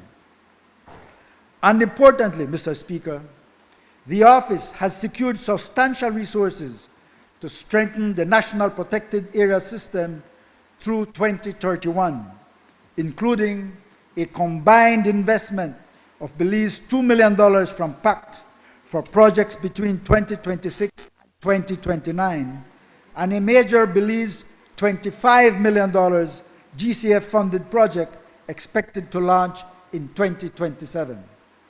That initiative will reduce community vulnerability to climate change by rehabilitating high-value ecosystems and improving the financial viability of co-managed protected areas.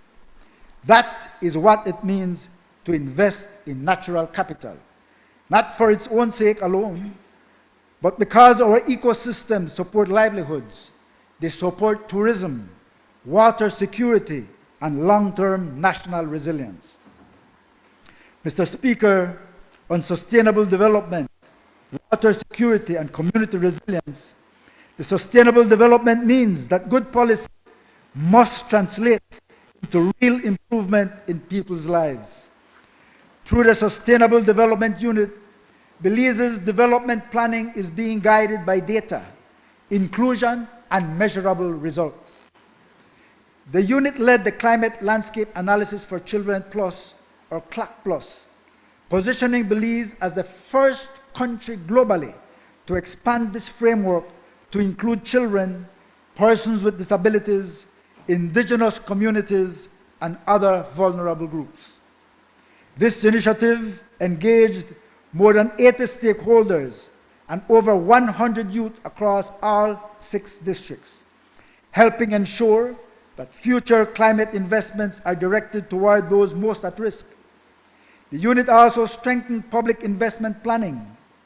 An assessment of 21 public sector investment projects valued at over Belize $70.6 million confirmed strong alignment with national priorities, particularly in climate and environmental resilience, while identifying opportunities to improve investments in energy, infrastructure, and inequality reduction. Through phase 2 of the SDG Data Ecosystem Assessment, carried out with the Statistical Institute of Belize, national data systems are being improved to support better planning, stronger accountability, and measurable outcomes, feeding into the SDG Progress Report 2026 and Belize's 2027 Voluntary National Review. And this work is producing results. Through partnerships with the European Union and the International Organization for Migration, the government completed a new polyclinic in Docron 1, valued at over Belize $1.06 million, improving healthcare access for that community. A polyclinic that will shortly provide NHI services to the people of all surrounding communities. Plan Belize continues to be expressed in rural communities. Mr. Speaker, water security itself remains fundamental to Belize's development. The National Hydrological Service has been restored to full departmental status, strengthening national capacity for monitoring, forecasting, and drought response. The Integrated Water Resources Management Policy and Strategy now provides a coordinated framework across more than 40 government agencies, utilities, NGOs, and water user groups, supporting sustainable water management for over 420,000 Belizeans, as well as approximately 504,000 overnight visitors and 900,000 cruise tourists recorded in 2025. The National Integrated Water Resources Management legislation, which comes into effect on April 1, 2026, establishes Belize's first comprehensive legal system for water governance. It will provide clarity for between 3,000 and 5,000 major water users, including farmers, utilities, industries, and tourism operators through licensing, water rights, and regulation. Mr. Speaker, we are not only improving policy, we are also delivering on the ground. Scientific monitoring has been strengthened in southern Belize, particularly through sediment transport studies in the Swayze, in the Bladen, and Monkey River watersheds. These studies now support erosion control, watershed management, and flood risk reduction, directly benefiting between 35,000 and 45,000 residents in the Monkey River and Toledo regions. A new real-time monitoring station at the Monkey River Village estuary strengthens early warning capacity for floods, extreme rainfall, and drought, improving protection for more than 8,000 downstream residents. Pipeline investments are also in motion to expand the National Hydrological Monitoring Network, to develop flood and erosion hazard maps, create a national water resources inventory and vulnerability profile, and to strengthen drought risk management, and to continue sediment and water quality monitoring to support ridge-to-reef management. To protect the reef, we must first protect the rivers and the watersheds. Just 4 days ago, we celebrated World Water Day with overwhelming support from various sectors, and I'm happy to report the participation of various primary and high schools with our strong partner in this event, the UNICEF. The direction is clear, Mr. Speaker: stronger institutions, better data, smarter planning, and real protection for Belizean communities. Mr. Speaker, Belize continues to strengthen its leadership in climate governance while positioning the country to access critical international climate financing. A major milestone this year is the advancement of the Climate Change and Carbon Market Initiatives Bill, Belize's first comprehensive legal framework to regulate carbon markets and strengthen oversight of climate-related investments. The bill has passed 3 readings in this Honorable House and now awaits final consideration in the Senate. Through the National Climate Change Office, Belize this year mobilized over US $1.5 million to strengthen national climate planning capacity, including the Capacity Building Initiative for Transparency project funded by the Global Environment Facility, GEF. The office also advanced Belize's climate finance architecture through the Climate Finance Needs and Tracking methodology. Funded by the Initiative for Climate Action Transparency, ICAT, to strengthen national systems for tracking climate investments and ensuring transparency. To mention that ICAT hub is stationed in Belize.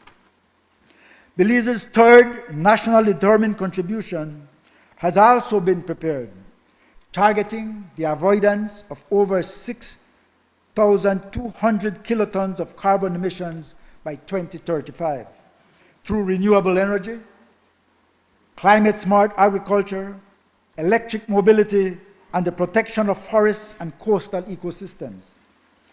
The office has also developed Belize's national loss and damage framework, positioning the country to access international support under the Global Fund for Loss and Damage. Mr. Speaker, Belize's leadership is being recognized internationally. Belize now holds representation on several key global climate bodies, including the UNFCCC Consultative Group of Experts, the Climate Technology Center and Network Advisory Board, and the Article 6.4 Supervisory Board under the Paris Agreement. That means Belize is not merely present in the global discussion, but Belize is helping to shape it. And that work is translating into financing opportunities. Belize has engaged the Green Climate Fund, the Global Environment Facility, and the Adaptation Fund in developing and supporting a strong pipeline of investments, including a US $25 million climate resilient housing initiative, a US $25 to $40 million for indigenous and protected area programs, with additional proposals for coastal resilience and community adaptation. Mr. Speaker, this work is closely aligned with the work of PACT, which this year celebrates 30 years of service to Belize. Since its establishment in 1996, PACT has invested over Belize $50 million in National Protected Areas System. In the last year alone, it directed approximately Belize $12 million into more than 20 protected areas, while disbursing more than $1 million through secondary and extraordinary funding windows. PACT is also investing in people. Through the Youth Academic Support Grant, 31 Belizean students received assistance for tertiary education in environmental and natural resource fields. Outreach initiatives engaged over 500 students and more than 10 national institutions. The Trust has also launched a Belize $1 million grant facility under the Canadian-funded CORE program to support gender-responsive, locally led climate and nature-based enterprise initiatives. Strategic partnerships have also advanced, including collaboration with the Association of Protected Areas Management Organization, the Belize Fund for a Sustainable Future, and the successful hosting of the inaugural EcoLens Summit. Mr. Speaker, I also want to highlight a joint initiative between PACT and the Belize Tourism Board, the Belize $2 million Tourism Enhancement for Protected Areas program, which strengthens conservation while enhancing Belize's tourism project. PACT has also maintained accreditation with the Green Climate Fund, secured reaccreditation with the Adaptation Fund, and is now recognized as an eligible entity for the Loss and Damage Fund. Through those efforts, PACT has mobilized approximately Belize $30 million with over $100 million in the pipeline. Communities such as Sarteneja, Ladyville, Hattieville, and Belmopan are already benefiting through the Enhanced Direct Access Program. Upcoming investments include coastal resilience and shoreline stabilization in Dangriga, and a Belize $10 million water security initiative benefiting Otosha, Dolores, Boom Creek, and Copper Bank. Mr. Speaker, what all of this shows is simple. Belize is not waiting on climate change.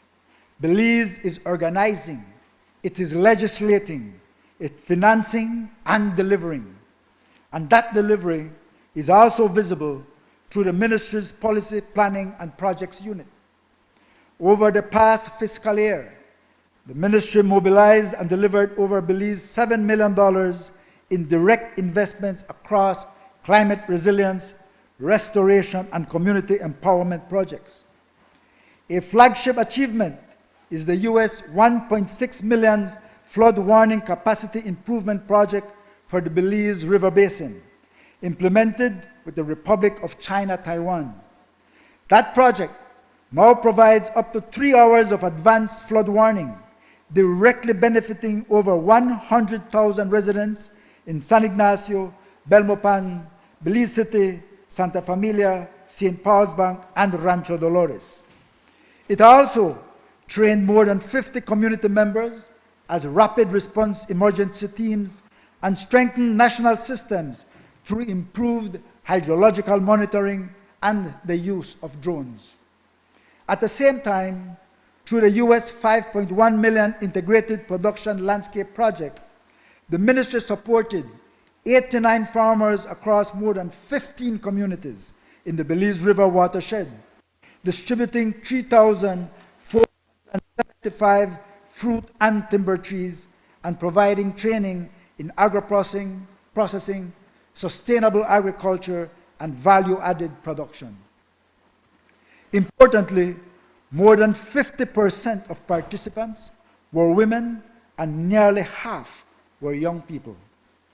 Mr. Speaker, that is what inclusive development looks like. Through the Greening Belize initiative, supported by Belize $900,000 in grant financing, communities are leading restoration efforts across the country. The Greening Belize app now allows every Belizean to participate directly in planting and monitoring trees as we look forward to the national goal of the 1 million trees. Public outreach under these programs has already reached over 2,300 Belizeans, including 1,200 children, 500 youth, and 600 adults, while community nurseries have produced and distributed more than 2,000 seedlings. These are not abstract concepts. These are real investments in real communities producing real results. Mr. Speaker, the achievements I have outlined today are the result of hard work, of commitment, and of service. Across the Department of the Environment, the Forest Department, the Sustainable Development Unit, the National Climate Change Office, the National Biodiversity Office, the National Hydrological Service, the Belize Solid Waste Management Authority, and the Protected Areas Conservation Trust, there are over 250 public officers working diligently to deliver results for the people of Belize. These are the men and women who protect our forests, monitor our waters, improve our environmental standards, prepare our communities, and help move this country forward in a sustainable and resilient way. Our ministry is also proud to reflect balanced and inclusive leadership, where women and men work side by side at every level of decision-making and implementation. That is not an accidental, but deliberate, inclusive leadership which strengthens national results. Mr. Speaker, this budget is about cleaner communities. It is about stronger protection for our natural resources. It is about better environmental enforcement, greater climate resilience, stronger water security, real investments reaching Belizean families, farmers, and communities across every district. It is about building a country where development is not short-term or limited to today, but sustainable and secured for tomorrow. The environment is not separate from Belize's future. It is Belize's future. If we protect our forests, rivers, reef, watersheds, and communities today, we secure jobs, livelihoods, public health, and opportunity for generations to come.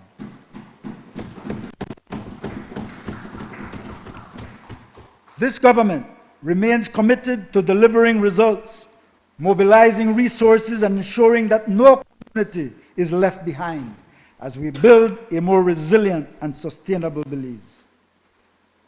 Mr. Speaker, now please allow me to greet my people of the beautiful constituency of Cayo Northeast. the people of Moratown, Santa Familia, Billy White, Docron 1, 2, and 3, Los Tambos, and Esperanza Village. These people, Mr. Speaker, came out in record numbers in the last election and gave me an overwhelming victory at the polls in March of 2025, as they did for all my colleagues. You see, Mr. Speaker, Cayo Northeast has an area representative like no other before. I work for my people. The work in Cayo Northeast is a continued commitment to improving the quality of life of our people, ensuring equity, ensuring inclusivity. In 2025, thanks to the Prime Minister, the Ministry of Finance, and MIDH, we started and have completed the paving of the road starting at Bullet Tree through the Santa Familia and onto Billy White. The portion from Billy White through Docron 1 and up to Spanish Lookout has now commenced. This road, Mr. Speaker, is a thoroughfare for more than 800 workers from San Ignacio and all the villages in between. All the beans, all the corn, chicken, and 50% of all the cattle that exported from Belize passed through this road. Prime Minister, thank you. I recall when we went on the campaign in 2020, when you promised these people that that road, before our term of office was over, would have been completed. Before the end of this year, it is also anticipated that the old Hallover Bridge will be refurbished, sandblasted, painted, and installed across the Belize River between Santa Familia Village and Trapiche in Santa Elena. And it will provide immediate access for students, workers, and the public alike. But most importantly, it will cut some 10 miles of travel time one way for those who work or shop in Spanish Lookout. Currently, Mr. Speaker, most people go on the Western Highway to Black Manede and on to Spanish Lookout, which is about 19 miles one way, 38 miles two-way. This new bridge will provide access for 20 miles two-way, so saving over 20 miles. Already, Mr. Speaker, the residents of these communities are experiencing the benefits of their properties, which have increased in value.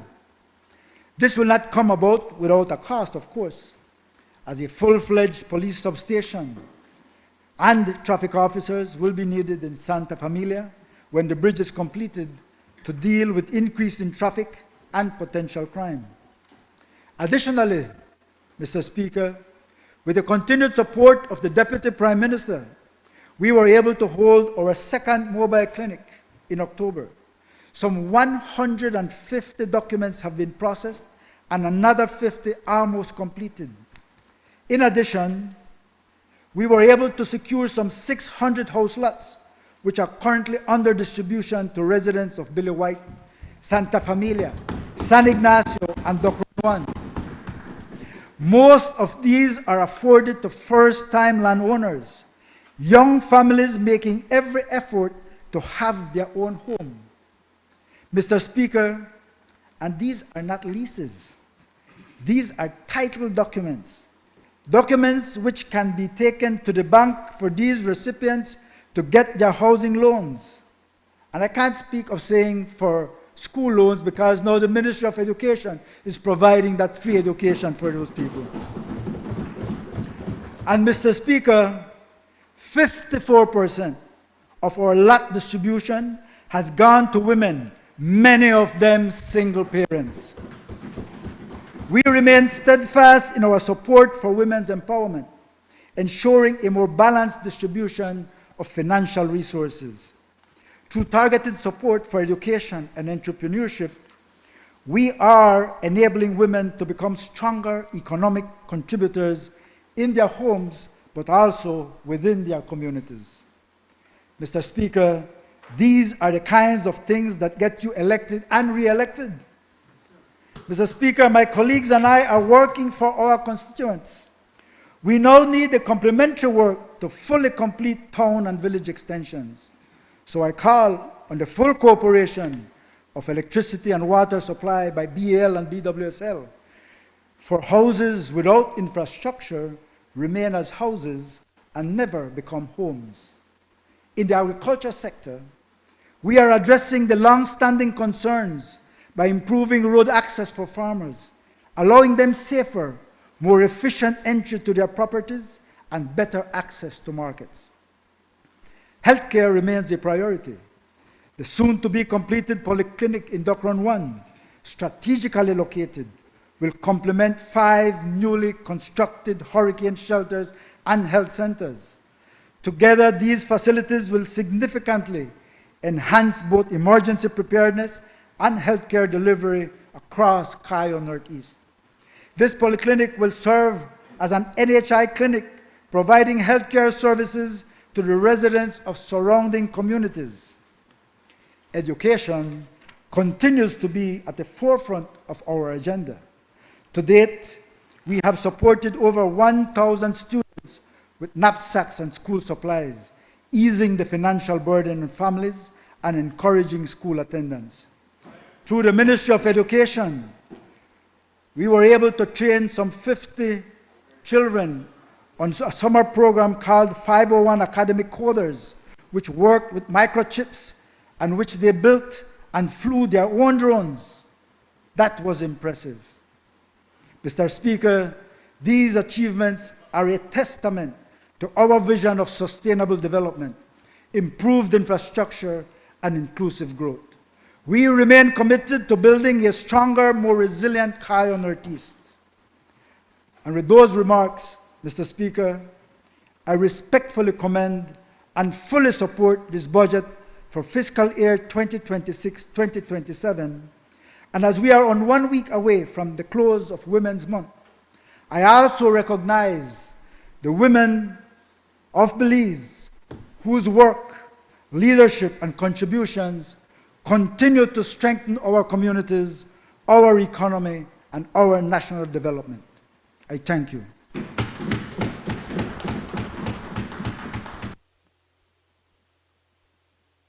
I recognize the member from Belize Rural Central. Pleasant good afternoon, Mr. Speaker. I rise to make my brief contribution to the 2026-2027 budget debate for the budget estimates. I will be brief, Mr. Speaker. I will not speak for 2 hours, but I can tell you that I believe that what I will say will have some substance. A year ago, Mr. Speaker, a year ago, the beautiful people of Belize Rural Central gave me an overwhelming mandate to stand here on their behalf and to contribute again to the development of our country. We live, Mr. Speaker, in challenging times, but there is absolutely clear government commitment. And this budget reflects that commitment to the people and to the development of Belize. Oh, Mr. Speaker, I forgot to ask you for permission to refer to my notes, as the young women did on Friday in the all-women parliament that was here in the National Assembly in an unprecedented display of support for our women. Mr. Speaker, thanks to the people of both Port Loyola and Belize Rural Central, this is the 10th time that I am contributing to a budget debate, and it has always been my distinct pleasure, because I can tell you, Mr. Speaker, that we have a good man in the Prime Minister, the member from Orange Walk Central, and the Prime Minister of this country. And I want to big up my colleagues as well, Mr. Speaker. We have very good people as colleagues, and we work together, and we make sure that every living hour, every waking hour, we contribute to this country. It is still, after all these many years, Mr. Speaker, a privilege to serve not only the people of Belize Rural Central, but all the people of Belize. In Gales Point, Manatee, the school has been completely renovated. It's a beautiful, beautiful edifice, and there are beautiful children in Gales Point, Manatee. The preschool is a wonderful building, and the children can go to school in comfort in a wonderful, structurally sound place. We are working, Mr. Speaker, it's not complete, but we are working on the water system. We have resurfaced the basketball court. There has been rehabilitation of the public bathrooms, and we donated tables and chairs to the village council, and we have plans for the full rehabilitation and refurbishment of the community center. On the 9th of December last year, the Christmas Bram and Sambai were named to be part of the intangible cultural heritage of humanity by UNESCO. And along with the Ministry of Culture and NICH, our ambassadors, Justice of the Peace Shelley Andruin, and drummer Mr. Emmett Young represented in India and did a beautiful and wonderful job. On stream as well, Mr. Speaker, in Gales Point, Manatee, we have the Clearwater Marine Aquarium Center and Resource Institute, which will be a marine reserve and educational center, looking at the manatees and the sea turtles. And of course, we acknowledge the Ministry of Tourism and all international partners, and the manatee man himself, Jamal Galvez.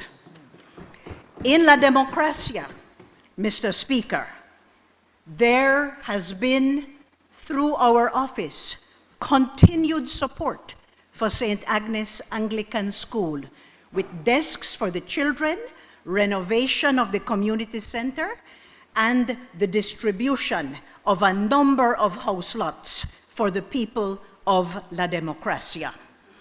In Mahogany Heights, we put in the PlayStation and the bleachers. We gave support for the Village Day and cleanup, and we continue to support the Mahogany Heights Dream Marching Band, who will be going to the Bandfest again this year. Government is also working so that the people of Mahogany Heights can begin to get their titles for their land. This is a big deal, Mr. Speaker, because for many years, the land in Mahogany Heights was in some difficulty in terms of what was the situation. But now that we know that it is in the hands of the government, and we will be asking that some of the mortgages be written off, we will be asking for many of the persons in Mahogany Heights to be getting their land titles. In Gracie Rock, it might take a little while, but we are working on a new survey because the old survey that had been done of house lots was in an area that was marshy and wetlands and swampy. So we are working on a new survey for our people of Gracie Rock. And in Freetown, Cebu, we make regular donations for the cutting and maintenance of the road that goes in. Mr. Speaker, Hattieville, we have completed the full paving of Sylvester Boulevard, the road into the East Windmill area, and the loop that joins all the way around the back of Hattieville to rejoin the highway. We continue to support the Leap Women's Group with donations. We created the Tyrell Requena Memorial Park, and there is now going to be a new park at the Belizean American site in Hattieville. There is ongoing assistance to schools, and we thank the Church of Jesus Christ of Latter-day Saints, the Mormons, for the donation of school furniture at the Hattieville Government School. We have contributed weed cutters and financial contribution to the old Hattieville Park, and we continue to work for all our Hattieville people. In Western Paradise, there was the renovation of the community center, a play station at the ball field, lighting and upkeep of the field, and we are doing upgrading and attention to the roads, and we are looking into the provision of more house lots. In Lord's Bank, the softball field in the BDF area has been created. There is covering for the bleachers at the cricket field, support for sports, distribution of house lots, and we are working very proudly on the renovation of St. Patrick Church, and that renovation should be completed shortly. We also have on stream the police booth and the upgrading of Edwin Parks Avenue. Last but not least, in terms of the 9 areas and villages of Belize Rural Central, we have the huge suburban and rural community of Ladyville. And I first, in relation to Ladyville, want to big up the NHI clinic. Mr. Speaker, this NHI clinic in Ladyville has been transformative. Hundreds of people have accessed primary health care at the NHI clinic in Ladyville. Literally hundreds of people. And it is something that is great for the community of Ladyville. We have paved Mirage Road, that's a full mile of paving. We have distributed, as Deputy Prime Minister said, the land titles for long-time residents of Compassion Lane. Many, many, many years, the people were crying out for their titles in Compassion Lane. Who did it? This particular government of John Briceño did the Compassion Lane titles for our people. We also are putting in a new park in what is called the Milpa area. And we have paved the entrance and the main boulevard at Los Lagos. We have put in bleachers and upgrading of the park in the Japan area. And we are putting lighting on the softball field. And we are going to be upgrading the detour through the Egbert Quilter Road. Also, there has been distribution of house lots. There are now being built homes at the Dolores Estate in the Plunkett Road area of Ladyville. And finally, last but not least, I want to say that we, along with Minister Francis Fonseca and the Ministry of Education, we have provided free education at Ladyville Tech with its full 474 students at Ladyville Tech. Free education, Mr. Speaker. But I would like to take this opportunity, I don't want to put him on the spot, but he is sitting here with us today.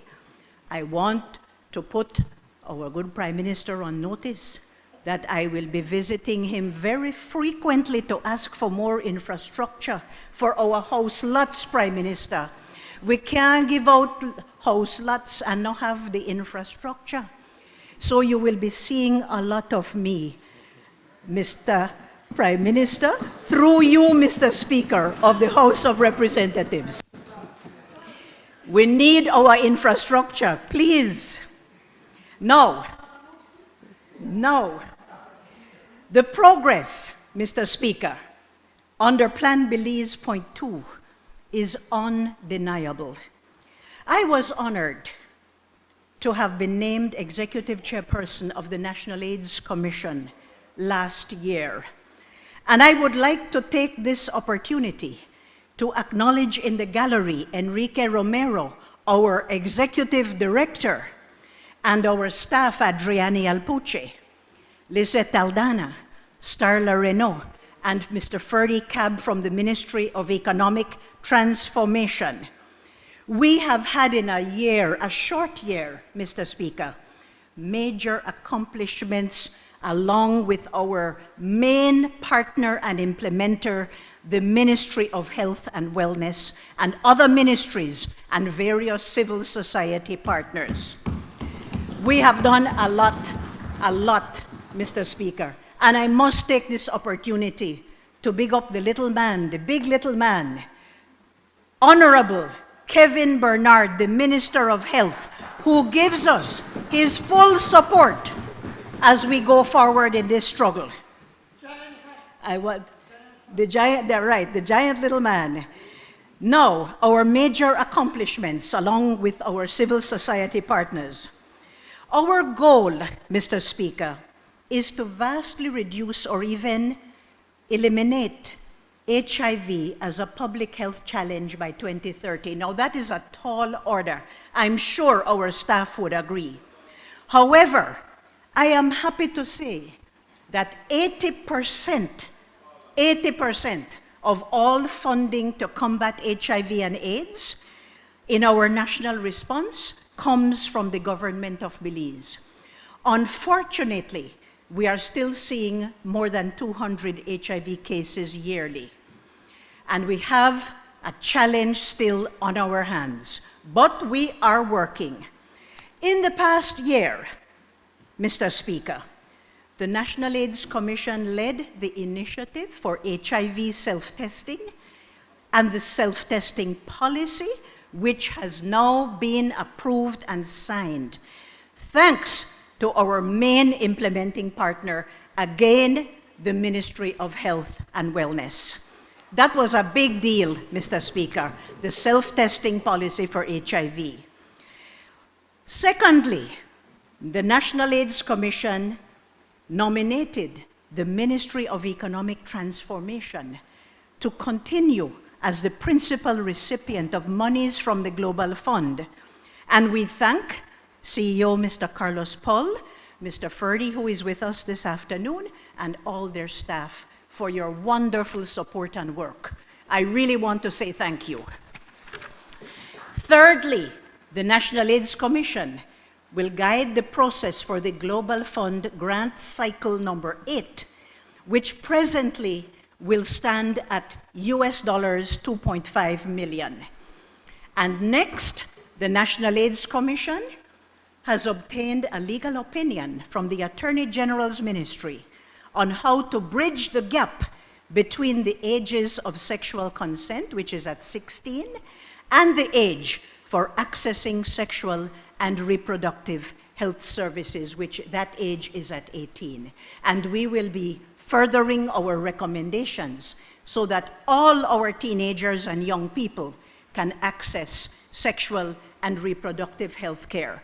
We don't wish to take away the rights of the parents, but where the parent is not there or there is no one to act in loco parentis, then we should be able to allow our sexually active teenagers and youths to access the care that they need.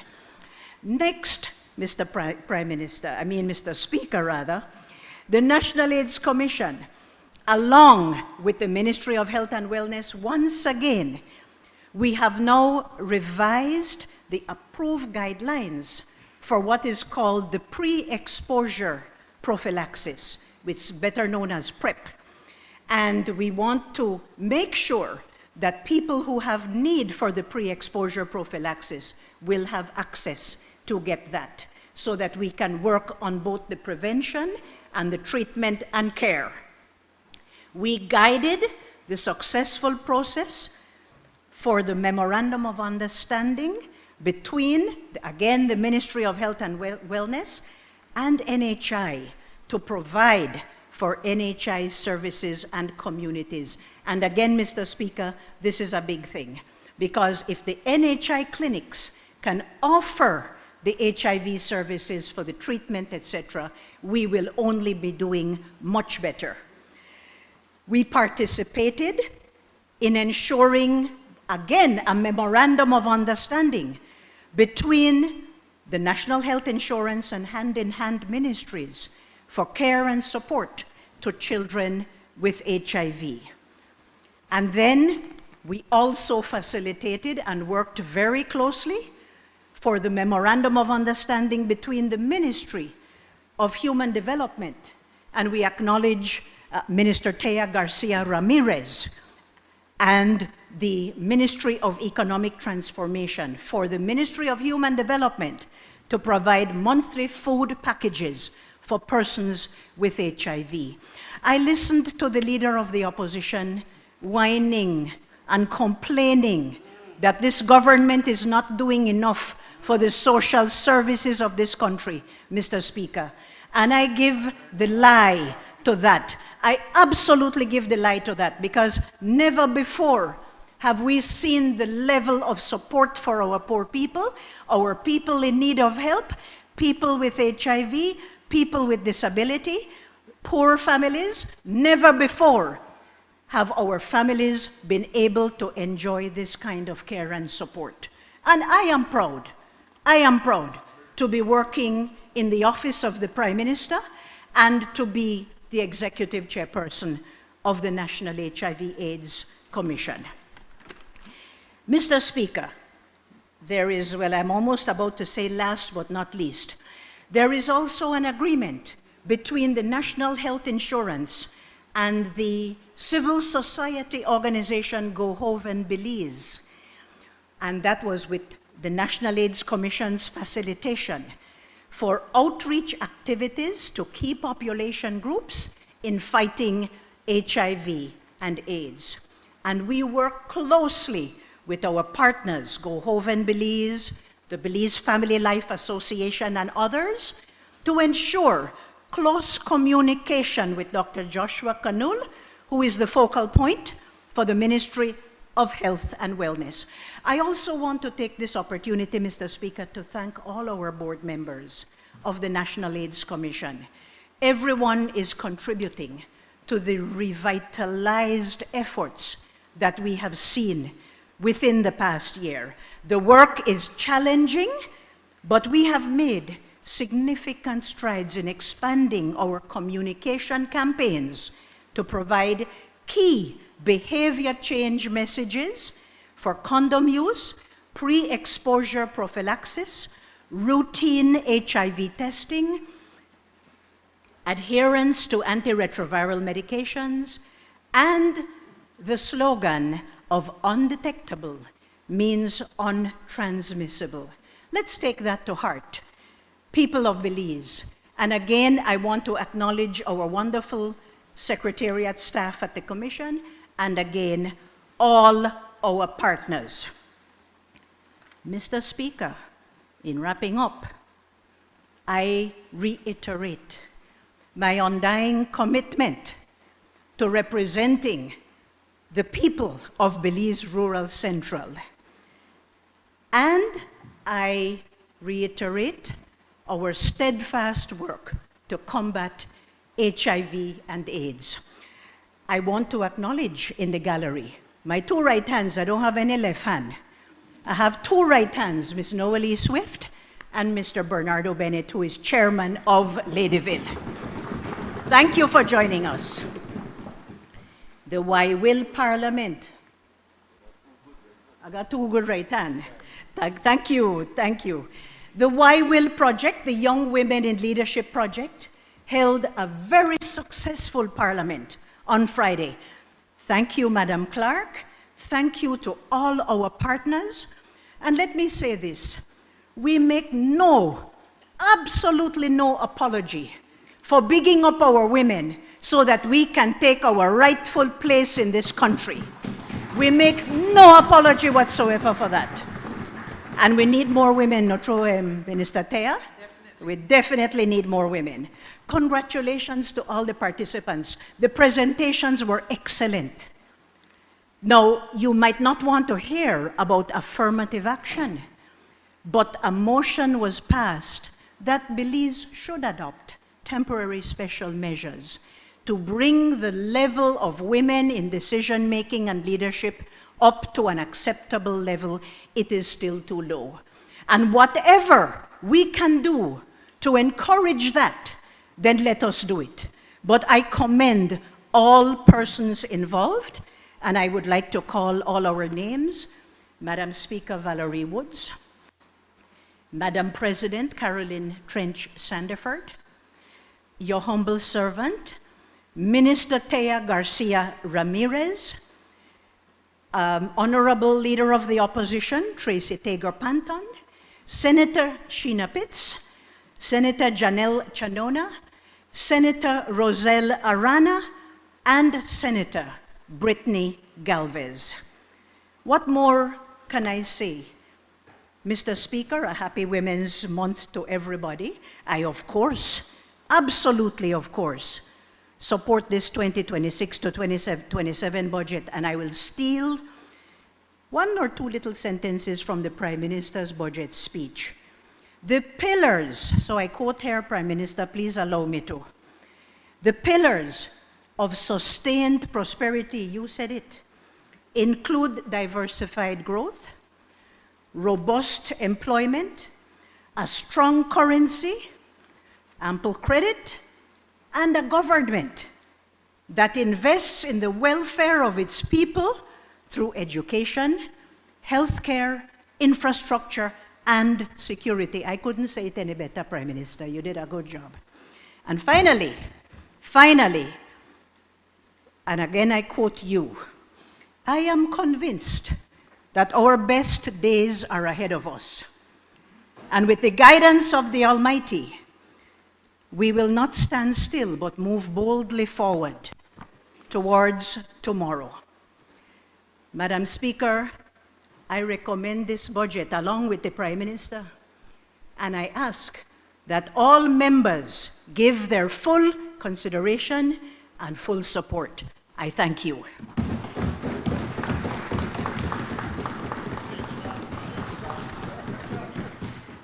I now recognize the member for Belize Rural, sorry, Kaya Central.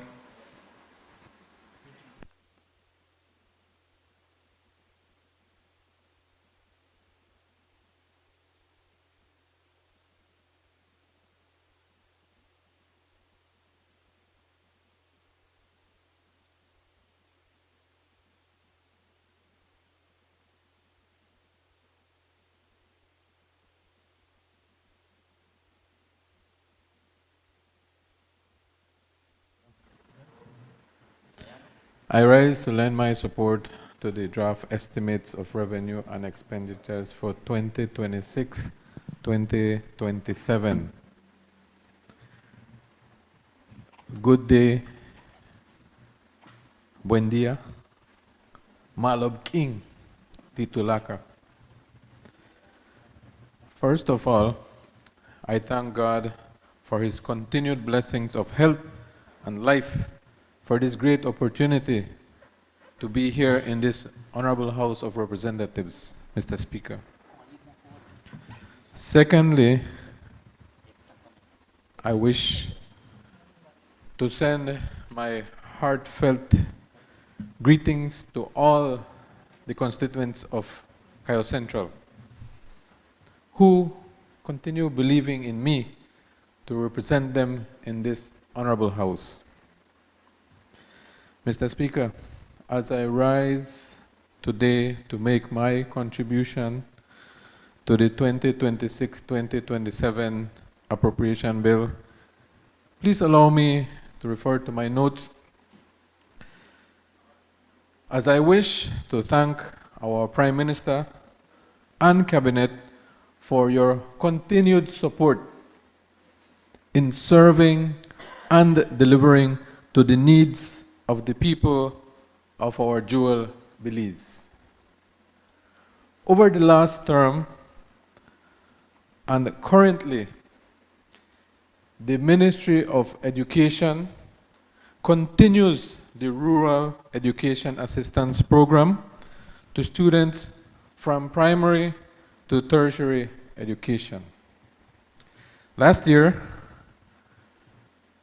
we were part of the free education program to our high school of Sacred Heart College, even though many of the students from Cayo Central do not attend that school.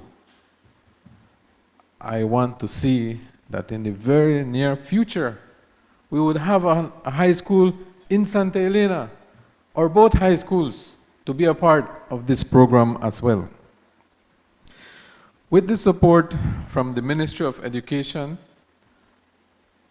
Mr. Speaker, hundreds of students across Cayo Central have benefited from this program.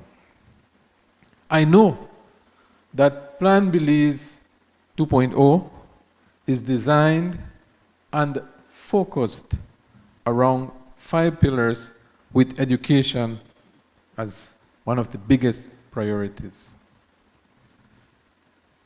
Mr. Speaker, I cannot continue without mentioning the commitment of our government to its human resource, especially the teachers, by addressing their salary adjustments.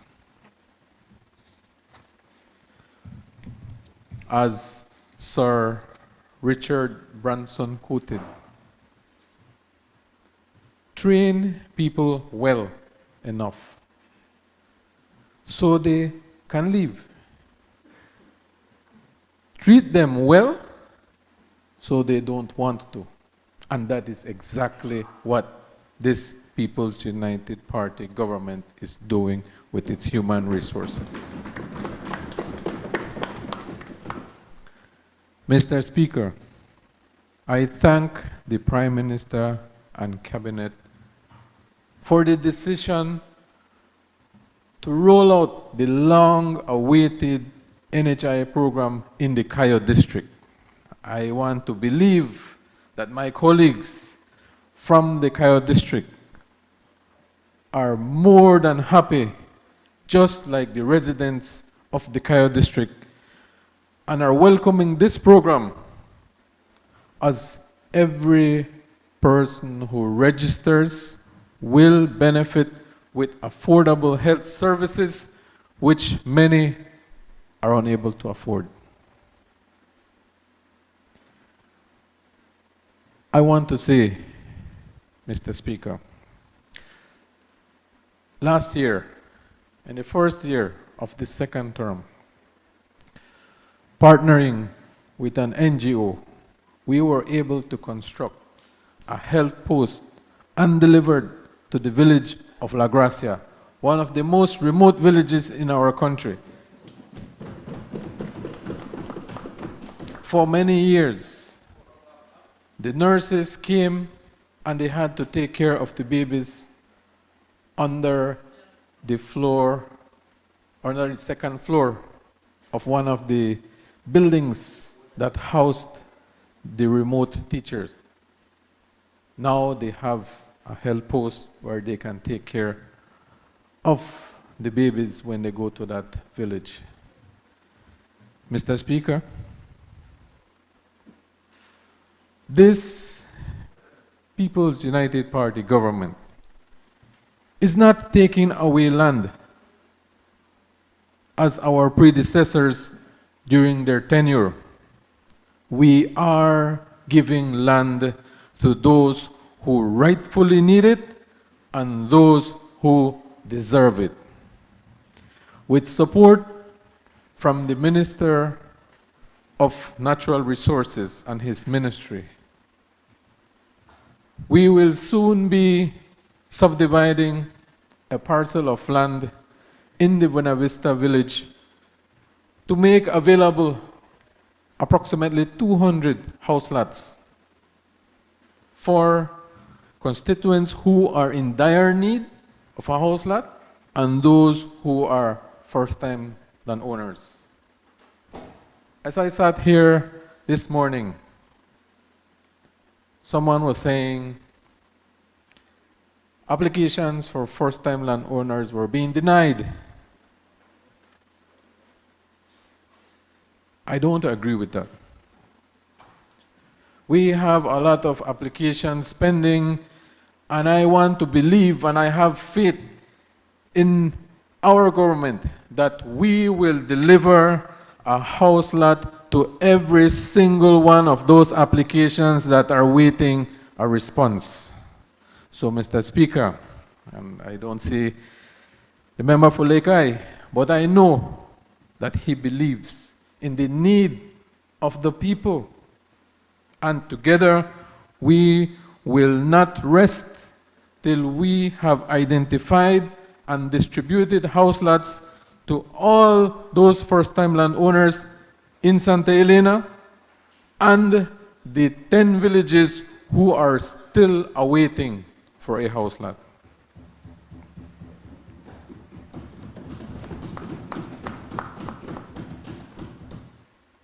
I listened to a member for Kyle Northeast, and he was boasting infrastructure. Sometimes we have to wait our turn. And we have to explain that to our people. The way how the Ministry of Infrastructure is working with us in the Kaya district, I'm not sure of the other areas, but we are provided equipment by turns. And I want to tell the people of Kaya Central, what you are seeing in Kaya Northeast, we will get it. Unfortunately, the Minister of Infrastructure is not here, but I know he's listening somewhere. We will continue receiving the support from the Ministry of Infrastructure, Development and Housing. Because this government is not about favoritism. It is all about delivering to the needs of every corner, every town, and every village of our jewel. You see, Mr. Speaker, this is the huge and clear difference between our government and those who were there before us. Thanks to our Prime Minister and the Minister of Housing,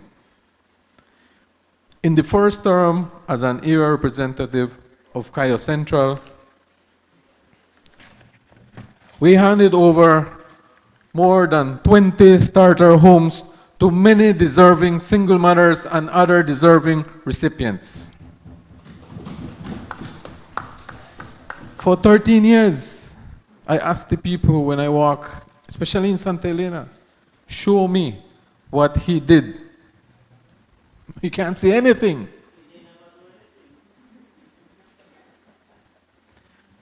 This term, over the last year, we have delivered 5 houses to deserving recipients in the last fiscal year. 2 are currently under construction. 6 other applications have been approved for construction at the start of this fiscal year, which is next month. So for those applicants who are listening, and you have been informed that you have been approved, construction will start soon, while 5 more are awaiting their approvals. So you see, we are not here sitting down. We are not here playing around. We have substance to the talk. While the other side, it's all talk but no substance. Mr. Speaker, there are also those people who applied for starter homes but had overqualified. You know what it means? You know, like, I went looking for a job once, and I gave my CV to the GM. I made the mistake of giving him my CV. And after looking over it, he says, "Sir, I don't think you belong at this place." And I go like, "Why? You overqualify, man." So this is what happened. Some of the people applied for the starter homes, but they overqualified. What does that mean? They are thriving residents who are better off with a steady income, but still cannot afford to build a home. Mr. Speaker, I am pleased to inform those who applied for a 2 or 3 bedroom house in Cayo Central. The first 10 of those houses will be starting construction in this current or this upcoming fiscal year in the Santa Elena subdivision.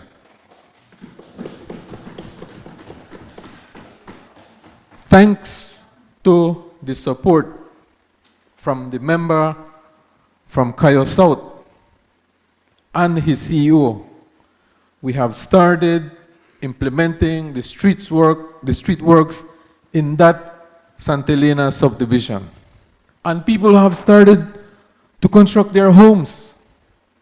That shows that people were just waiting to get that land document they're building, and we are putting in the streets.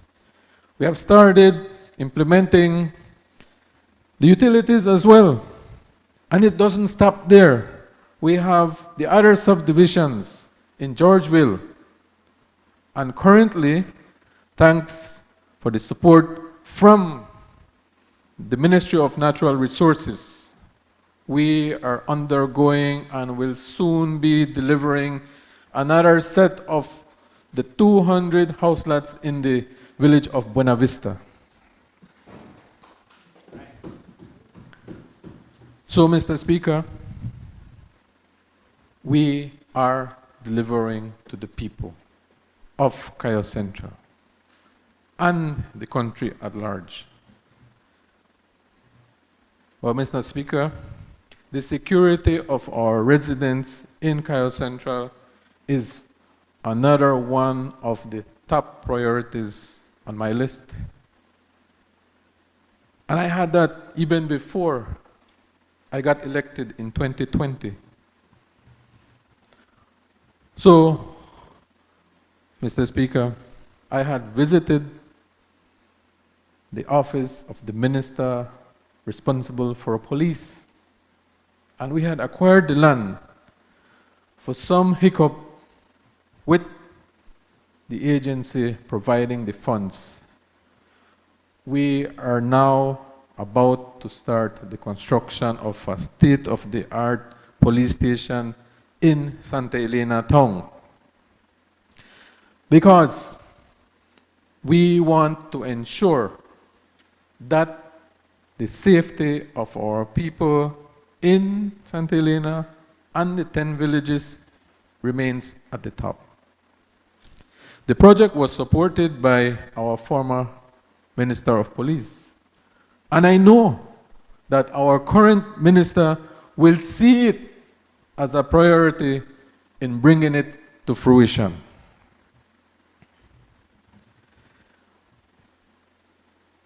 So, Mr. Speaker, by providing the safety of our residents in Santa Elena, last Christmas, for the first time in the history of Cayo Central, we were able to, every time, even the town council, and sometimes I want to believe they're biased, Mr. Speaker. Everything happens on San Ignacio's side, and Santa Elena is left to wonder when it is going to come. So, for last Christmas, Mr. Speaker, we decorated the Rotary Park. We had our Christmas cheer for the children and the parents. Everybody came there and were able to enjoy a night out with their family. For the first time, the 13 years that my predecessor was there, it never struck him to come out and give the people a night to spend with their family. Mr. Speaker, while we enjoy ourselves with our families, we also want to make sure that we are prepared to provide for our families. The Father of the Nation commissioned us to plant what we eat and eat what we grow. So, Mr. Speaker, the 2026-2027 budget visions to allocate approximately $2 million to farmers with crop diversification, support to export programs, and financial assistance, especially value addition to their agricultural products. So, Mr. Speaker, over the years, the Ministry of Agriculture is committed not only to the aforementioned programs, but in creating the avenues and opportunities for industries which eventually flourish and make huge contributions which to our ever-growing economy. So, Mr. Speaker, the difference is, again, we have substance for our talk. I'm not standing here just because I want to take up some time this afternoon and stretch the hours that we are here. In 2020, when the former Prime Minister and his puppets decided to end the cattle exportation, the intelligent and bright-minded Belizean people decided it was enough and it was time to give us, the People's United Party, the opportunity to take this country forward into the right direction. The day after the 2020 General Minister and the Minister of Agriculture opened the borders for the exportation of cattle, which has ever grown over the last 5 years to the point that almost every farmer wants to be a cattle farmer now. The industry has boomed when those before us thought that it was not fit for the exportation when we were going through a crisis, when we were going through a pandemic. The vision that our People's United Party government has is for the continued development and growth of our economy, Mr. Speaker. Also, Mr. Speaker, this People's United Party government has supported our farmers in the production of soybeans, not only to suffice the local demand, but with the capacity to export, contributing with millions of dollars to our economy. All those millions of dollars that were going out as foreign exchange is now staying in the country because our farmers are producing all the soybeans that we need. And also to the extent that we are exporting soybean meal to our neighboring countries. So the ministry is working to support our farmers. We are also, Mr. Speaker, undergoing some research and are hoping to develop some wheat varieties which are climate resilient to this region, and are hoping that when we come to the development of the right variety, we will be able, just like the soybeans, to produce our wheat for the flour that we use in Belize. Some people might say, what this man had for lunch. It's a vision. I remember in 2000, when we started the soybeans industry in Belize, we went right along. And in 2008, it was squashed by the UDP. But thanks to the good people of Belize, you brought us back, and we are here. We have mastered the industry, and we are now exporting soybeans, not importing. And those of you listening, I may not be here, but I sure hope that I will see when we are producing wheat in Belize. The Mennonites have been producing wheat for the last 10 years in small amounts, Mr. Speaker. And that is proof that it can be done in Belize. And the vision is for us to do it on a large scale so that we can suffice our local demand. Mr. Speaker, I know that we are taking care of our human resources of our country.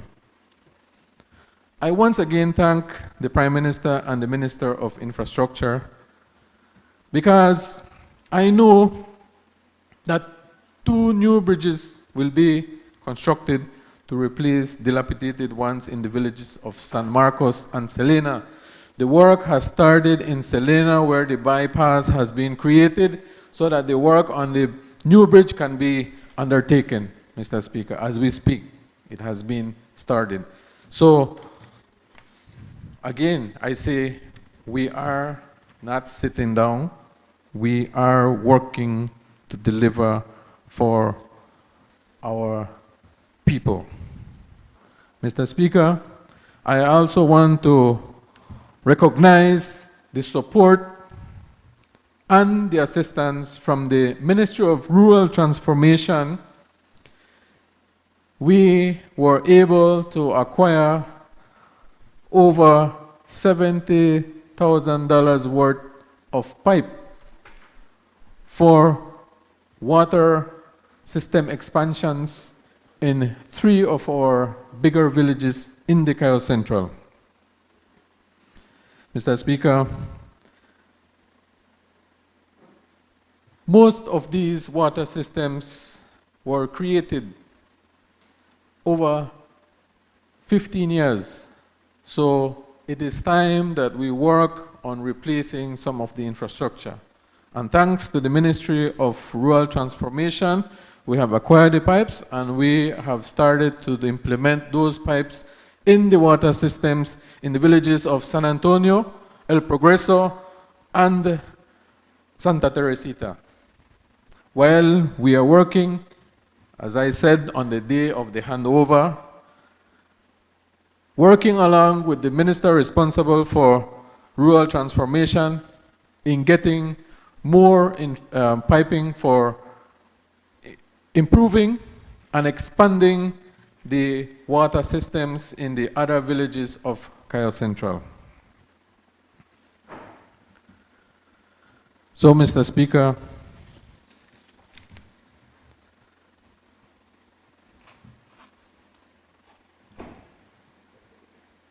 I also want to thank the member for Cayo South for his continued support.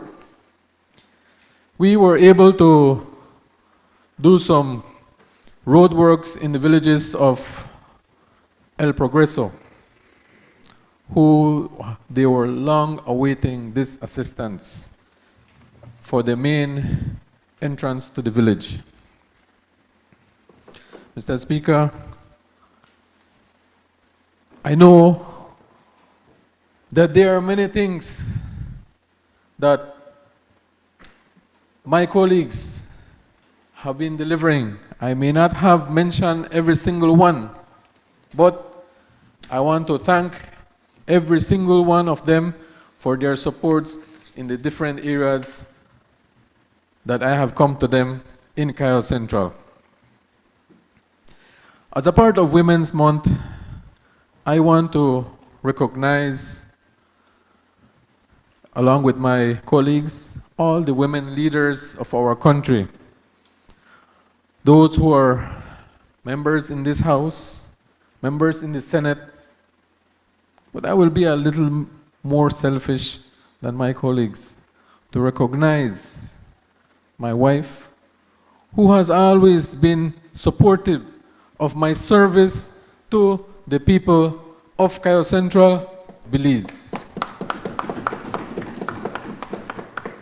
Mr. Speaker, I want to end by saying that on behalf of the constituents of Cayo Central, this 2026-2027 budget has my full support. Thank you. Gracias. Botik Tulaka. I recognize the member for Orange Walkies. Thank you, Mr. Speaker, and good evening to everybody. Mr. Speaker, I want to start off my presentation this evening by first of all responding to a few of the comments referred by the leader of the opposition as she related her message towards the Ministry of Health. And while I know she acknowledged the great support that we have been able to offer her constituents, I want to make some clarification. And I start off with one first clear observation in terms of the long, empty-winded speech that we listened to this morning. The leader of the opposition sought to bring about an issue with regards to NHI, and that NHI is not audited and so forth, but I will leave that to the Prime Minister to respond when he does his wrap-up. Just to say that NHI does get audited every single year, as it currently falls under the SSB. If she would have only checked, she would have known. But, Mr. Speaker, she also mentioned, and I would be in between my message, my prepared message, and I'll ask you if I could get the permission to refer to my notes.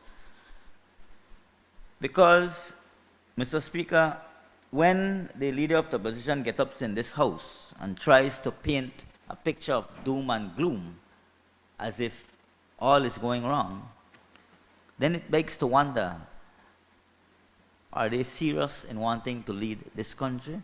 Maybe I should remind the leader of the opposition that it is under their government, it is under the UDP administration that left the health system to its knees, that we had so many broken infrastructure, demoralized staff, no investment in health and capacity building in our health professionals. And we, as a People's United Party government, made that commitment that we are going to turn things wrong. And in Plan Belize, we said that health is one of the top priority in this country, and we have been investing in healthcare across this country. Mr. Speaker, it is with a deep sense of humility and responsibility that I rise to make my contribution to this year's budget debate. At the onset, let me congratulate our Prime Minister and the budget management team for what is once again a budget that shows growth and a pragmatic and achievable plan for delivering good governance to the people of Belize. It is with some measure of pride, Mr. Speaker, that I proclaim that we in the Ministry of Health and Wellness can celebrate our own achievements and share with this nation our forward-thinking and future-focused plans, which form part of this PUP's government budget for fiscal year 2026-2027. For us, there is a simple but profound truth. A nation cannot prosper if its people are not healthy. Regrettably, lifestyle change and, in some instances, unhealthy lifestyles have made some of us less healthy than we should be.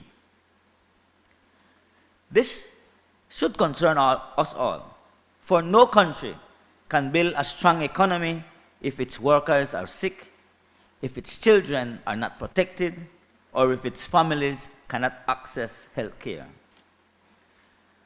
Mr. Speaker, in Plan Belize, we have formed the principle that our health is our wealth. That means spending on health is not an expense. It is an investment in our national development. That is why, in this year's budget, the government plans to allocate $181.2 million for the Ministry of Health and Wellness. This is a real investment in the lives of our people and is, in part, fulfilling our promise to build a healthier, stronger, and better nation. As I said, Mr. Speaker, we are a government that invests in health. Budgets are more than just numbers. You have to see these figures in the wrong. And I think the leader of the opposition missed the whole aspect of this. To examine it holistically is to understand that this national budget reflects values. It reflects our government's priorities, and it looks to the future. Or as the Prime Minister said, this is a future-focused budget. This year's budget reflects clearly our administration's progressive agenda. It reflects our commitment to the upliftment of our people. This is why, Mr. Speaker, I say without hesitation that I support this budget, because it recognizes that we need a healthy nation. The numbers sends a clear message that we on this side of the House will ensure that the health of our Belizean families will never be neglected. This is evident in the allocation for health and wellness, which includes $66.1 million in hospital services, $41.2 million for medicine and for improvement in health technology, $7.9 million for primary care services, $1.47 million for community-based health programs, and $64.5 million for strategic management and administration to ensure the entire health system functions effectively.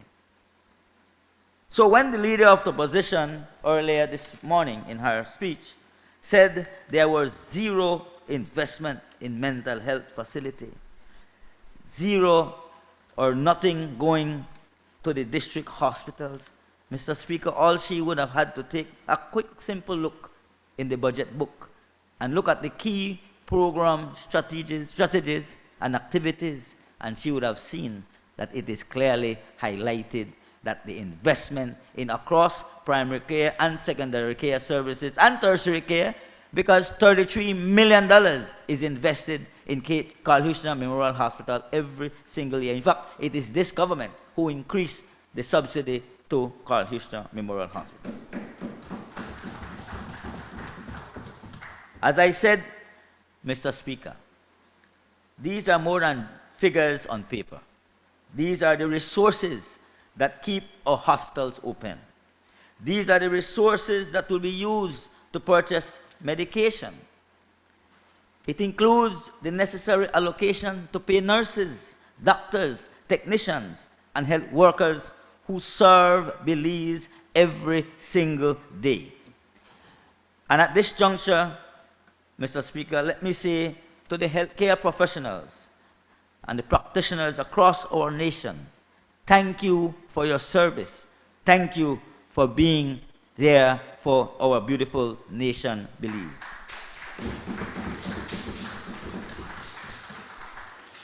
Mr. Speaker, one of the most serious challenges facing Belize today is the growing burden on non-communicable diseases. Diseases like diabetes, hypertension, heart disease, and kidney disease. These conditions, Mr. Speaker, are affecting too many Belizean families, and they are placing increasing pressure on our health system. I want to say that this government is confronting that reality head-on through expanded programs focusing on prevention, early detection, health education, lifestyle changes, as well as improved treatment services. The fight against NCDs is not just a health issue. It is a national development issue. And we are addressing it with seriousness and determination.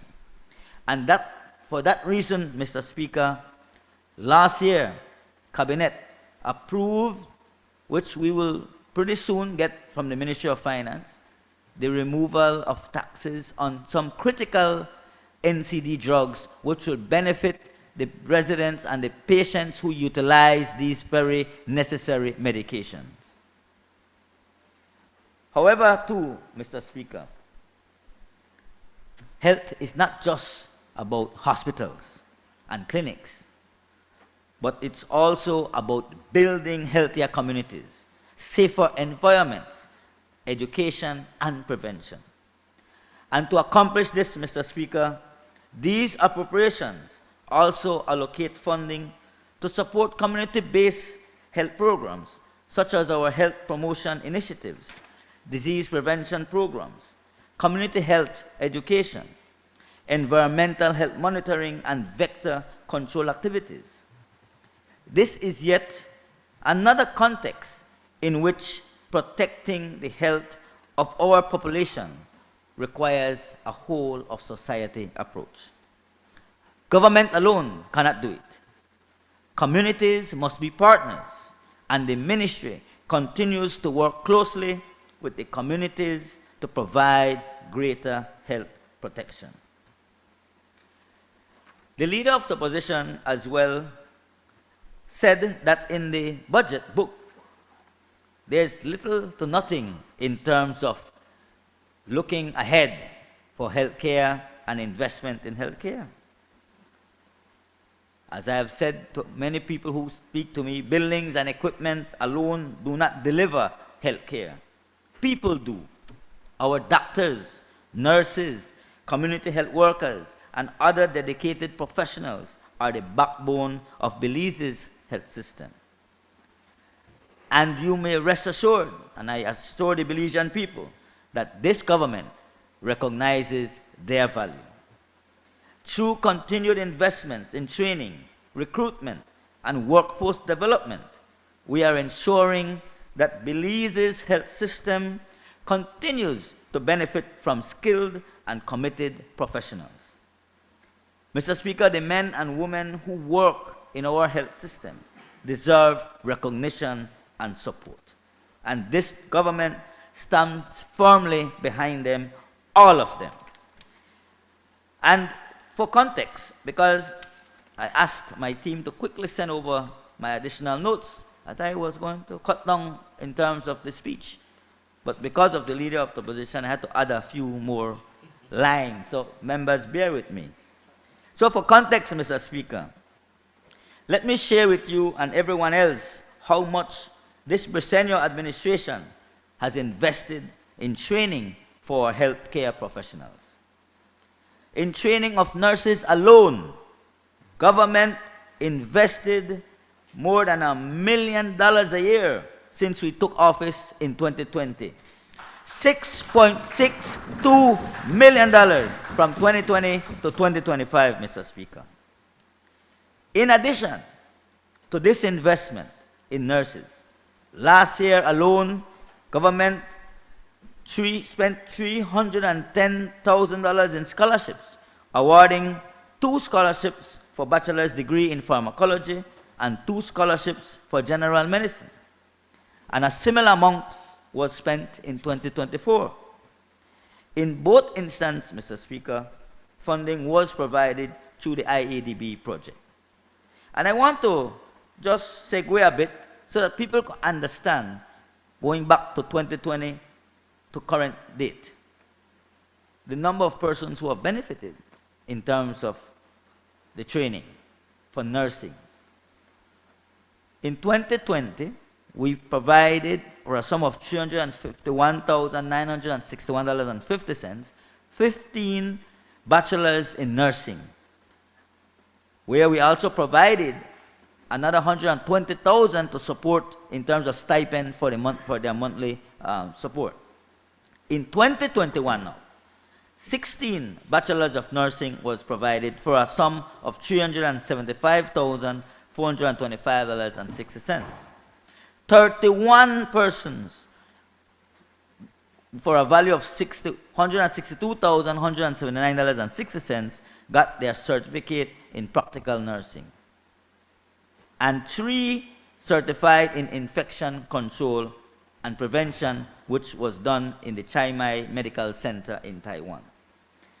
In 2022, Mr. Speaker, another 15 bachelors of nursing scholarship was awarded for a value of $351,961.50. And 10 were given practical nursing for a value of $52,316. 23 cohorts of midwifery also benefited for a value of $432,997.38. And this, Mr. Speaker, excludes the 80% study leave payment that the government also pays these individuals. And we had 2 bachelors of public health nursing that values at $76,200 at UTEC in Jamaica.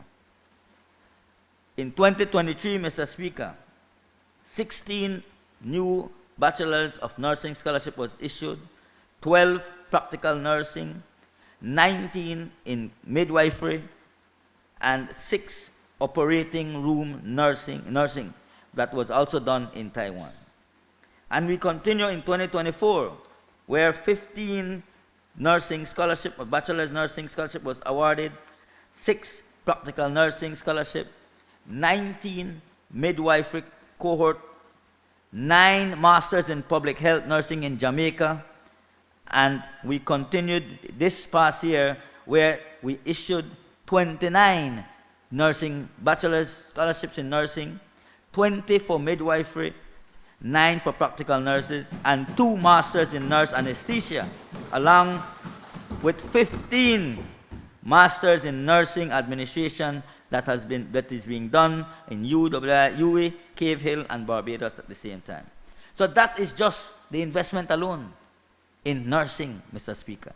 So when the leader of the opposition speaks that we are doing nothing in this budget, let me also tell her that from that, in addition to that $6.6 million that we invested in nursing, in 2025, I said, we also awarded 2 bachelor's of pharmacy scholarship valued at $35,000 and 2 general medicine scholarship valued at $310,000 through the IADB project. And in 2024, we did similarly, where we awarded 2 scholarships for general medicine, and which was valued at $310,000. And forward thinking, as we said, this is a future-focused budget, and the Ministry of Health and Wellness have been planning for any possible outcomes. What we are doing in this 2026-2027 fiscal year, Mr. Speaker, we are going to award 17 scholarships for general medicine, 66 scholarships for bachelors in nursing, 15 cohort scholarships for psychiatric nurse practitioners, and 8 scholarships for medical specialists, 5 that will be given through the IADB fund, and 3 directly from the Ministry of Health and Wellness. If that's not investing in our people, Mr. Speaker, then I don't see what we are doing. Let me also share with you, Mr. Speaker, that one of the largest investments in this year's health budget is the $66.1 million dedicated to hospital services across Belize. And then for the leader of the opposition to come in this house and say, there's no money being given for the district hospitals. It's all in the context of hospital services, Mr. Speaker. And these investments that we are making will support the continued strengthening of regional hospitals, emergency services, diagnostic capacity, specialist care, and maternal and neonatal services. We on this side of the House, this government, we fully understand, Mr. Speaker, that when Belizeans walk into a hospital, they expect quality care, not excuses, not delays, but real health care.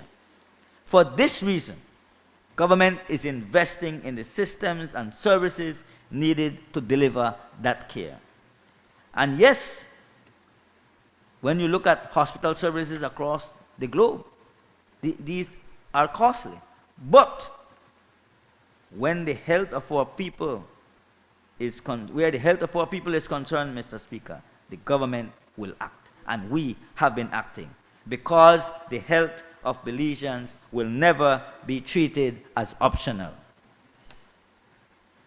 Mr. Speaker, another major component, as I highlighted in my initial beginning, is the $41.2 million dedicated to medicines and medical technology. And this investment will ensure the availability of essential medications, medical equipment, diagnostic technologies, as well as pharmaceutical services. When we took office in 2020, we know what we met. There were about $13 million worth of expired medication sitting in a container in some yard somewhere. Wasted resources that could have been invested in healthcare.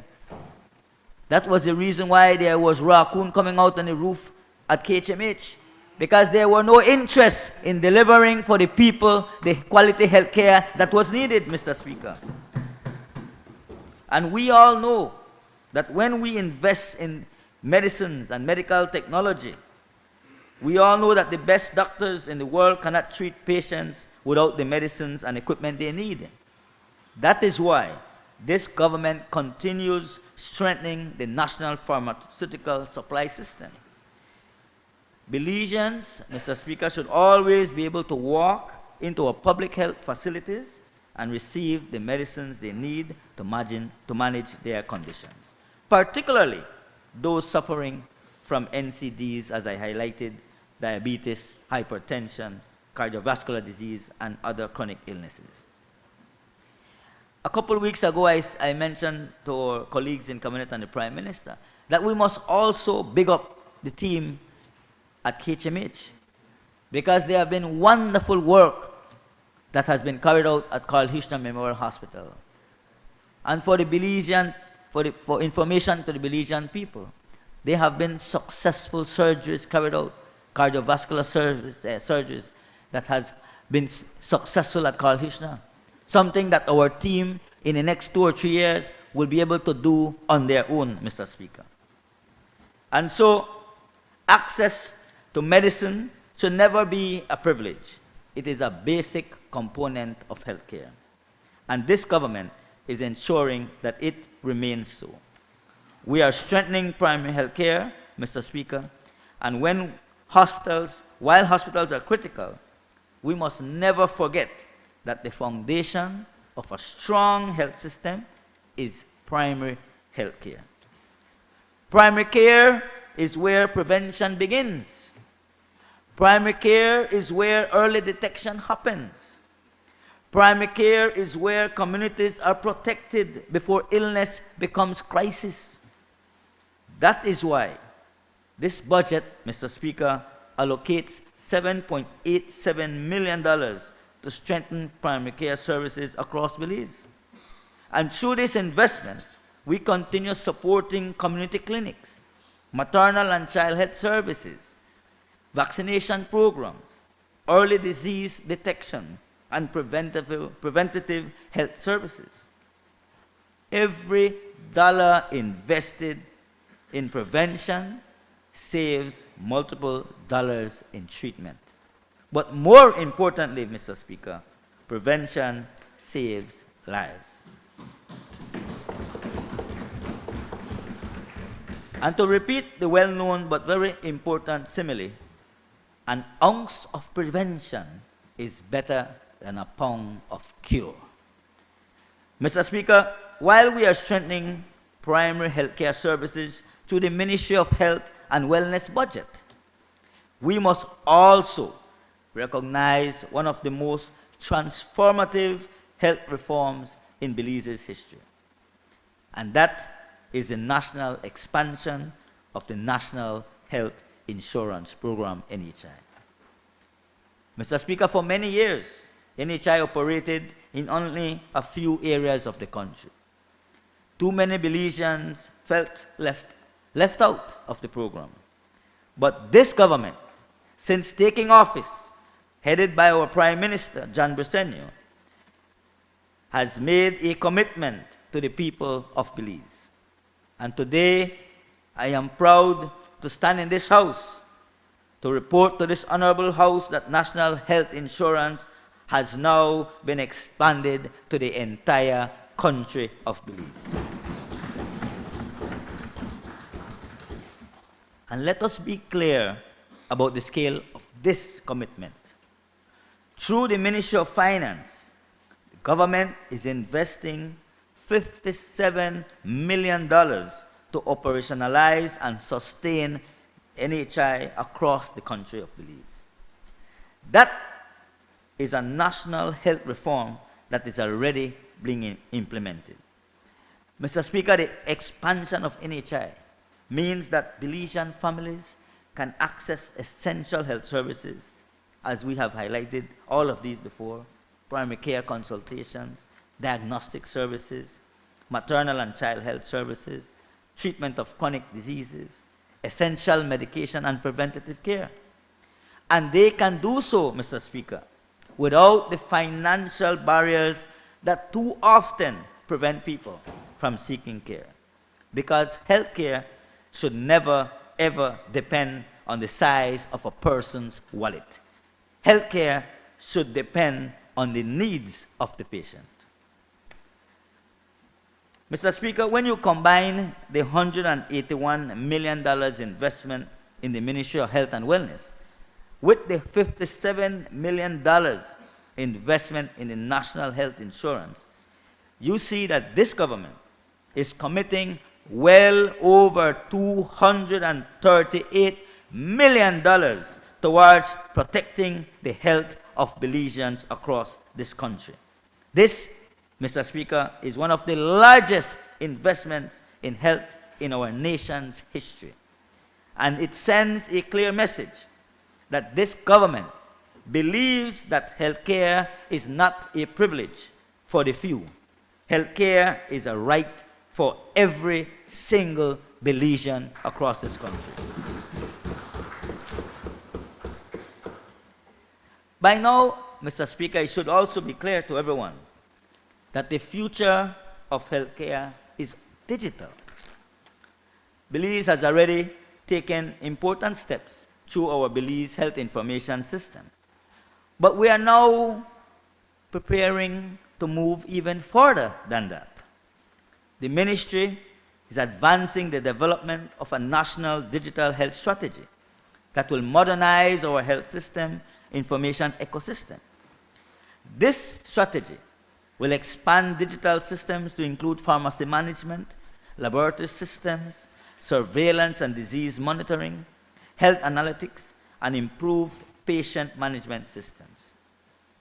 A modern digital health system, Mr. Speaker, will allow us to, among other things, improve efficiency, strengthen planning, enhance patient care, and yes, make better policy decisions based on real data.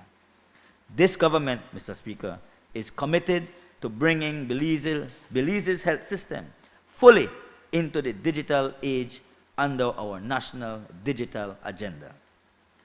So, Mr. Speaker, when we look at all of these things, we are building a resilient system for the future. The last few years have taught the world an important lesson. We all remember the COVID years. Our health system must be resilient. They must be prepared for pandemics, emerging diseases, environmental threats, as well as climate-related health risks. And Belize is no exception. That is why we continue strengthening surveillance systems, emergency preparedness, and our public health response capacity, because protecting the health of Belizeans requires vigilance and preparation. I want to take this moment as well, Mr. Speaker, to note that I have in the gallery here our Director of Hospital Service and Allied Health, Dr. Polanco, who has been a very steadfast leader in the ministry as well. So I just want to acknowledge that he's here. But, Mr. Speaker, when you look at the Ministry of Health and this government, we have set out a clear vision for Belize. This government, as I said, has a clear vision for our Belize's health sector. It is rooted in the belief that every Belizean citizen, regardless of income, geography, or circumstance, has access to quality health care. A Belize where prevention is prioritized, a Belize where communities are empowered to protect their health, a Belize where health systems are modern, resilient, and people-centered. That vision is what drives the work of the Ministry of Health and Wellness every single day. And this year, Belize has reached an important milestone, as I said, where we have been able to invest in the national health insurance across this country. That, Mr. Speaker, is real progress. That is reform. That is leadership in governance. Before I turn, Mr. Speaker, to the Orinjoa East constituency, I want to also take this opportunity to thank my wife and daughter, who was also the backbone of my little family, who tries to ensure that I remain grounded. As you know, we have a lot to do, and sometimes we have to ensure that we have them in our ears and eyes all the time, and our hearts, of course, especially. And I want to take this moment as well, Mr. Speaker, all those young people that you see sitting at the front there who represent some of my key executives for the Orinjoa East constituency, to acknowledge them, and let us give them a round of applause. They are the ones who helped me to win every election. Mr. Speaker, I have a confession to make, and I think that it comes with no remorse or regret. The people of Orinjoa East are the greatest people in our beloved Belize, bar none.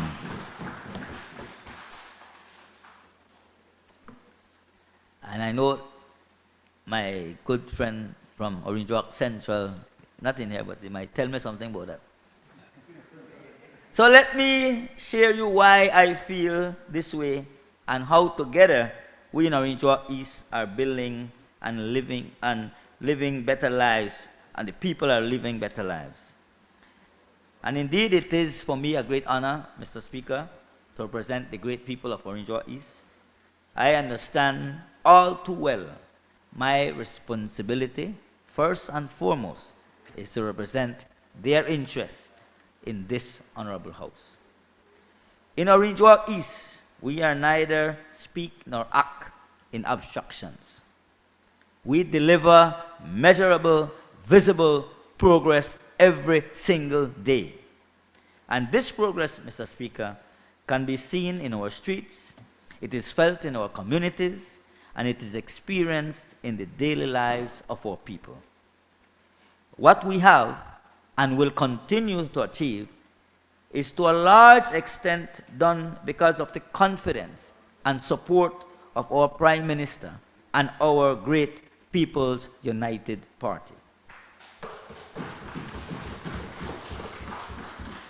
So let me extend sincere appreciation to the Prime Minister for his steadfast leadership and commitment to national development, which continues to translate into real results for Orinjoa East.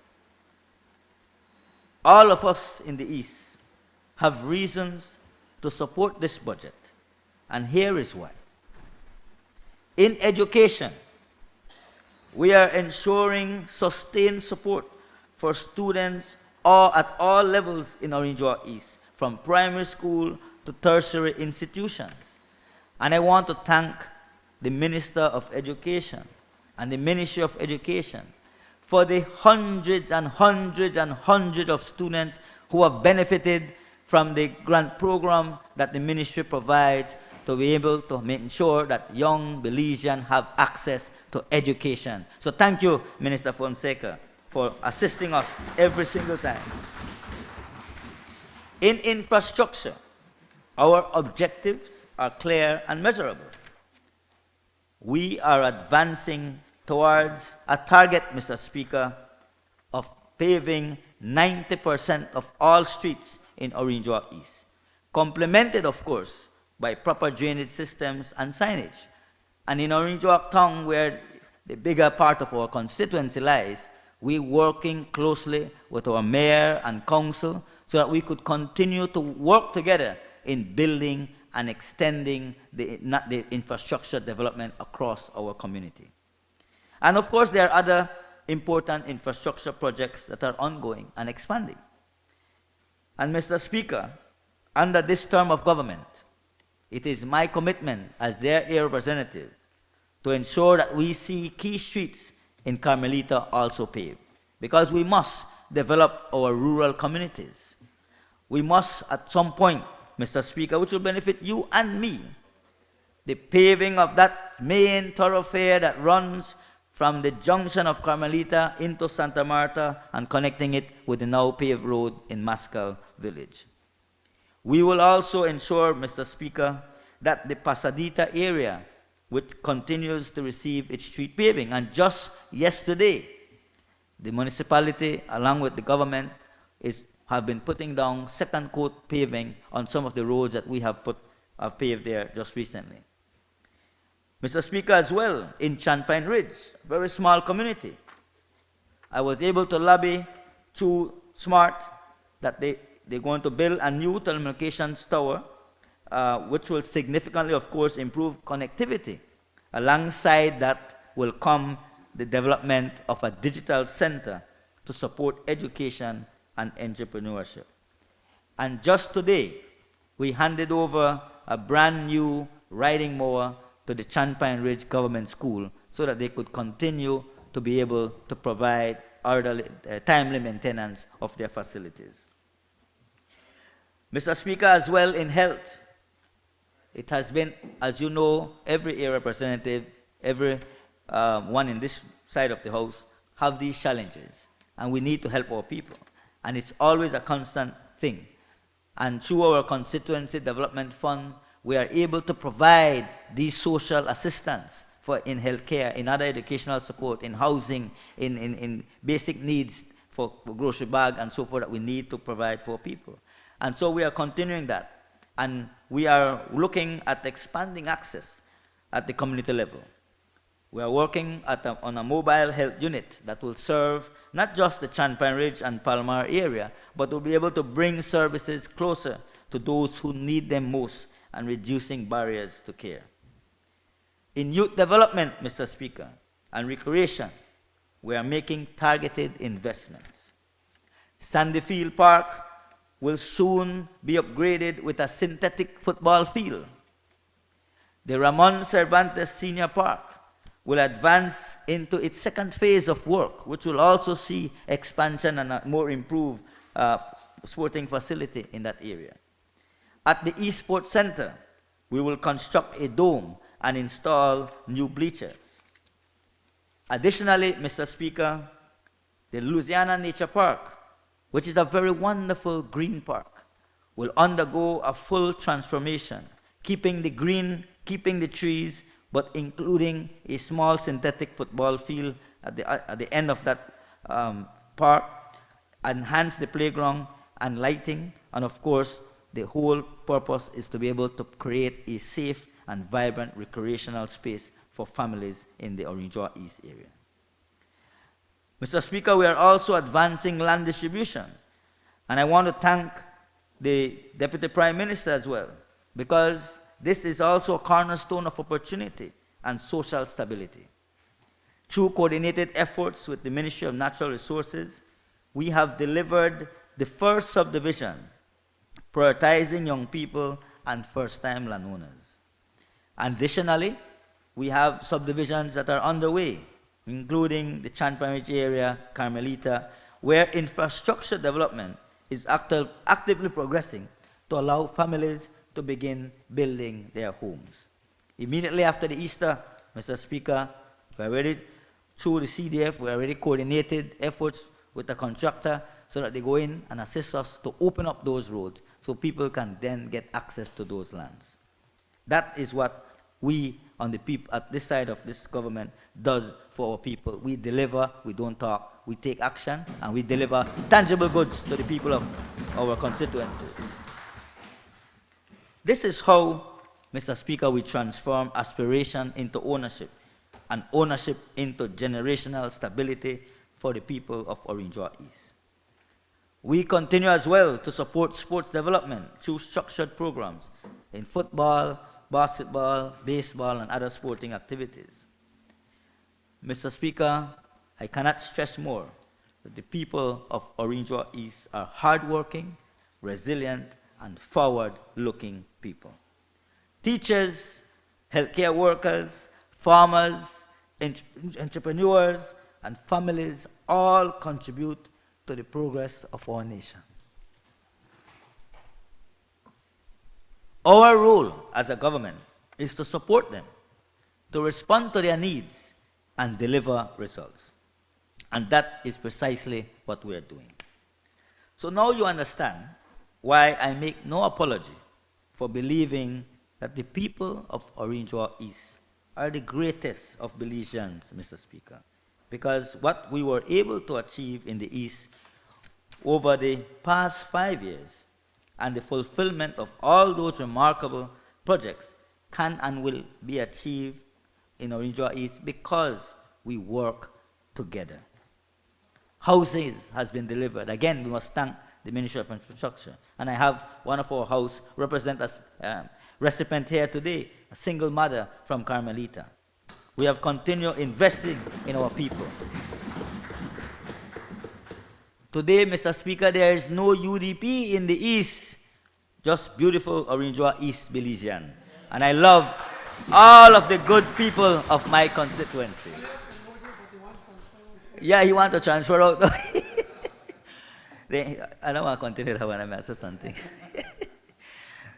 In closing, Mr. Speaker, between, and I repeat this message because it's very important, between the $181 million investment in the Ministry of Health and Wellness and the $57 million investment in NHI, this government is making an unprecedented commitment to the health of Belizeans.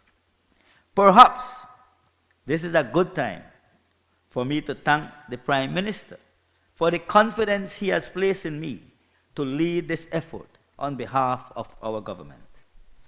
Our Prime Minister leads by example. He works hard every day, and in so doing, inspires us all to do all we can to improve the lives of our people.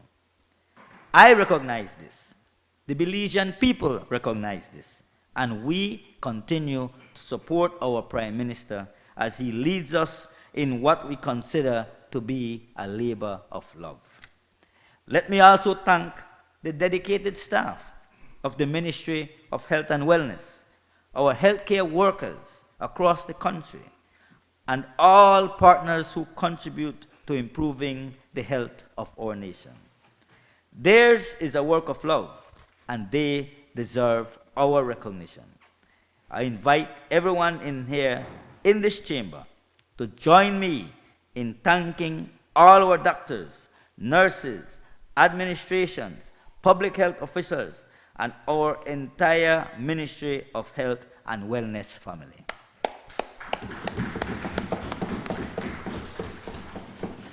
Today, Mr. Speaker, I have made the case. I trust convincingly that this Briceño-led administration is committed to building a healthier nation. Fellow Belizeans, what a different world we are living in today. No more raccoons in the roof. No more containers full of expired medication. No incompetence at the Ministry of Health. What was once broken, Mr. Speaker, has been fixed. And now we can focus on the future. We promised, and we are now delivering. And even as we face the headwinds of some turbulent days due to seismic changes in our region and world, we at the Ministry of Health and Wellness will keep a clear focus on continuing the work of building a healthier nation. My promise to you, the people of Orange East, and to all Belizeans, then, is that the work will continue. Progress will be made, and Belizeans, we will be better in it. Mr. Speaker, sorry, I enthusiastically support this budget, and I thank you very much.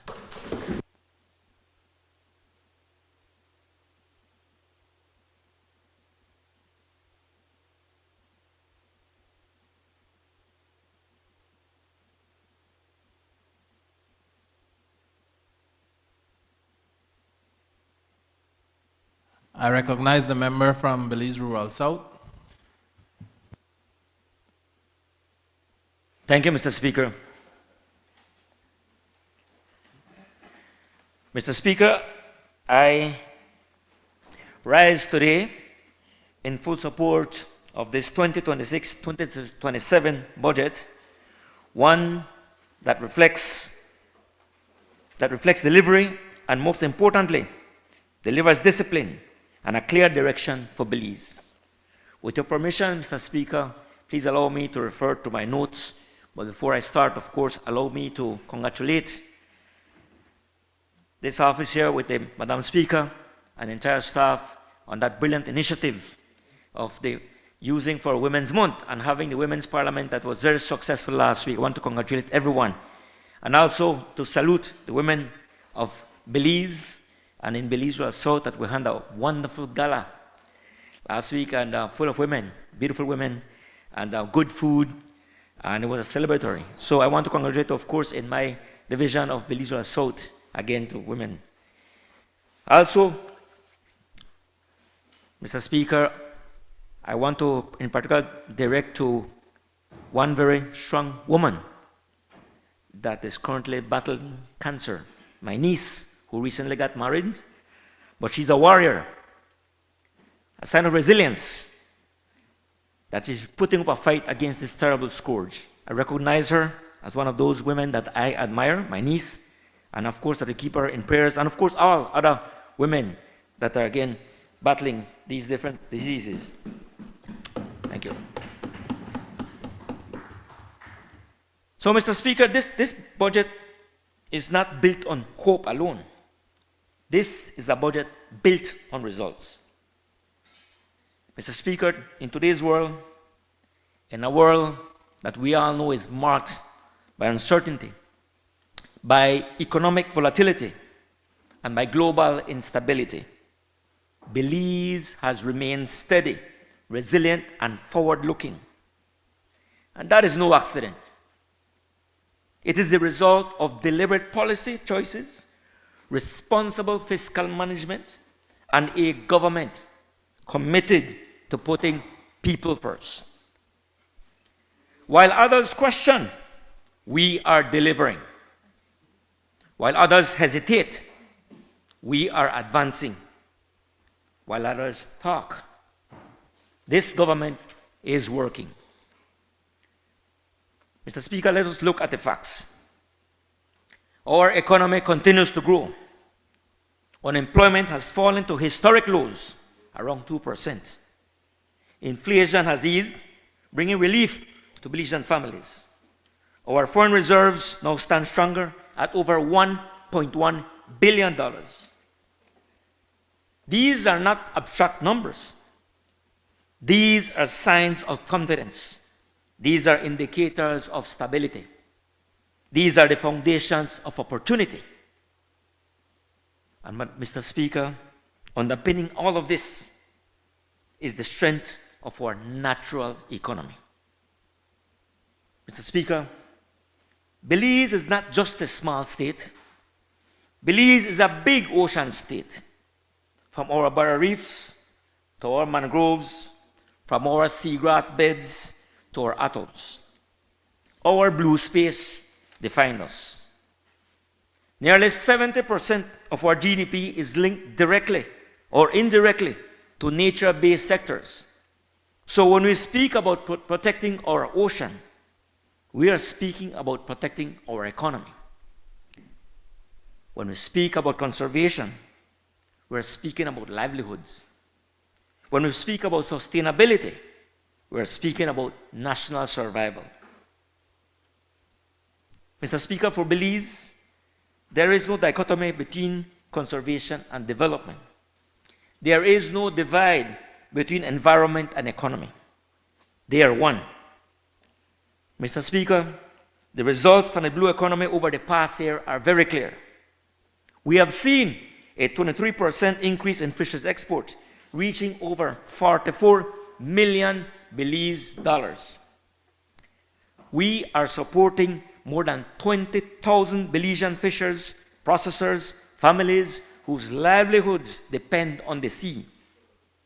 We have expanded marine protection from over 20% to more than 25% of our ocean space, and we are well on track to reach 30% by November of this year. But Mr. Speaker, let me be clear. This is not about just ticking the boxes, This is not about headlines. This is about real results for real people. This government is committed that our conservation efforts must work for Belizeans. It must strengthen fisheries, not weaken them. It must create opportunity, not restrict it. It must build resilience, not vulnerability. Mr. Speaker, a major milestone this past year has been the completion of the updated Integrated Coastal Zone Management Plan. This plan represents a national blueprint. It ensures that development is guided by science. Decisions are coordinated across sectors, and our coastal resources are managed in a way that delivers both economic and environmental value. This is how you build a country, through planning, through vision, and through responsible stewardship. Mr. Speaker, we are also transforming how conservation is financed. Through our blue bonds, Belize has already demonstrated global leadership. But we are going on further, even further. The project finance for permanence initiatives, Resilient Bold Belize, which we intend to close this year, will secure long-term financing for marine spaces. This means stable funding for protected areas, stronger enforcement and management, and direct support for sustainable livelihoods. This is not temporary funding. This is not dependency. This is permanence. We are ensuring that our conservation efforts are not just achieved, but sustained for generations. We're ensuring that our conservation efforts are not just achieved, but sustained for generations. Mr. Speaker, let us now turn to this year's budget. This is a budget of scale. This is a budget of ambition. This is a budget of delivery. We are projecting $1.7 billion in revenue. We are investing $1.9 billion in expenditure, and we are allocating a record $606.8 million in capital investments, the largest in Belize's history. This government is not standing still, Mr. Speaker. We are investing in Belize's future. Within this budget, the blue economy is being advanced through real, tangible, and strategic investments that will deliver measurable benefits to our people and our economy. At the forefront is the US $32.23 million Blue Cities and Beyond project, a transformative initiative that will strengthen wastewater systems, expand water supply, and build coastal resilience in some of our most vulnerable and economically significant areas. Mr. Speaker, this is not just infrastructure. This is protection of public health, protection of our marine environment, and protection of the very assets that sustain our tourism industry. Complementing this is the US $7 million IDB Blue Economy Program, focused on strengthening fisheries sustainability, advancing critical resource assessments, and creating diversification opportunities for fishers and coastal communities. This ensures that our fisheries sector is not only preserved, but modernized and made more resilient.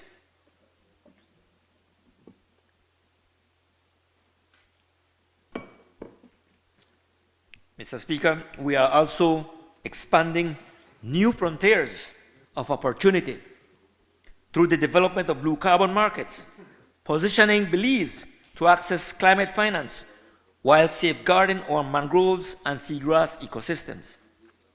At the same time, we are advancing marine spatial planning and strengthening fisheries science and management systems, ensuring that decisions are guided by data, that our resources are sustainably managed, and that economic use of our ocean space is optimized. This is what a modern blue economy looks like: strategic, science-based, and people-centered. And most importantly, Mr. Speaker, we are ensuring that these investments translate into real benefits for our people, stronger livelihoods, greater economic opportunity, and a more resilient future for Belize. At the core of this budget, Mr. Speaker, and our broader blue economy strategy is the prioritization of the effective management of our key marine ecosystems. This includes our coral reefs, mangroves, seagrass beds, and the very systems that underpin our economy, protect our coastlines, and sustain our people. These ecosystems are not only environmental assets, they are economic infrastructure. They support fisheries, they sustain tourism, they provide natural protection from storms and climate impacts. Mr. Speaker, this government recognizes that the functional integrity of these ecosystems must be maintained if we are to secure long-term economic growth and resilience. That is why we are strengthening robust stock assessments, ensuring that our fisheries are managed based on science and data. Modern management regimes, including adaptive fisheries management and marine spatial planning. Monitoring and enforcement systems to protect against overexploitation and illegal activities. Because if we fail to manage our resources effectively, we undermine the very sectors that depend on them. But this government, Mr. Speaker, this government will not allow that to happen, because we're ensuring that our blue natural assets remain productive, resilient, and capable of supporting livelihoods for generations to come.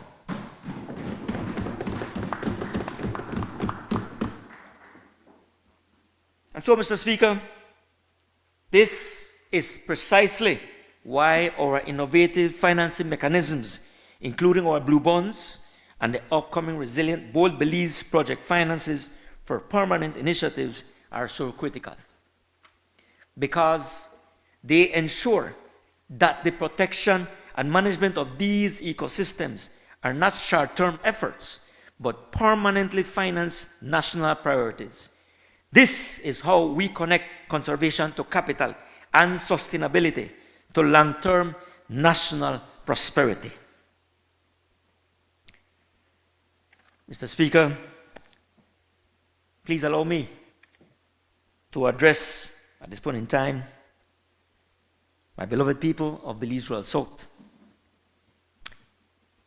It's people at whom I'm deeply grateful, honored, and humbled to stand here in this honorable house once again as the elected representative for Belize Rural South. To be given a second term is not just another victory. It is a responsibility to deliver, a responsibility to serve, a responsibility to continue building a better future for our people. In the area of healthcare for Belize Rural South, Mr. Speaker, as was mentioned earlier by the Minister of Health right here, that we are constructing, right now as we speak, a state-of-the-art hospital in San Pedro. This $30 million investment designed to serve the people of Kikakar and Ambergris Key is well underway, Mr. Speaker, and I'm happy to report and is expected to be fully operational by the end of this year. This, Mr. Speaker, very important. This is a transformative investment in healthcare, bringing critical services closer to our people and reducing the need for travel to the mainland.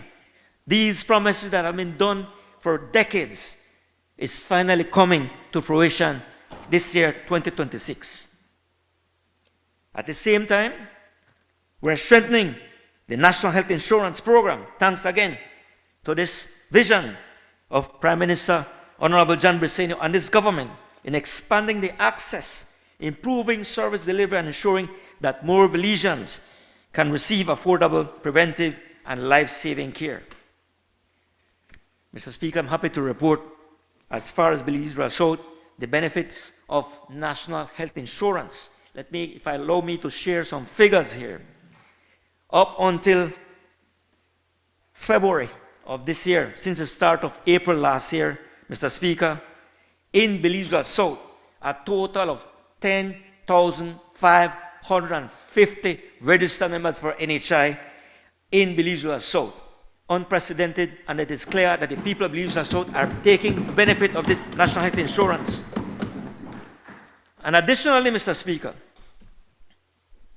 up from April, the figures that were shared in Cabinet some weeks ago, thanks to the presentation that the NHI made in Cabinet, I got some figures from there on the presentation. And from April to November of 2025, a total of 8,391 people had used the services for NHI. That is amazing. And for that, I want to thank again the Prime Minister and this government with the great vision to channel Fui Bolido money that was in the hands of private hands, It went for the revenue for NHI. And Mr. Speaker, it's working for Belize, and it's surely working for Belize Rural South, Kikaka, and Ambergris Key.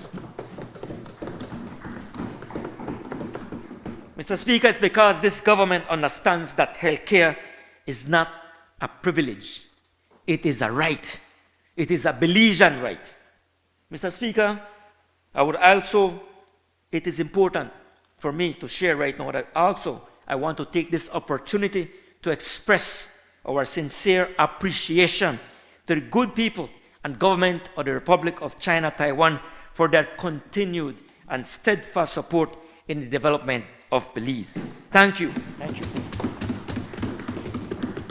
Mr. Speaker, their partnership continues to deliver tangible results, not only at the national level, but directly for the people of Belize Rural South. This is what strong international partnership looks like, delivering real infrastructure, real services, and real improvements in people's lives.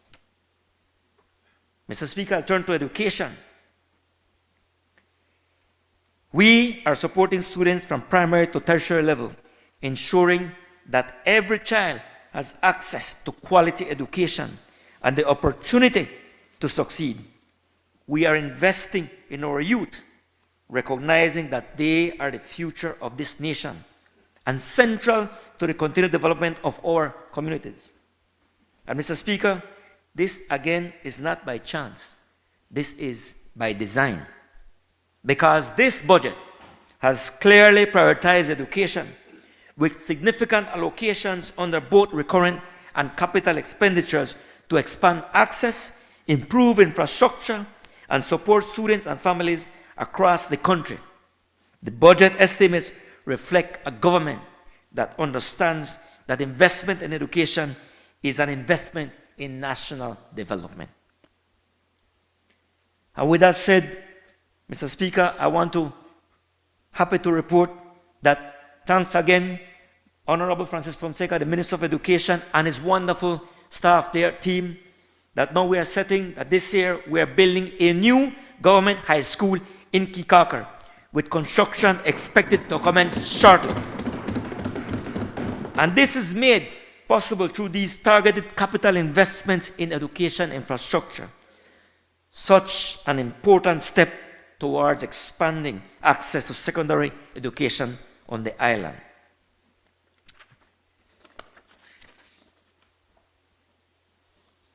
And starting this new year also, very, very important, I want to make it loud and clear that the country, that I'm very grateful that since last year, the free education, the recipients of San Pedro High, a total of 775 students, 2 years ago, qualified for the EOP, I think it's the education, yes, EOP, the free education program, where every single student enjoys free education. And as promised by the minister, being delivered at this beginning of this new school year for Kikakar, a total of 175 students in Kikakar will benefit of free education this fiscal year. This is real support for families, reducing financial burden and expanding opportunity for our young people. And while this is an infrastructure investment, Mr. Speaker, it is also an investment in education and youth, because healthy environments support better learning, better outcomes, and stronger futures. And in infrastructure, Mr. Speaker, in San Pedro, we continue to improve in the roads and drainage, working along with the San Pedro Town Council. A total of over 9 miles have been paved, and more roads are being developed as we speak for the development of Up North, preparation for the national development and the strategic plan for infrastructure in North and Burgess. Thanks to Ministry of Tourism, Minister Honorable Anthony Mahler, we inaugurated this year a new artisan market in San Pedro, creating space for local entrepreneurs, supporting small businesses, and strengthening the local economy. We are strengthening public safety through the construction of a new police station in Kikakar, ensuring greater security for residents and visitors alike. Hopefully, with our Honorable Minister Oscar Mira and the Ministry of Home Affairs, that by the early next year, we will be inaugurating a brand new police station for Kikakar. So lots of things happening for Kikakar. And of course, Mr. Speaker, another important that I must highlight here, no? Sorry, I beg, because it's coming. It's finally coming. At time we felt we were getting frustrated. It's not coming to Belize South, but it's coming now. Looking ahead, and already approved, Mr. Speaker, we are preparing, just discussed this morning, we are preparing for the commencement of the US dollars 12 million sewer system for Kikakar. A critical investment, yes, that will address long-standing sanitation challenges, protect public health, and safeguarding the surrounding marine environment. You know, some people criticize investment in infrastructure, but this is investment, Mr. Speaker, especially in Kikakar, investment in dignity, in resilience, and a sustainable future of our communities. Another important area I'd like to highlight, Mr. Speaker, is the issue of lands. Always a very sensitive, touchy issue, especially when it comes to Belize Rural South. When we entered in 2020, Mr. Speaker, and I have to repeat it, and I know I say a song like scratch record, the issue of lands, especially for Belize Rural South, was in a mess. And continue reeling from still cleaning up the mess that was left.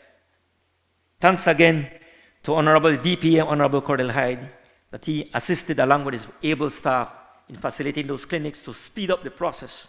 And we continue to struggle, Mr. Speaker. For example, we are encountering people having 3 claims for the same property. That are the vestiges that was inherited from the last government. And we're still cleaning up. But nonetheless, happy to report that since then, we have issued, thanks again to the Lands Department, over 1,000, to be exact, 1,082 physical titles have been facilitated through my office, and I want to thank you, Minister Hyde, for this. This is a major, major game changer. People are finally getting their titles in their hands, something that years and years they have been fighting for. And also, we continue to churn up more for the first time landowners, Mr. Speaker, first time and younger generation who have never owned a piece of property. They are born and grown in Belize Rural South. And we continue to do that. And that's important. We're aiming this year, Mr. Speaker, to at least increase by another 500 properties in Belize Rural South. So we have a lot of work to do there, but we are moving on.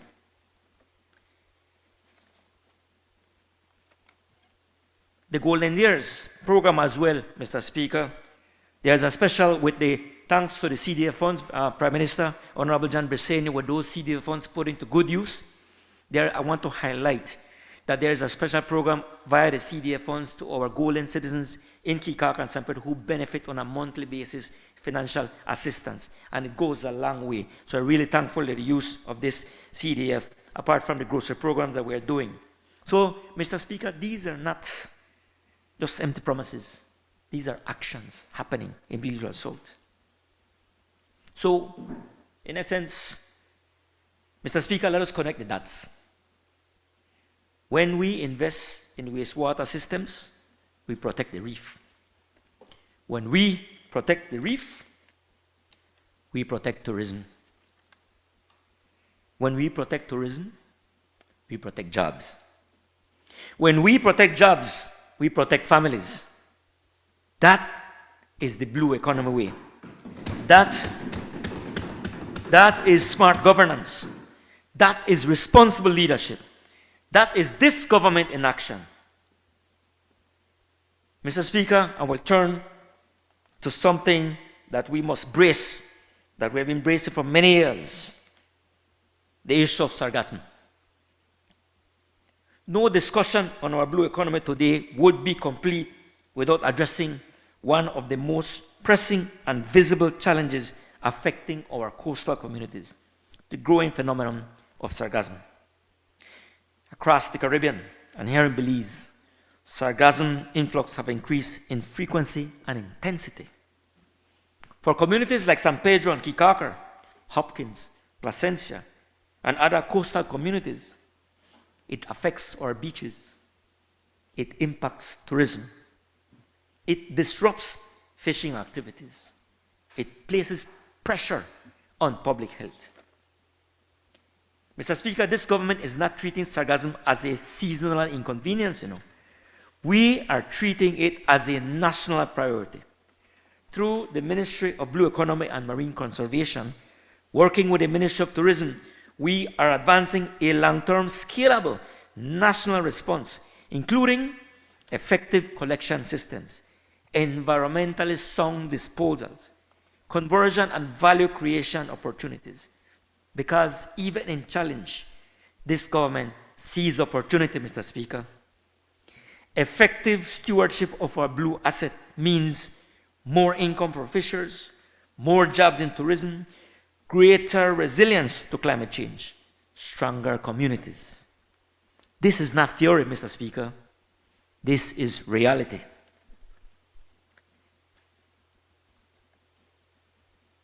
In closing, Mr. Speaker, I would not be able to close without first reaching out to thank those in my ministry, the Blue Economy and Marine Conservation. I want to start by thanking my CEO, Ms. Beverly Wade, the great work that she works and the support. I want to thank her. My Fisheries Administrator, Mr. Rigoberto Quintana, and of course our CEO at the Coastal Zone Management Authority Institute, Ms. Samuels, CEO Samuels, and the entire staff of all the different departments that fall under the Ministry of Blue Economy and Marine Conservation. They have done the great work, Mr. Speaker. We are the workhorse. We've always said it, that we have that commitment to make sure conservation targets for the Blue Bonds Agreement, the Blue Economy, the Ministry of the Blue Economy and Marine Conservation is tasked a lot of that to make sure that those milestones are met. And I want to thank them immensely for the good work that they have done and the support that they give.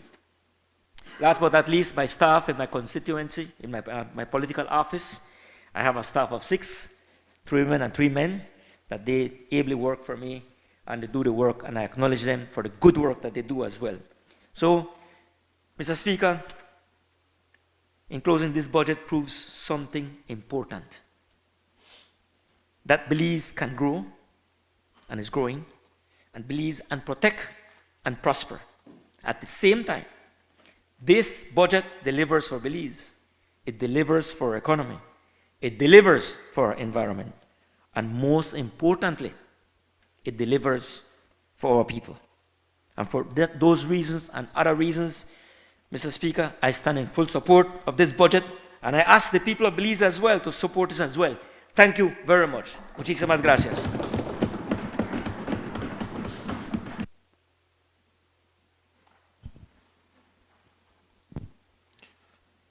I recognize the Honorable Minister from Orange Walk North.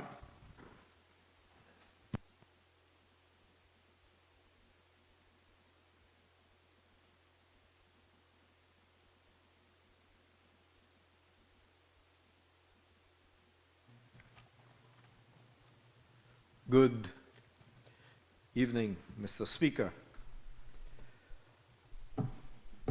First of all, Mr. Speaker, I would like to wish all the women of Belize and of the world happy Women's Month.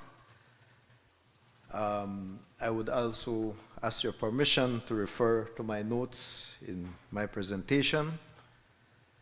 And, I want to express some disappointment at how that other side has been depopulated so quickly. Seems they are catching the Sister B syndrome. It's such a disservice to the people that they represent. I think they should be here to keep our democracy vibrant and robust. But it is what it is. And I just wanted to express that disappointment. Mr. Speaker, I want to express first and foremost my utmost gratitude to the good people of Orange Walk North for having delivered me once again to represent them here in this honorable house. I am humbly grateful to them, to the good people of Trial Farm, of San Jose, San Pablo, Nuevo San Juan, Otrobenque, San Antonio, Santa Cruz, San Roman, Douglas, and San Luis. Thanks to them, I am here representing them, serving them, and thanks to my committees, to those people in my committee, the councils, campaigners, my family who have been supporting me along this journey. And it is on their behalf, Mr. Speaker, that I stand here proudly to support and approve this budget 2026-2027 so that Belize can continue moving forward under this People's United Party government. As the adage says, that the proof of the pudding is in the eating. Today, I stand to make testament to the good people of Belize of the good work that this PUP government, under the leadership of our Prime Minister, the Right Honorable John Briceño, has been doing to make education work for Belize. The work has been arduous. The leadership has been steadfast, and the results have been rewarding, palpable, and impactful. Ever since the good people of Belize re-elected us back to this honorable house in March of last year, we at the Ministry of Education, Culture, Science, and Technology have been working diligently to make good the trust that the people put in us. We have been planning assiduously, engaging with the multiple stakeholders, setting new people-centered goals, and executing incisively to optimize the achievement of our targets. We have been deliberate in delivering education to all our Belizean students as effectively and as efficiently as we can.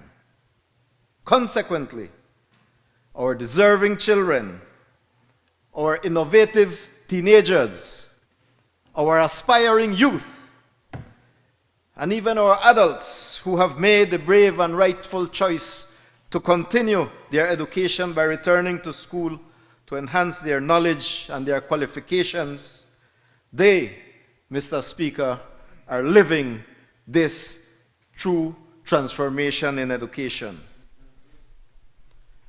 Today, education in Belize is more accessible, more equitable, more inclusive, more relevant, and with a higher caliber of quality more than ever before.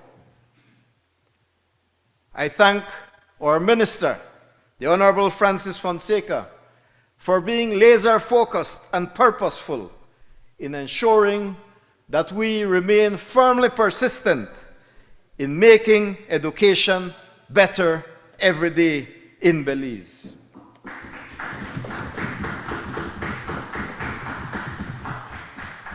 I thank our CEO, our Chief Executive Officer, Ms. Diane Mejia, our Chief Executive Officer, then our Chief Education Officer, Ms. Yolanda Gongora, and all the members of our team at the ministry in Belmopan and also in the various departments and district education centers in the Orange Walk, Corozal, Toledo, Stann Creek, Belize, and Cayo districts, for all their hard work that they put in every day to make education work for Belize.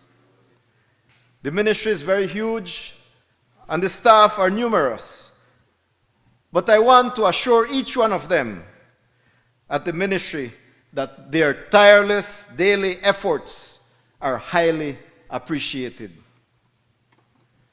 Many thanks also to the teachers who are on the front line every day, tasked with ensuring that education, that knowledge is directly imparted to our students every day. Thanks to the school managements and administrations for maintaining the order in the achievement of our goals. Thanks to the various stakeholders and development partners in education for your continuous support in making things happen.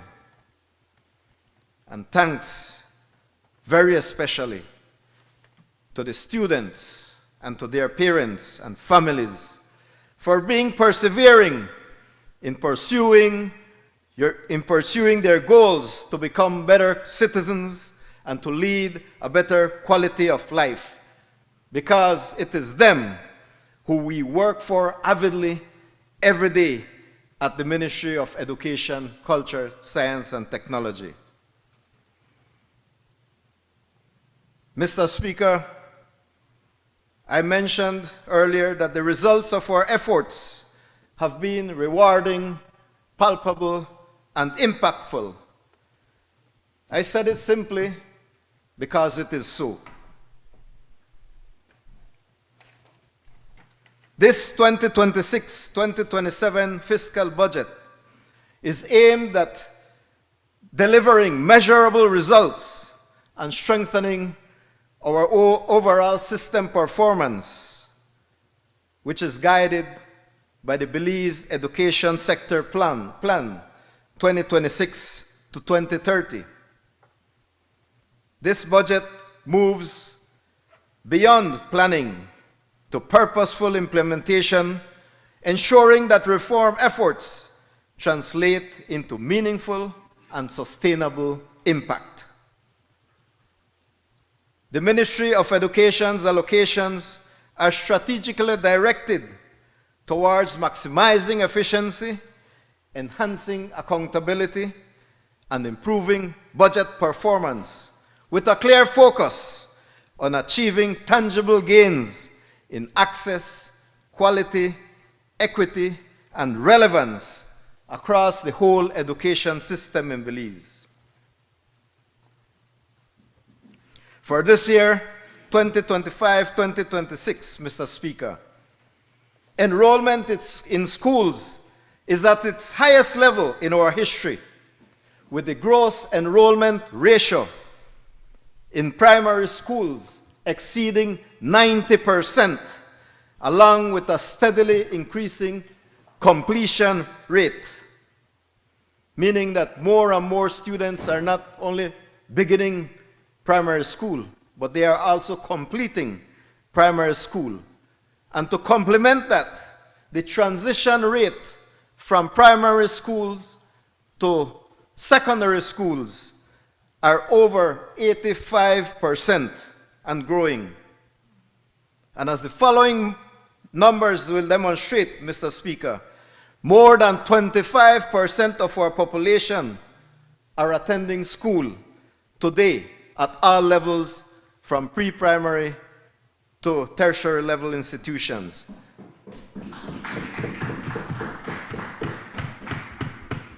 Mr. Speaker, that is 1 or more of every 4 Belizeans who are attending school presently. That is impactful success. At the pre-primary level, there are 6,369 students and 513 teachers. In primary schools, we have 58,673 students and 3,454 teachers. At the secondary level, we have 23,590 students and 1,698 teachers. At TVET level, we have 814 students. At tertiary institutions, we have 11,059 students, and the number of teachers is 696. Adults who are continuing their education in the ACE centers, we have 948 students.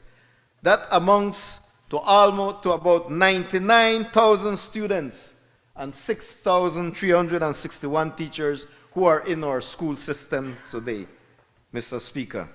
And I must add that these numbers include only the students that are physically attending schools.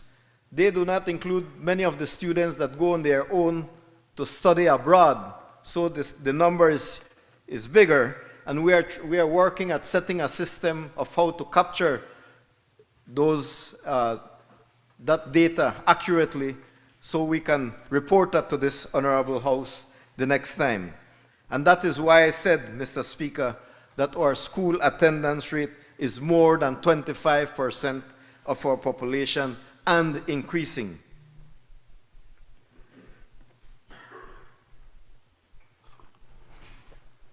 And these positive increases, Mr. Speaker, did not come about just like that.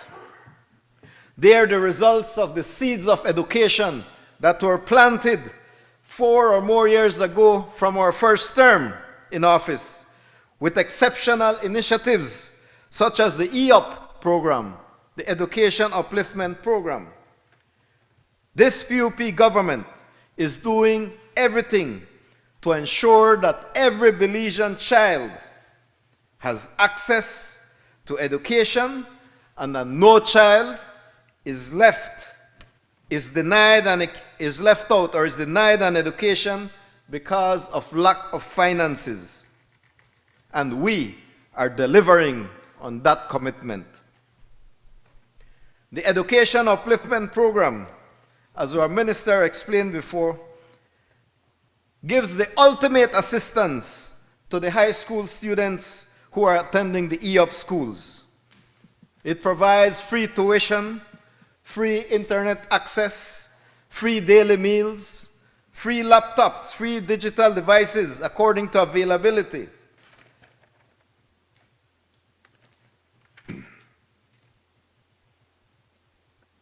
And first farmers get 4 sets of free uniforms. The schools, they receive grants for infrastructure so that they can improve the learning environment. This EUP program, Mr. Speaker, has become very vital in providing equitable access to education in our beloved Belize. It has eliminated many of the financial barriers that used to cause some Belizean families to abstain from sending their children to school. It has brought opportunities to families so that they can educate their children to the maximum of their potential, regardless of the state of their finances. It has brought the sunrise to the aspirational youth in Belize. When it was launched in 2022-2023, in the 2022-2023 academic year, Mr. Speaker, the EOP program supported 947 students in 4 high schools. And it has been growing so exponentially every year that it makes me proud to declare in this honorable house today that in this new fiscal period, 2026-2027, the EOP program will include 27 schools, secondary schools, and we will reach more than 14,000 students countrywide. This shows that in less than 4 years since its inception, the EOP program has grown by 13,000 more Belizean students from the time it started. That's 1,300% growth in less than 4 years. This success is exponential and impactful again. So I don't know what the leader of the opposition was talking about when she was, trying to put us down. And there is more. Because in this PUP government, we place high value on education because our Belizean youth deserve all the opportunities that are available to them for a better quality of life and for their families. We recognize consciously the vital and indispensable importance of education in the lives of our children and our youth. And we are acting on it by making education more accessible to all.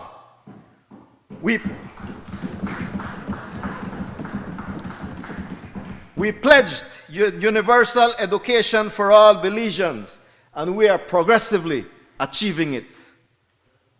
In our first term, Mr. Speaker, we began on this journey by making some high schools free of cost to make it accessible for them.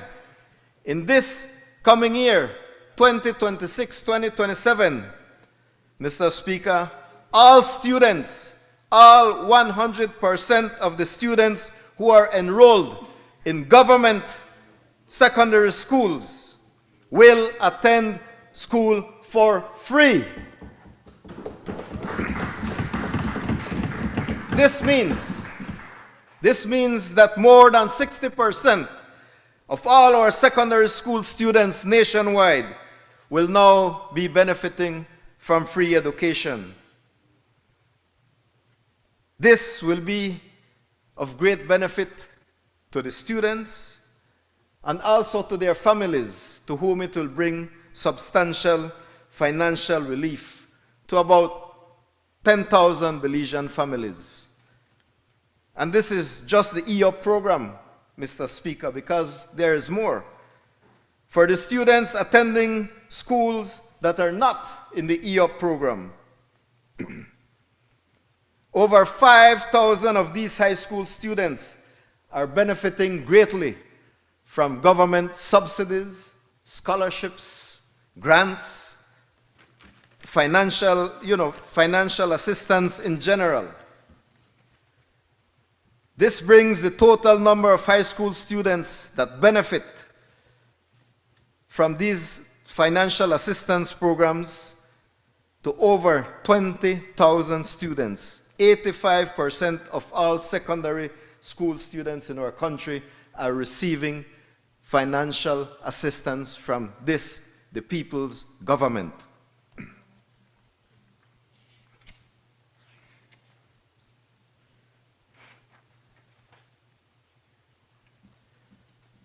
In addition to that, these programs that the government has is providing partial or full tuition support to over 1,350 students at the primary level, to 4 out of every 5 students attending the University of Belize, to 3 out of every 5 students attending other local tertiary institutions, and to over 1,000 students pursuing studies at foreign tertiary level institutions. They are all getting financial assistance from this, the people's government.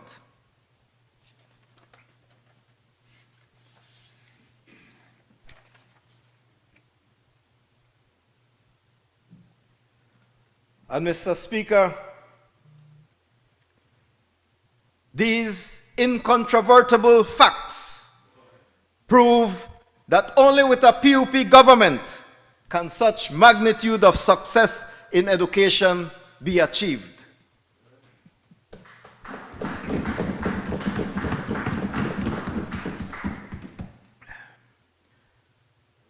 The Connected program has been crucial in bringing and advancing technological integration and innovation to our Belizean children, Belizean youth, and to our teachers to enhance teaching and learning. This 2026-2027 budget will provide approximately $2 million for the expansion of internet across 283 schools from preschool to tertiary institutions. This will benefit over 78,000 students and more than 4,500 teachers. With internet access serving as the foundation of our technological advancement, we have brought to fruition many innovative, avant-garde, informative, and engaging digital platforms, such as the 501 Academy website, along with key ancillary features, the Inclusion Corner, Wild 501, Access 501, or recently launched AI, the chatbot or AI chatbot, 501 Historian, the 501 Teacher Assistant. And I urge everyone, Mr. Speaker, especially our students, to make good use of these available platforms. It was designed and made for them, for the students of Belize, young and old. Mr. Speaker, once again, this demonstrates that our government remains fully committed to making quality education accessible, equitable, and inclusive to all Belizeans. And we work hard every day to live up to our commitment. At the Ministry of Education, we are always aspiring to bring good things to our students and to our teachers. We are fully cognizant and conscious of the fact that young students need to eat nutritiously to be able to learn and to grow and to perform well. We are also cognizant and conscious that many families in the past had abstained from sending their children to school because they couldn't afford it or they couldn't provide them with a meal. And we, Mr. Speaker, this government, we are acting on this reality. We are taking action to rectify it. And so, in addition to the EOP program, we have brought also the National Healthy Start Free Feeding Program, which is another project which was initiated in the first term of this government that has been growing consistently in providing better meals to more students every day. In 2025-2026, this program reached to providing meals to 15,850 students across 56 primary schools and 22 high schools through an investment of $8 million. This year, Mr. Speaker, we will expand the feeding program to benefit 20,000 students in primary and secondary schools with an increased investment of $10 million.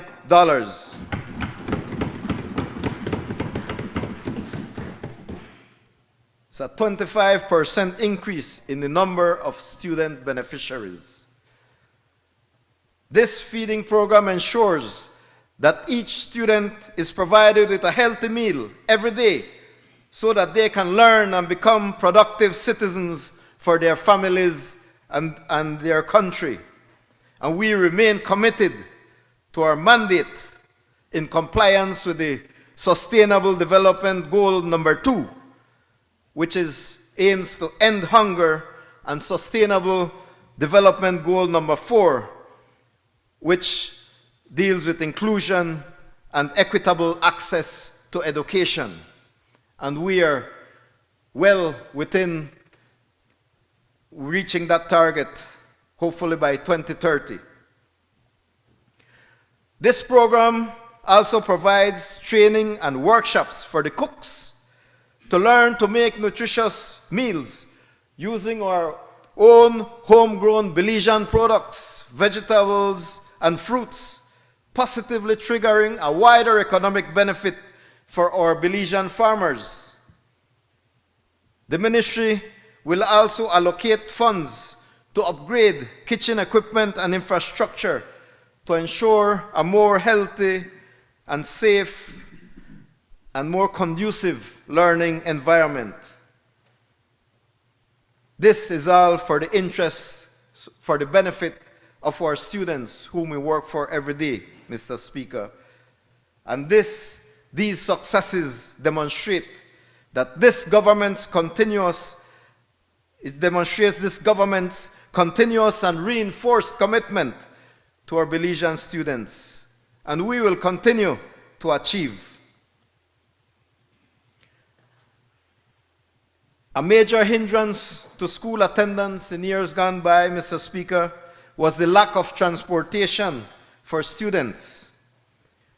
And in our commitment to make education accessible, the government has made school transportation a national priority to address especially the needs of those students in our rural communities.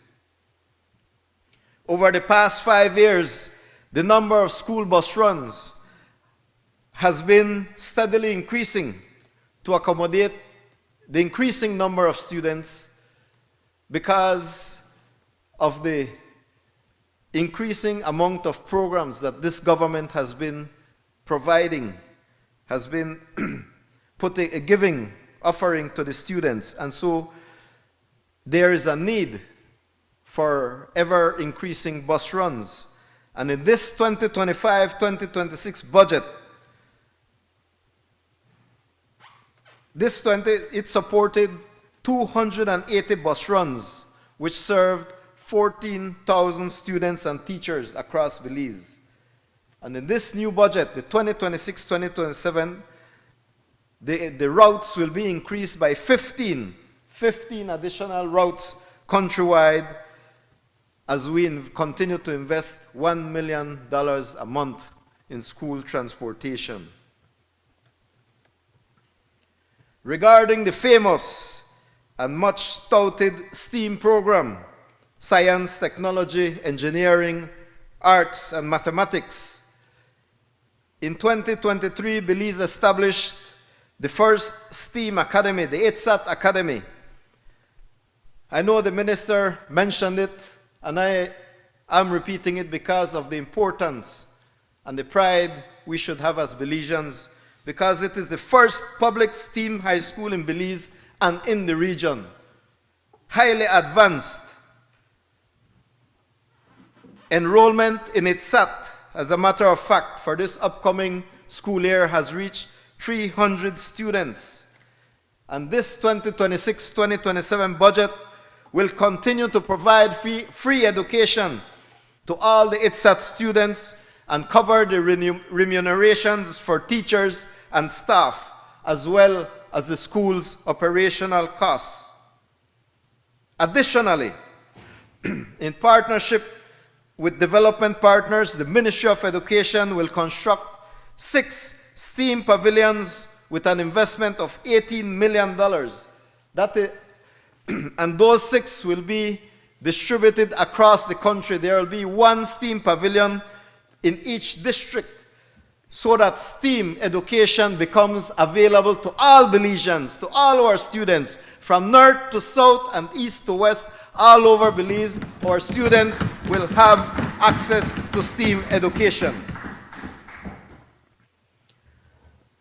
And this is very important, Mr. Speaker, and I want to alert and to catch the attention of our students and families, so that they take advantage of these opportunities that are at hand and are coming soon. Seize the moment. It is being done for you. Every day technology improves and innovates and creates. And technology has become an industry of its own, very dynamic, changing rapidly and voluminously across the world. Its technology is the present and the future, and it doesn't have an age range. So I want to encourage all students and their families once more. Please take advantage of this very institution right now. It's set. In the coming years, we'll have a STEAM pavilion in each district. It is here to stay and to keep growing. Be a part of it. Additionally, Mr. Speaker, this 2026-2027 budget will also provide resources to activate the recently approved National Technical Vocational and Education Training and the National Training Authority, NTA, to revitalize the mandate of TVET in Belize. The TVET Act has been in the making for some years, Mr. Speaker, and is now in the final stages of its development. Through these actions, and with approximately $16.5 million secured under the Millennium Challenge Corporation Compact, over the next 5 years, the TVET sector will experience great transformation this budget year.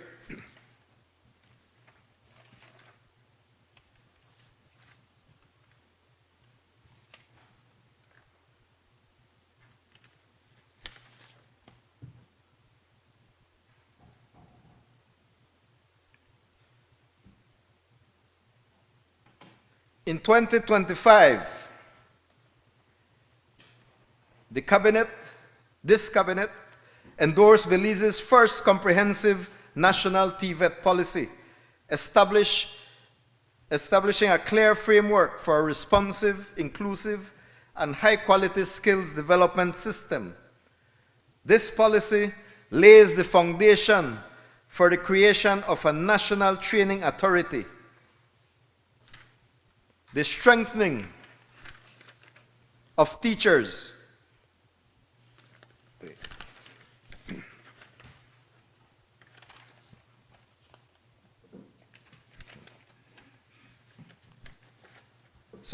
the strengthening of quality assurance and accreditation, and improved alignment between training programs and labor market.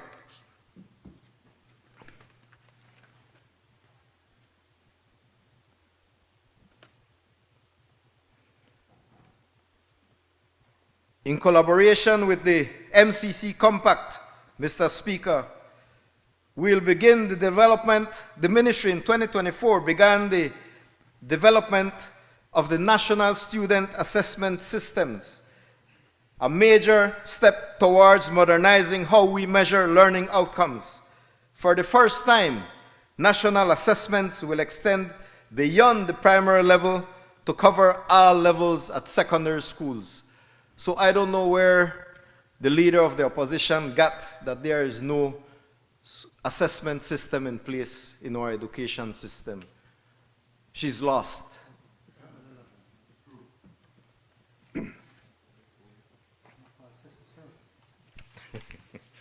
through.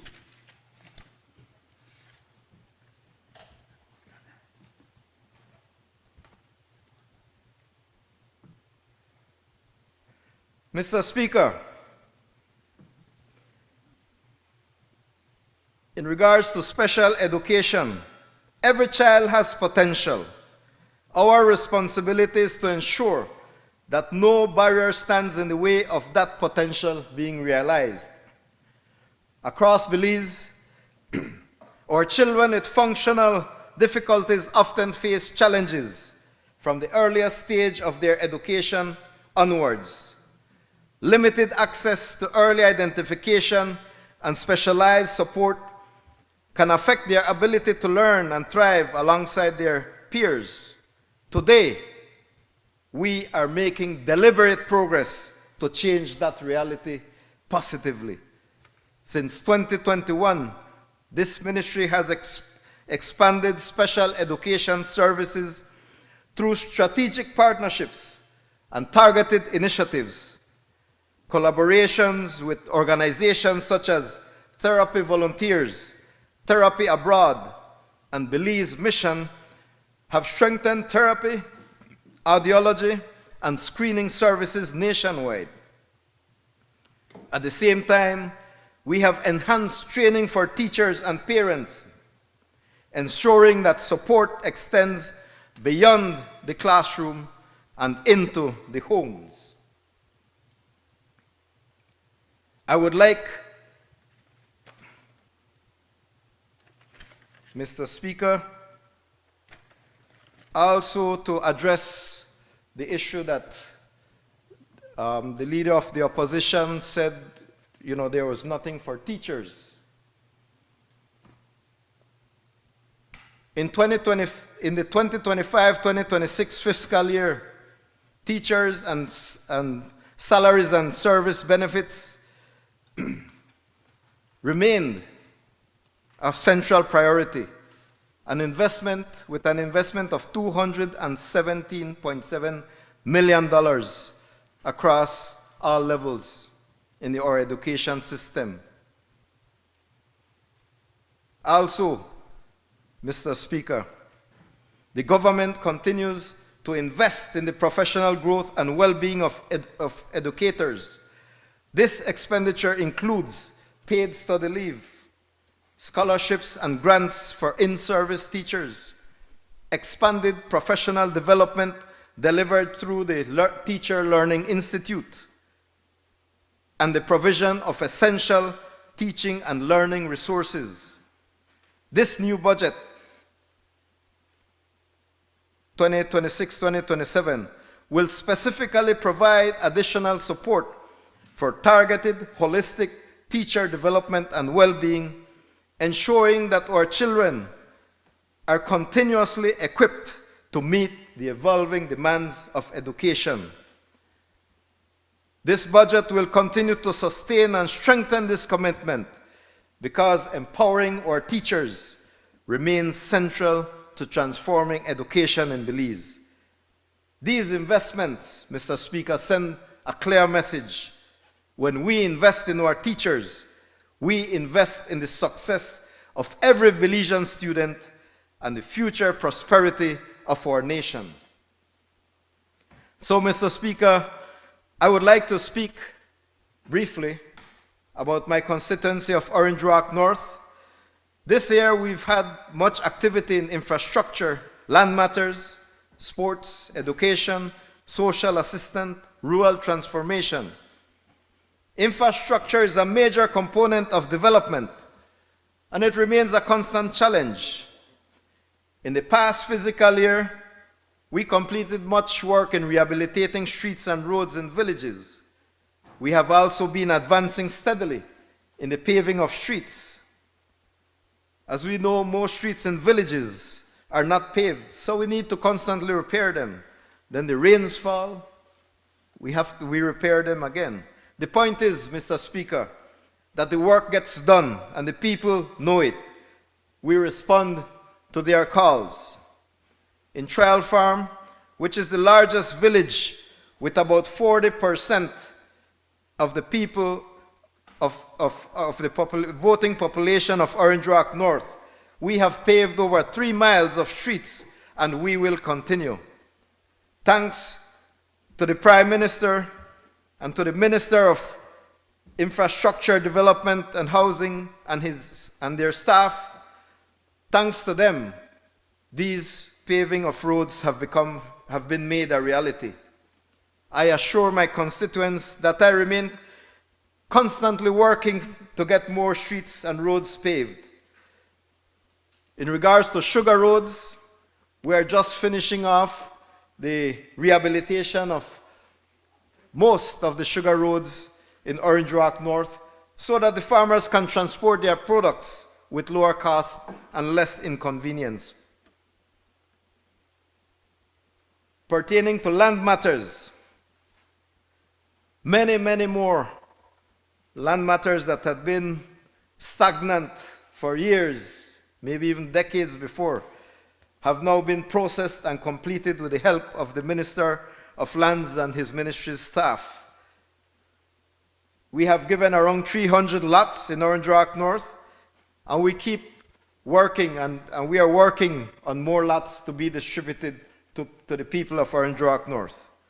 In football, the Trial Farm Champions League is in its 8th week. Teams from several villages in Orange Rock North are vying for the championship. Social assistance programs are still going strong with assistance in medical matters, thanks to the Minister of Health and Wellness, who is always there to assist, the food assistance program, home assistance, and other forms of social assistance. In education, students keep getting more and more assistance like never before. And for this new fiscal year, Mr. Speaker, the work will continue. Development and transformation will progress. I will keep working for the paving of much needed paving of streets and roads. In addition to village streets, we need the paving of San Pablo, San Juan, Douglas Road, the San Antonio, Santa Cruz Road, and the San Roman Road.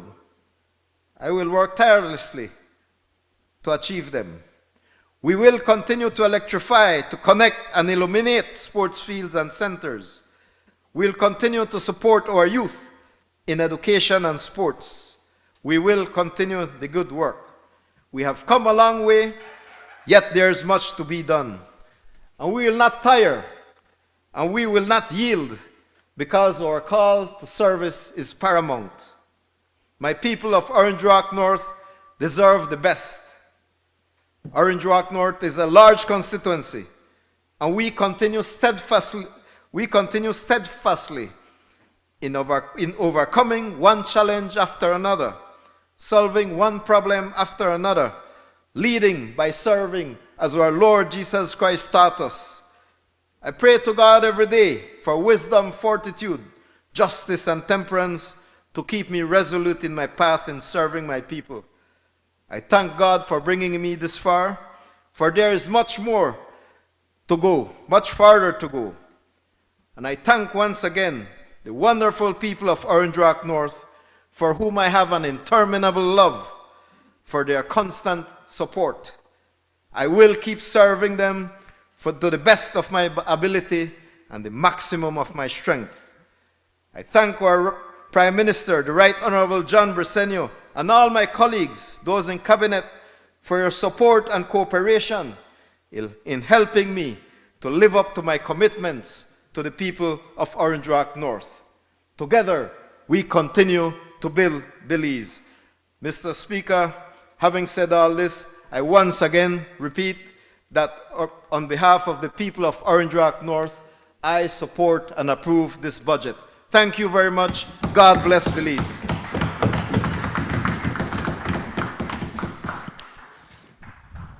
I recognize the member from Corozal Southeast.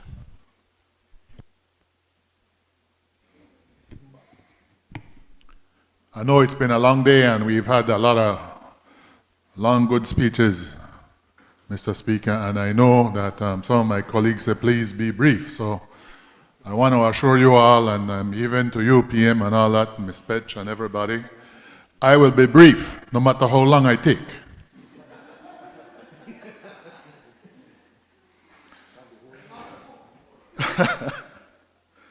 I also, before I delve into the speech as well, Mr. Speaker, right, this is Women's Month, and I want to invite all our female parliamentarians, you too, Mrs. Petch, and I see the female CEOs just left, so I hope they also join us. I believe it is this Wednesday to Friday. The Coast Guard is having their annual Wonder Woman competition. This is usually a competition between the Coast Guard, the female sailors of the Coast Guard, the female soldiers of the BDF, and the female policewomen of the police force. Sorry? You don't want to stop me. Yes, Mr. Speaker. So I mean, it's impressive. I've tried to attend nearly every year that I can, and I can tell you that, I mean, these young women professionals are no joke. I mean, like what they're saying sometimes in the military, they say they're nothing nice. They hold their own, and I tell you, if you go and you take a look, Mr. Speaker, even you go and you take a look at the competition any time of the day, all right, you will see these are up to par. They're fit, they're skillful, they're driven, they're determined. They're our Belizean young women, and we should applaud them for serving this beautiful country. Mr. Speaker, with your permission, I would like to refer to my notes. I rise today with a deep sense of duty and responsibility to present the budget for the Ministry of National Defense and Border Security for the fiscal year 2026-2027. This is a budget for Belizean prosperity, centered around the reinforcement of our national security. At the core of our national mission is a simple but profound obligation to safeguard the sovereignty and territorial integrity of Belize. I have stated at every opportunity that we are in a dynamic and complex global environment which demands targeted investment in our national security apparatus. Mr. Speaker, Belize continues to face evolving security challenges, transnational crime, border incursions, and a growing sophistication of organized criminal networks. These threats do not respect borders, and therefore our response must be coordinated, resilient, and forward-looking. This year's budget reflects a continuation of the three main areas of focus for the Ministry of National Defense and Border Security. Firstly, operational readiness. Second, border security enhancement. And third, human capital development. Operational readiness. Over the last financial year, the Ministry of National Defense and Border Security conducted a comprehensive analysis to prioritize the needs of the Belize Defense Force and the Belize Coast Guard. While the needs were many, it was clear that the priority had to be kit and equipment. Our soldiers and sailors made one simple request: give us the tools we need to continue to defend Belize. The Ministry of National Defense and Border Security answered that call. Over $2.5 million were allocated for rifles, $750,000 allocated for ammunition, $750,000 allocated for kits such as burgans, webbings, ammo pouches, hexamine, and a plethora of equipment that makes our soldiers and sailors operationally ready. These investments highlight just a few of the many investments that have been made. These investments set the foundation for continued investments in these areas, which we will do in this financial year. These investments strengthen our capabilities, enhance our readiness, and ensure we are prepared to respond swiftly to any threat. Border security enhancement. Mr. Speaker, our team of strategic thinkers under the national security umbrella worked arduously to come up with creative ways at solving complex problems. We realize that there is one simple component that we must embrace. Technology is a force multiplier. The last financial year saw significant investments into force multiplying capabilities that have improved our movement, coordination, and communication along the border.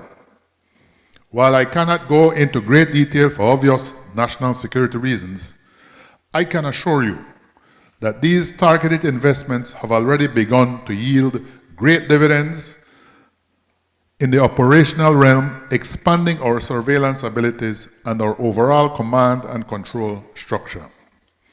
We will continue these targeted investments this financial year. These investments, along with our deepened collaboration with regional and international partners, are vital in combating transnational crime. Human capital development. Mr. Speaker, while our first two priority areas were operationally focused, my final priority area happens to be the most important.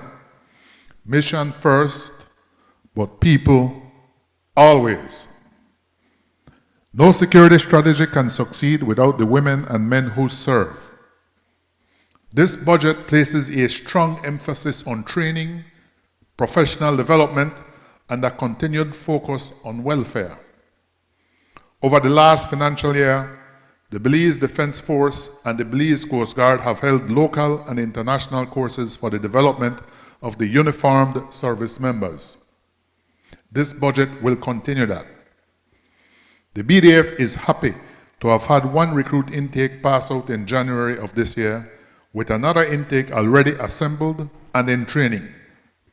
Additionally, the BDF has conducted professional development courses such as drill courses, section commander course, captain to major qualification course, and a wide variety of others.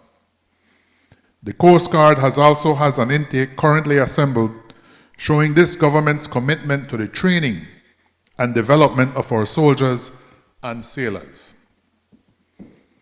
In the realm of welfare, the BDF and Coast Guard has invested in the medical field, specifically by hiring 2 additional trained psychologists.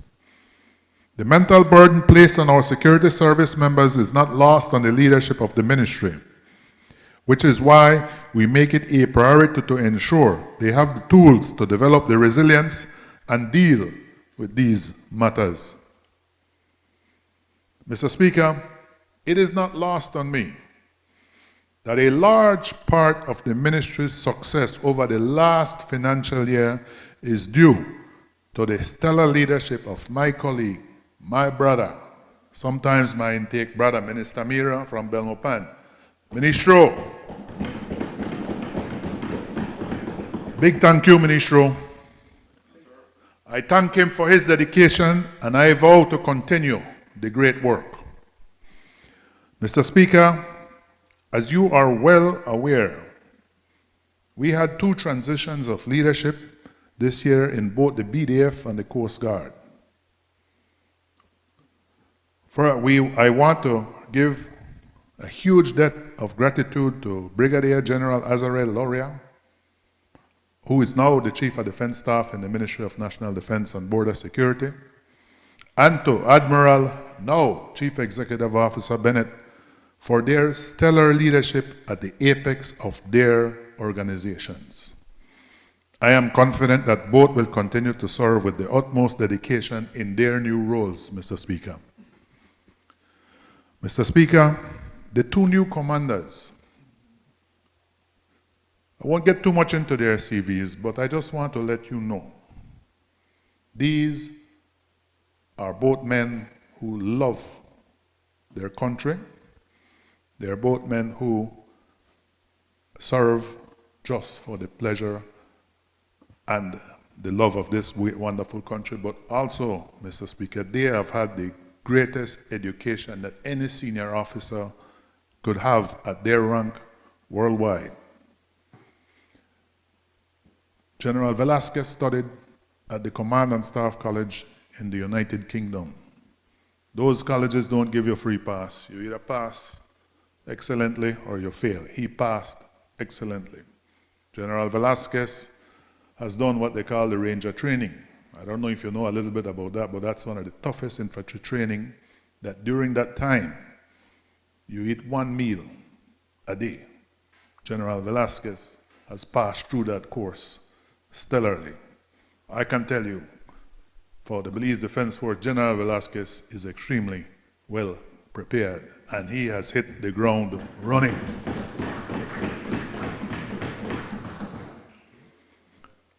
Admiral Soberanis, he has just recently returned from the National Defense University in Washington, D.C.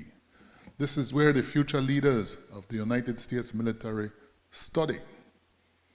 He went there alongside them, and he held his own alongside them. I believe he got a reward for his high grades that he studied there. He also studied at the United States Naval War College in Rhode Island. So, Mr. Speaker, I want you to know that our leadership in the Belize Defense Force and in the Coast Guard are stellar leadership. These gentlemen will proudly and with everything they got defend the territorial integrity of this country, Mr. Speaker.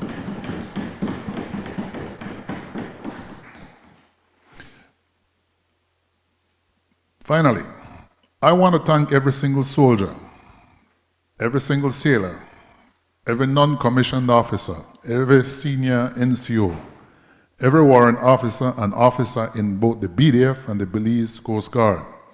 They are the unsung heroes of our society. They are the silent professionals safeguarding our maritime and terrestrial spaces. Without these brave servicemen and servicewomen creating the enabling environment, no budget in any ministry can be successful. Mr. Speaker, I also want to thank the wonderful personnel at our ministry. Again, these are quiet professionals. I enjoy working with them. They get, that ministry there's not much noise in that ministry, but a lot of work is happening there. And they help to do the ministry's work to provide for soldiers and sailors in the BDF and in the Coast Guard. I want to single out as well a young man who is my chief executive officer. He is dynamic, forward-thinking, and he works very hard, Mr. Speaker. So I am totally enjoying working with this new chief executive officer I have. I want to thank him for the stellar work he's doing so far, and I know he will continue to be doing stellar work for the ministry, Mr. Speaker. For the ministry, I do want to let you know, Mr. Speaker, I fully support this budget. But no, I also wear another hat. I have been blessed beyond my wildest dreams. I have been extremely lucky to be the area representative for Corozal Southeast from the year 2008, Mr. Speaker. I got in as a newcomer in 2008 when the wave was against my party, the People's United Party. I was only one of 6 who survived by 16 votes. But I was new, and we were against a huge tidal wave, but the people of Corozal Southeast never wavered in their support for the People's United Party, Mr. Speaker. And now that we are in government, I have done my best to serve them with everything I got, Mr. Speaker, and I am blessed. We have a Prime Minister who works tirelessly, works 24/7. I don't know if he rests. And he is always fully supportive. I always go to his office. I can't tell you I get everything I ask for, but one thing I want to say, my bag never left his office empty. I always got something for walk out with for Corozal Southeast. True or not? Sorry, PM. I apologize, I get you in a trouble, PM. Sorry about that. However, we also have many other colleagues, Mr. Speaker, that I'm always begging for some assistance, and we are always getting it. I want to big up my colleague who is not here right now from the Ministry of Rural Transformation. He has helped in rehabilitating the Sartaneja water system, which is a $2 million investment. Just this year we inaugurated that. Mr. Speaker, when we came into government, Sartaneja had a rudimentary water system that was run down. The water, there was no purification system. When you use that water, you could smell the stench of it. All right, people stopped paying because they're like, well, why should I pay for water? And that is how people, the only thing they used to do sometimes, why they did, I don't know, was to shower because, well, you know, the water have a scent, but they didn't drink from that water. Today, thanks to Plan Belize 1.0 and Plan Belize 2.0, Sartaneja has a brand new rehabilitated water system that is both upgradable and upscalable, Mr. Speaker. Big up to MRT, to PACT, and other stakeholders. I also want to single three people. One, my nephew Juan Marin Jr., Chief Executive Valentino Schall, and definitely my good colleague, Minister Rekenya. I am truly grateful for his support for that, Mr. Speaker. I also want to thank, I think he left already here, is the Minister of Tourism. One day he just called me and said, Minister, I want to go visit your area, and he has helped me pave what we call Northfront Street in Sartaneja and pave the Primitivo Aragon Avenue in Sartaneja. So now Sartaneja have two well-paved streets. Couple that with the paved road now that leads from Corozal down to Sartaneja. Sartaneja is experiencing exponential growth and support from this People's United Party government, Mr. Speaker. And the work will not stop. The work will not stop. So big up my colleagues who have all assisted me in getting some of these works. Mr. Speaker, when it comes to land, again, DPM, much love and gratitude. We have distributed, just for this last year, I now include the previous years because we did in those times, so just in this past year, over 200 purchase price letters where they will be able to purchase their land from the government, Mr. Speaker. We were able to also deliver over 700 different land documents, things like permission to survey, land certificates, and leases throughout the division, Mr. Speaker. Corozal Southeast, for the past 13 years, for the year 13 years of United Democratic, Mr. Speaker, never had no support for that. So we had to do a lot of catching up, and thanks to Deputy Prime Minister, we were able to catch up, and we still got a lot more work. The work now ain't done, but we will continue working in Corozal Southeast. Right now, we have some subdivisions on the horizon that are coming up, Mr. Speaker, but I don't want to talk about that like when I say we're not let out the cat out of the bag, but we are working on that for the people of Corozal Southeast, Mr. Speaker.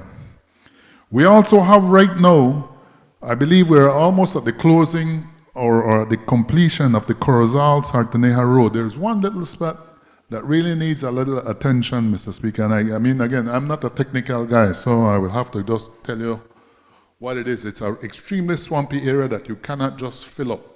So what I am told is that they will have to kind of put like a bridge that will be flush with the road, but it will be a bridge that will give the final completion to this Corozal Sartaneja Road.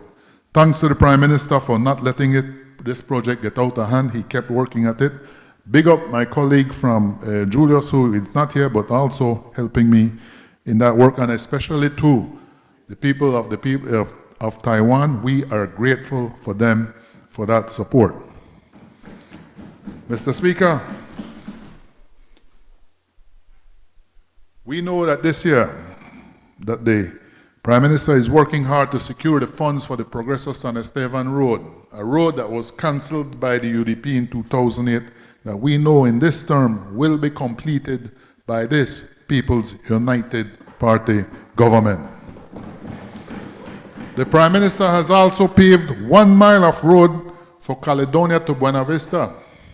Mr. Speaker, you might say, why only 1 mile? Caledonia used to be the most red village in the country. They supported the previous United Party government, in particular in their 13 years, and they had got 1 red cent for their support. Enter the People's United Party, and this Prime Minister has given me 1 mile of road, and I will go back to him, and I know he will allow us to finish that road before 2030 is completed. Thank you again, Prime Minister. When it comes to education, Mr. Speaker, again, I have to big up Minister Fonseca for his always supporting, in particular, his patience, because I always harass him, and he don't lose the patience with me yet, and I pray he never does, but even so, I'm still harass him, you know.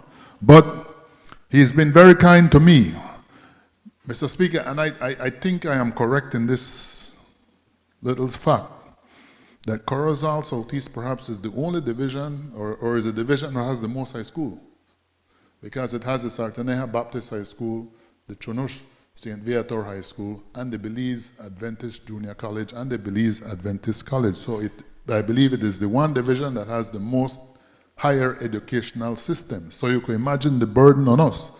But thanks to Minister Fonseca, it is a little easier. As well, I have to big up my colleague, Honorable Taya Garcia Ramirez, for always supporting us in the area. I believe you donated a computer lab the other day, right? Amongst other things, and a greenhouse.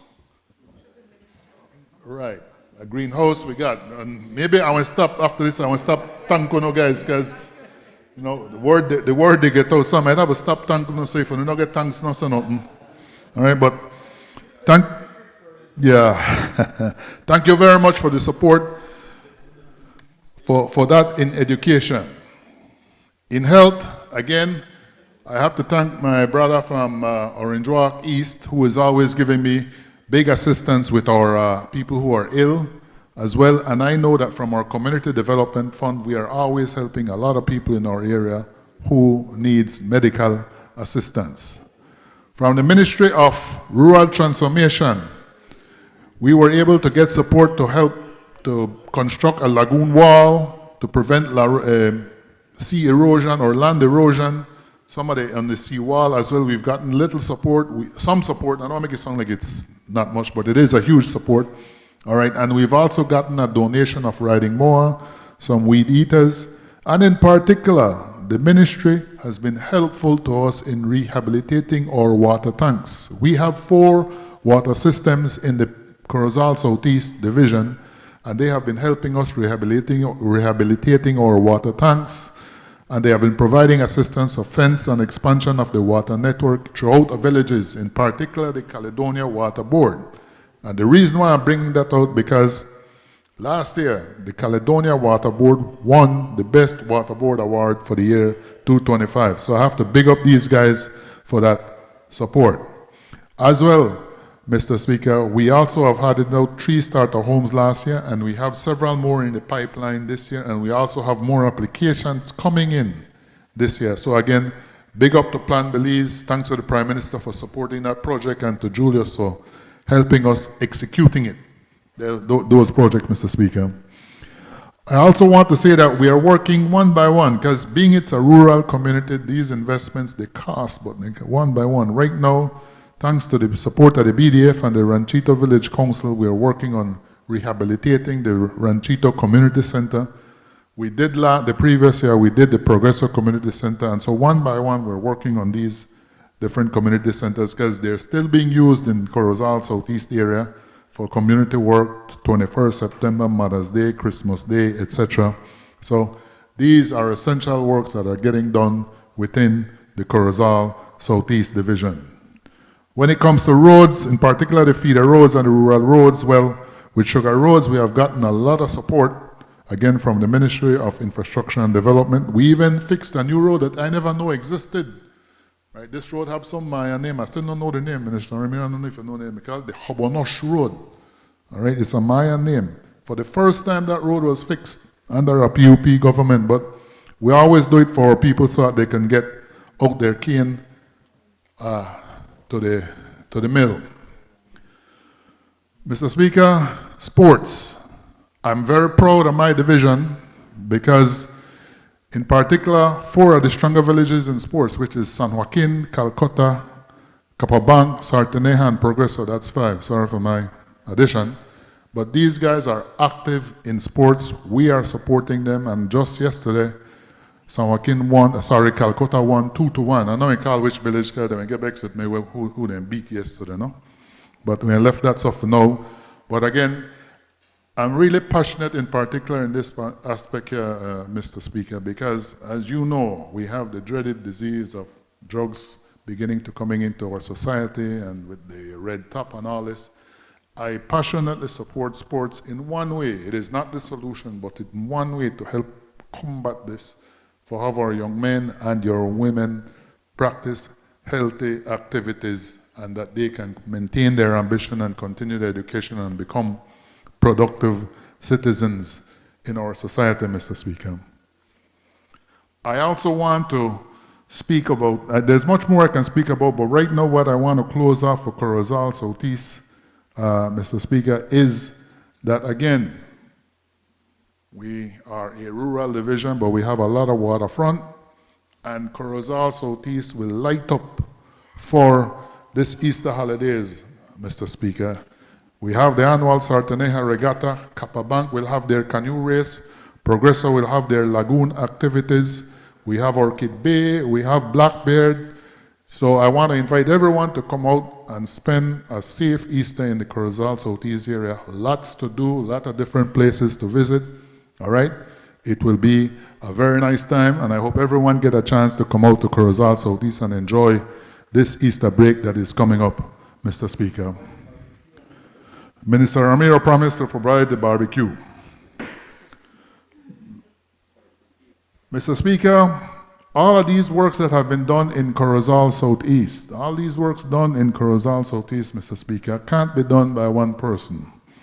I am blessed that we have the majority village councils, and all of these guys and ladies who are elected, they work. Trust me, every day I get texts. We want to do this, we want to do that, we need this. All right, they never leave me alone. They're always asking to get projects done in the area. Sometimes it's personal. We have to help some people who fall on hard times, they get ill or whatever. But a lot of times it is for village projects. The village councils in Corozal Southeast, I am grateful for them. Without them, I would not be successful. I also want to thank the people who work in my constituency office, Mr. Speaker, because they work very hard. They're very effective. They're very efficient. They get the work done. They provide recommendation documents for people. They provide reference letters. They provide a lot of support for my constituents. And when I have clinic days, they make it easy in organizing how everyone come in to see me, and we are able to try to help resolve a lot of the issues that I have to deal with the beautiful people of Southeast. So, Mr. Speaker, without any further ado, I just want to say Corozal Southeast has benefited from Plan Belize 1.0. It is benefiting from Plan Belize 2.0, and I know it will continue to benefit in the next years till the end of this government, Mr. Speaker. And that's why I wholeheartedly support this budget. Thank you very much, Mr. Speaker.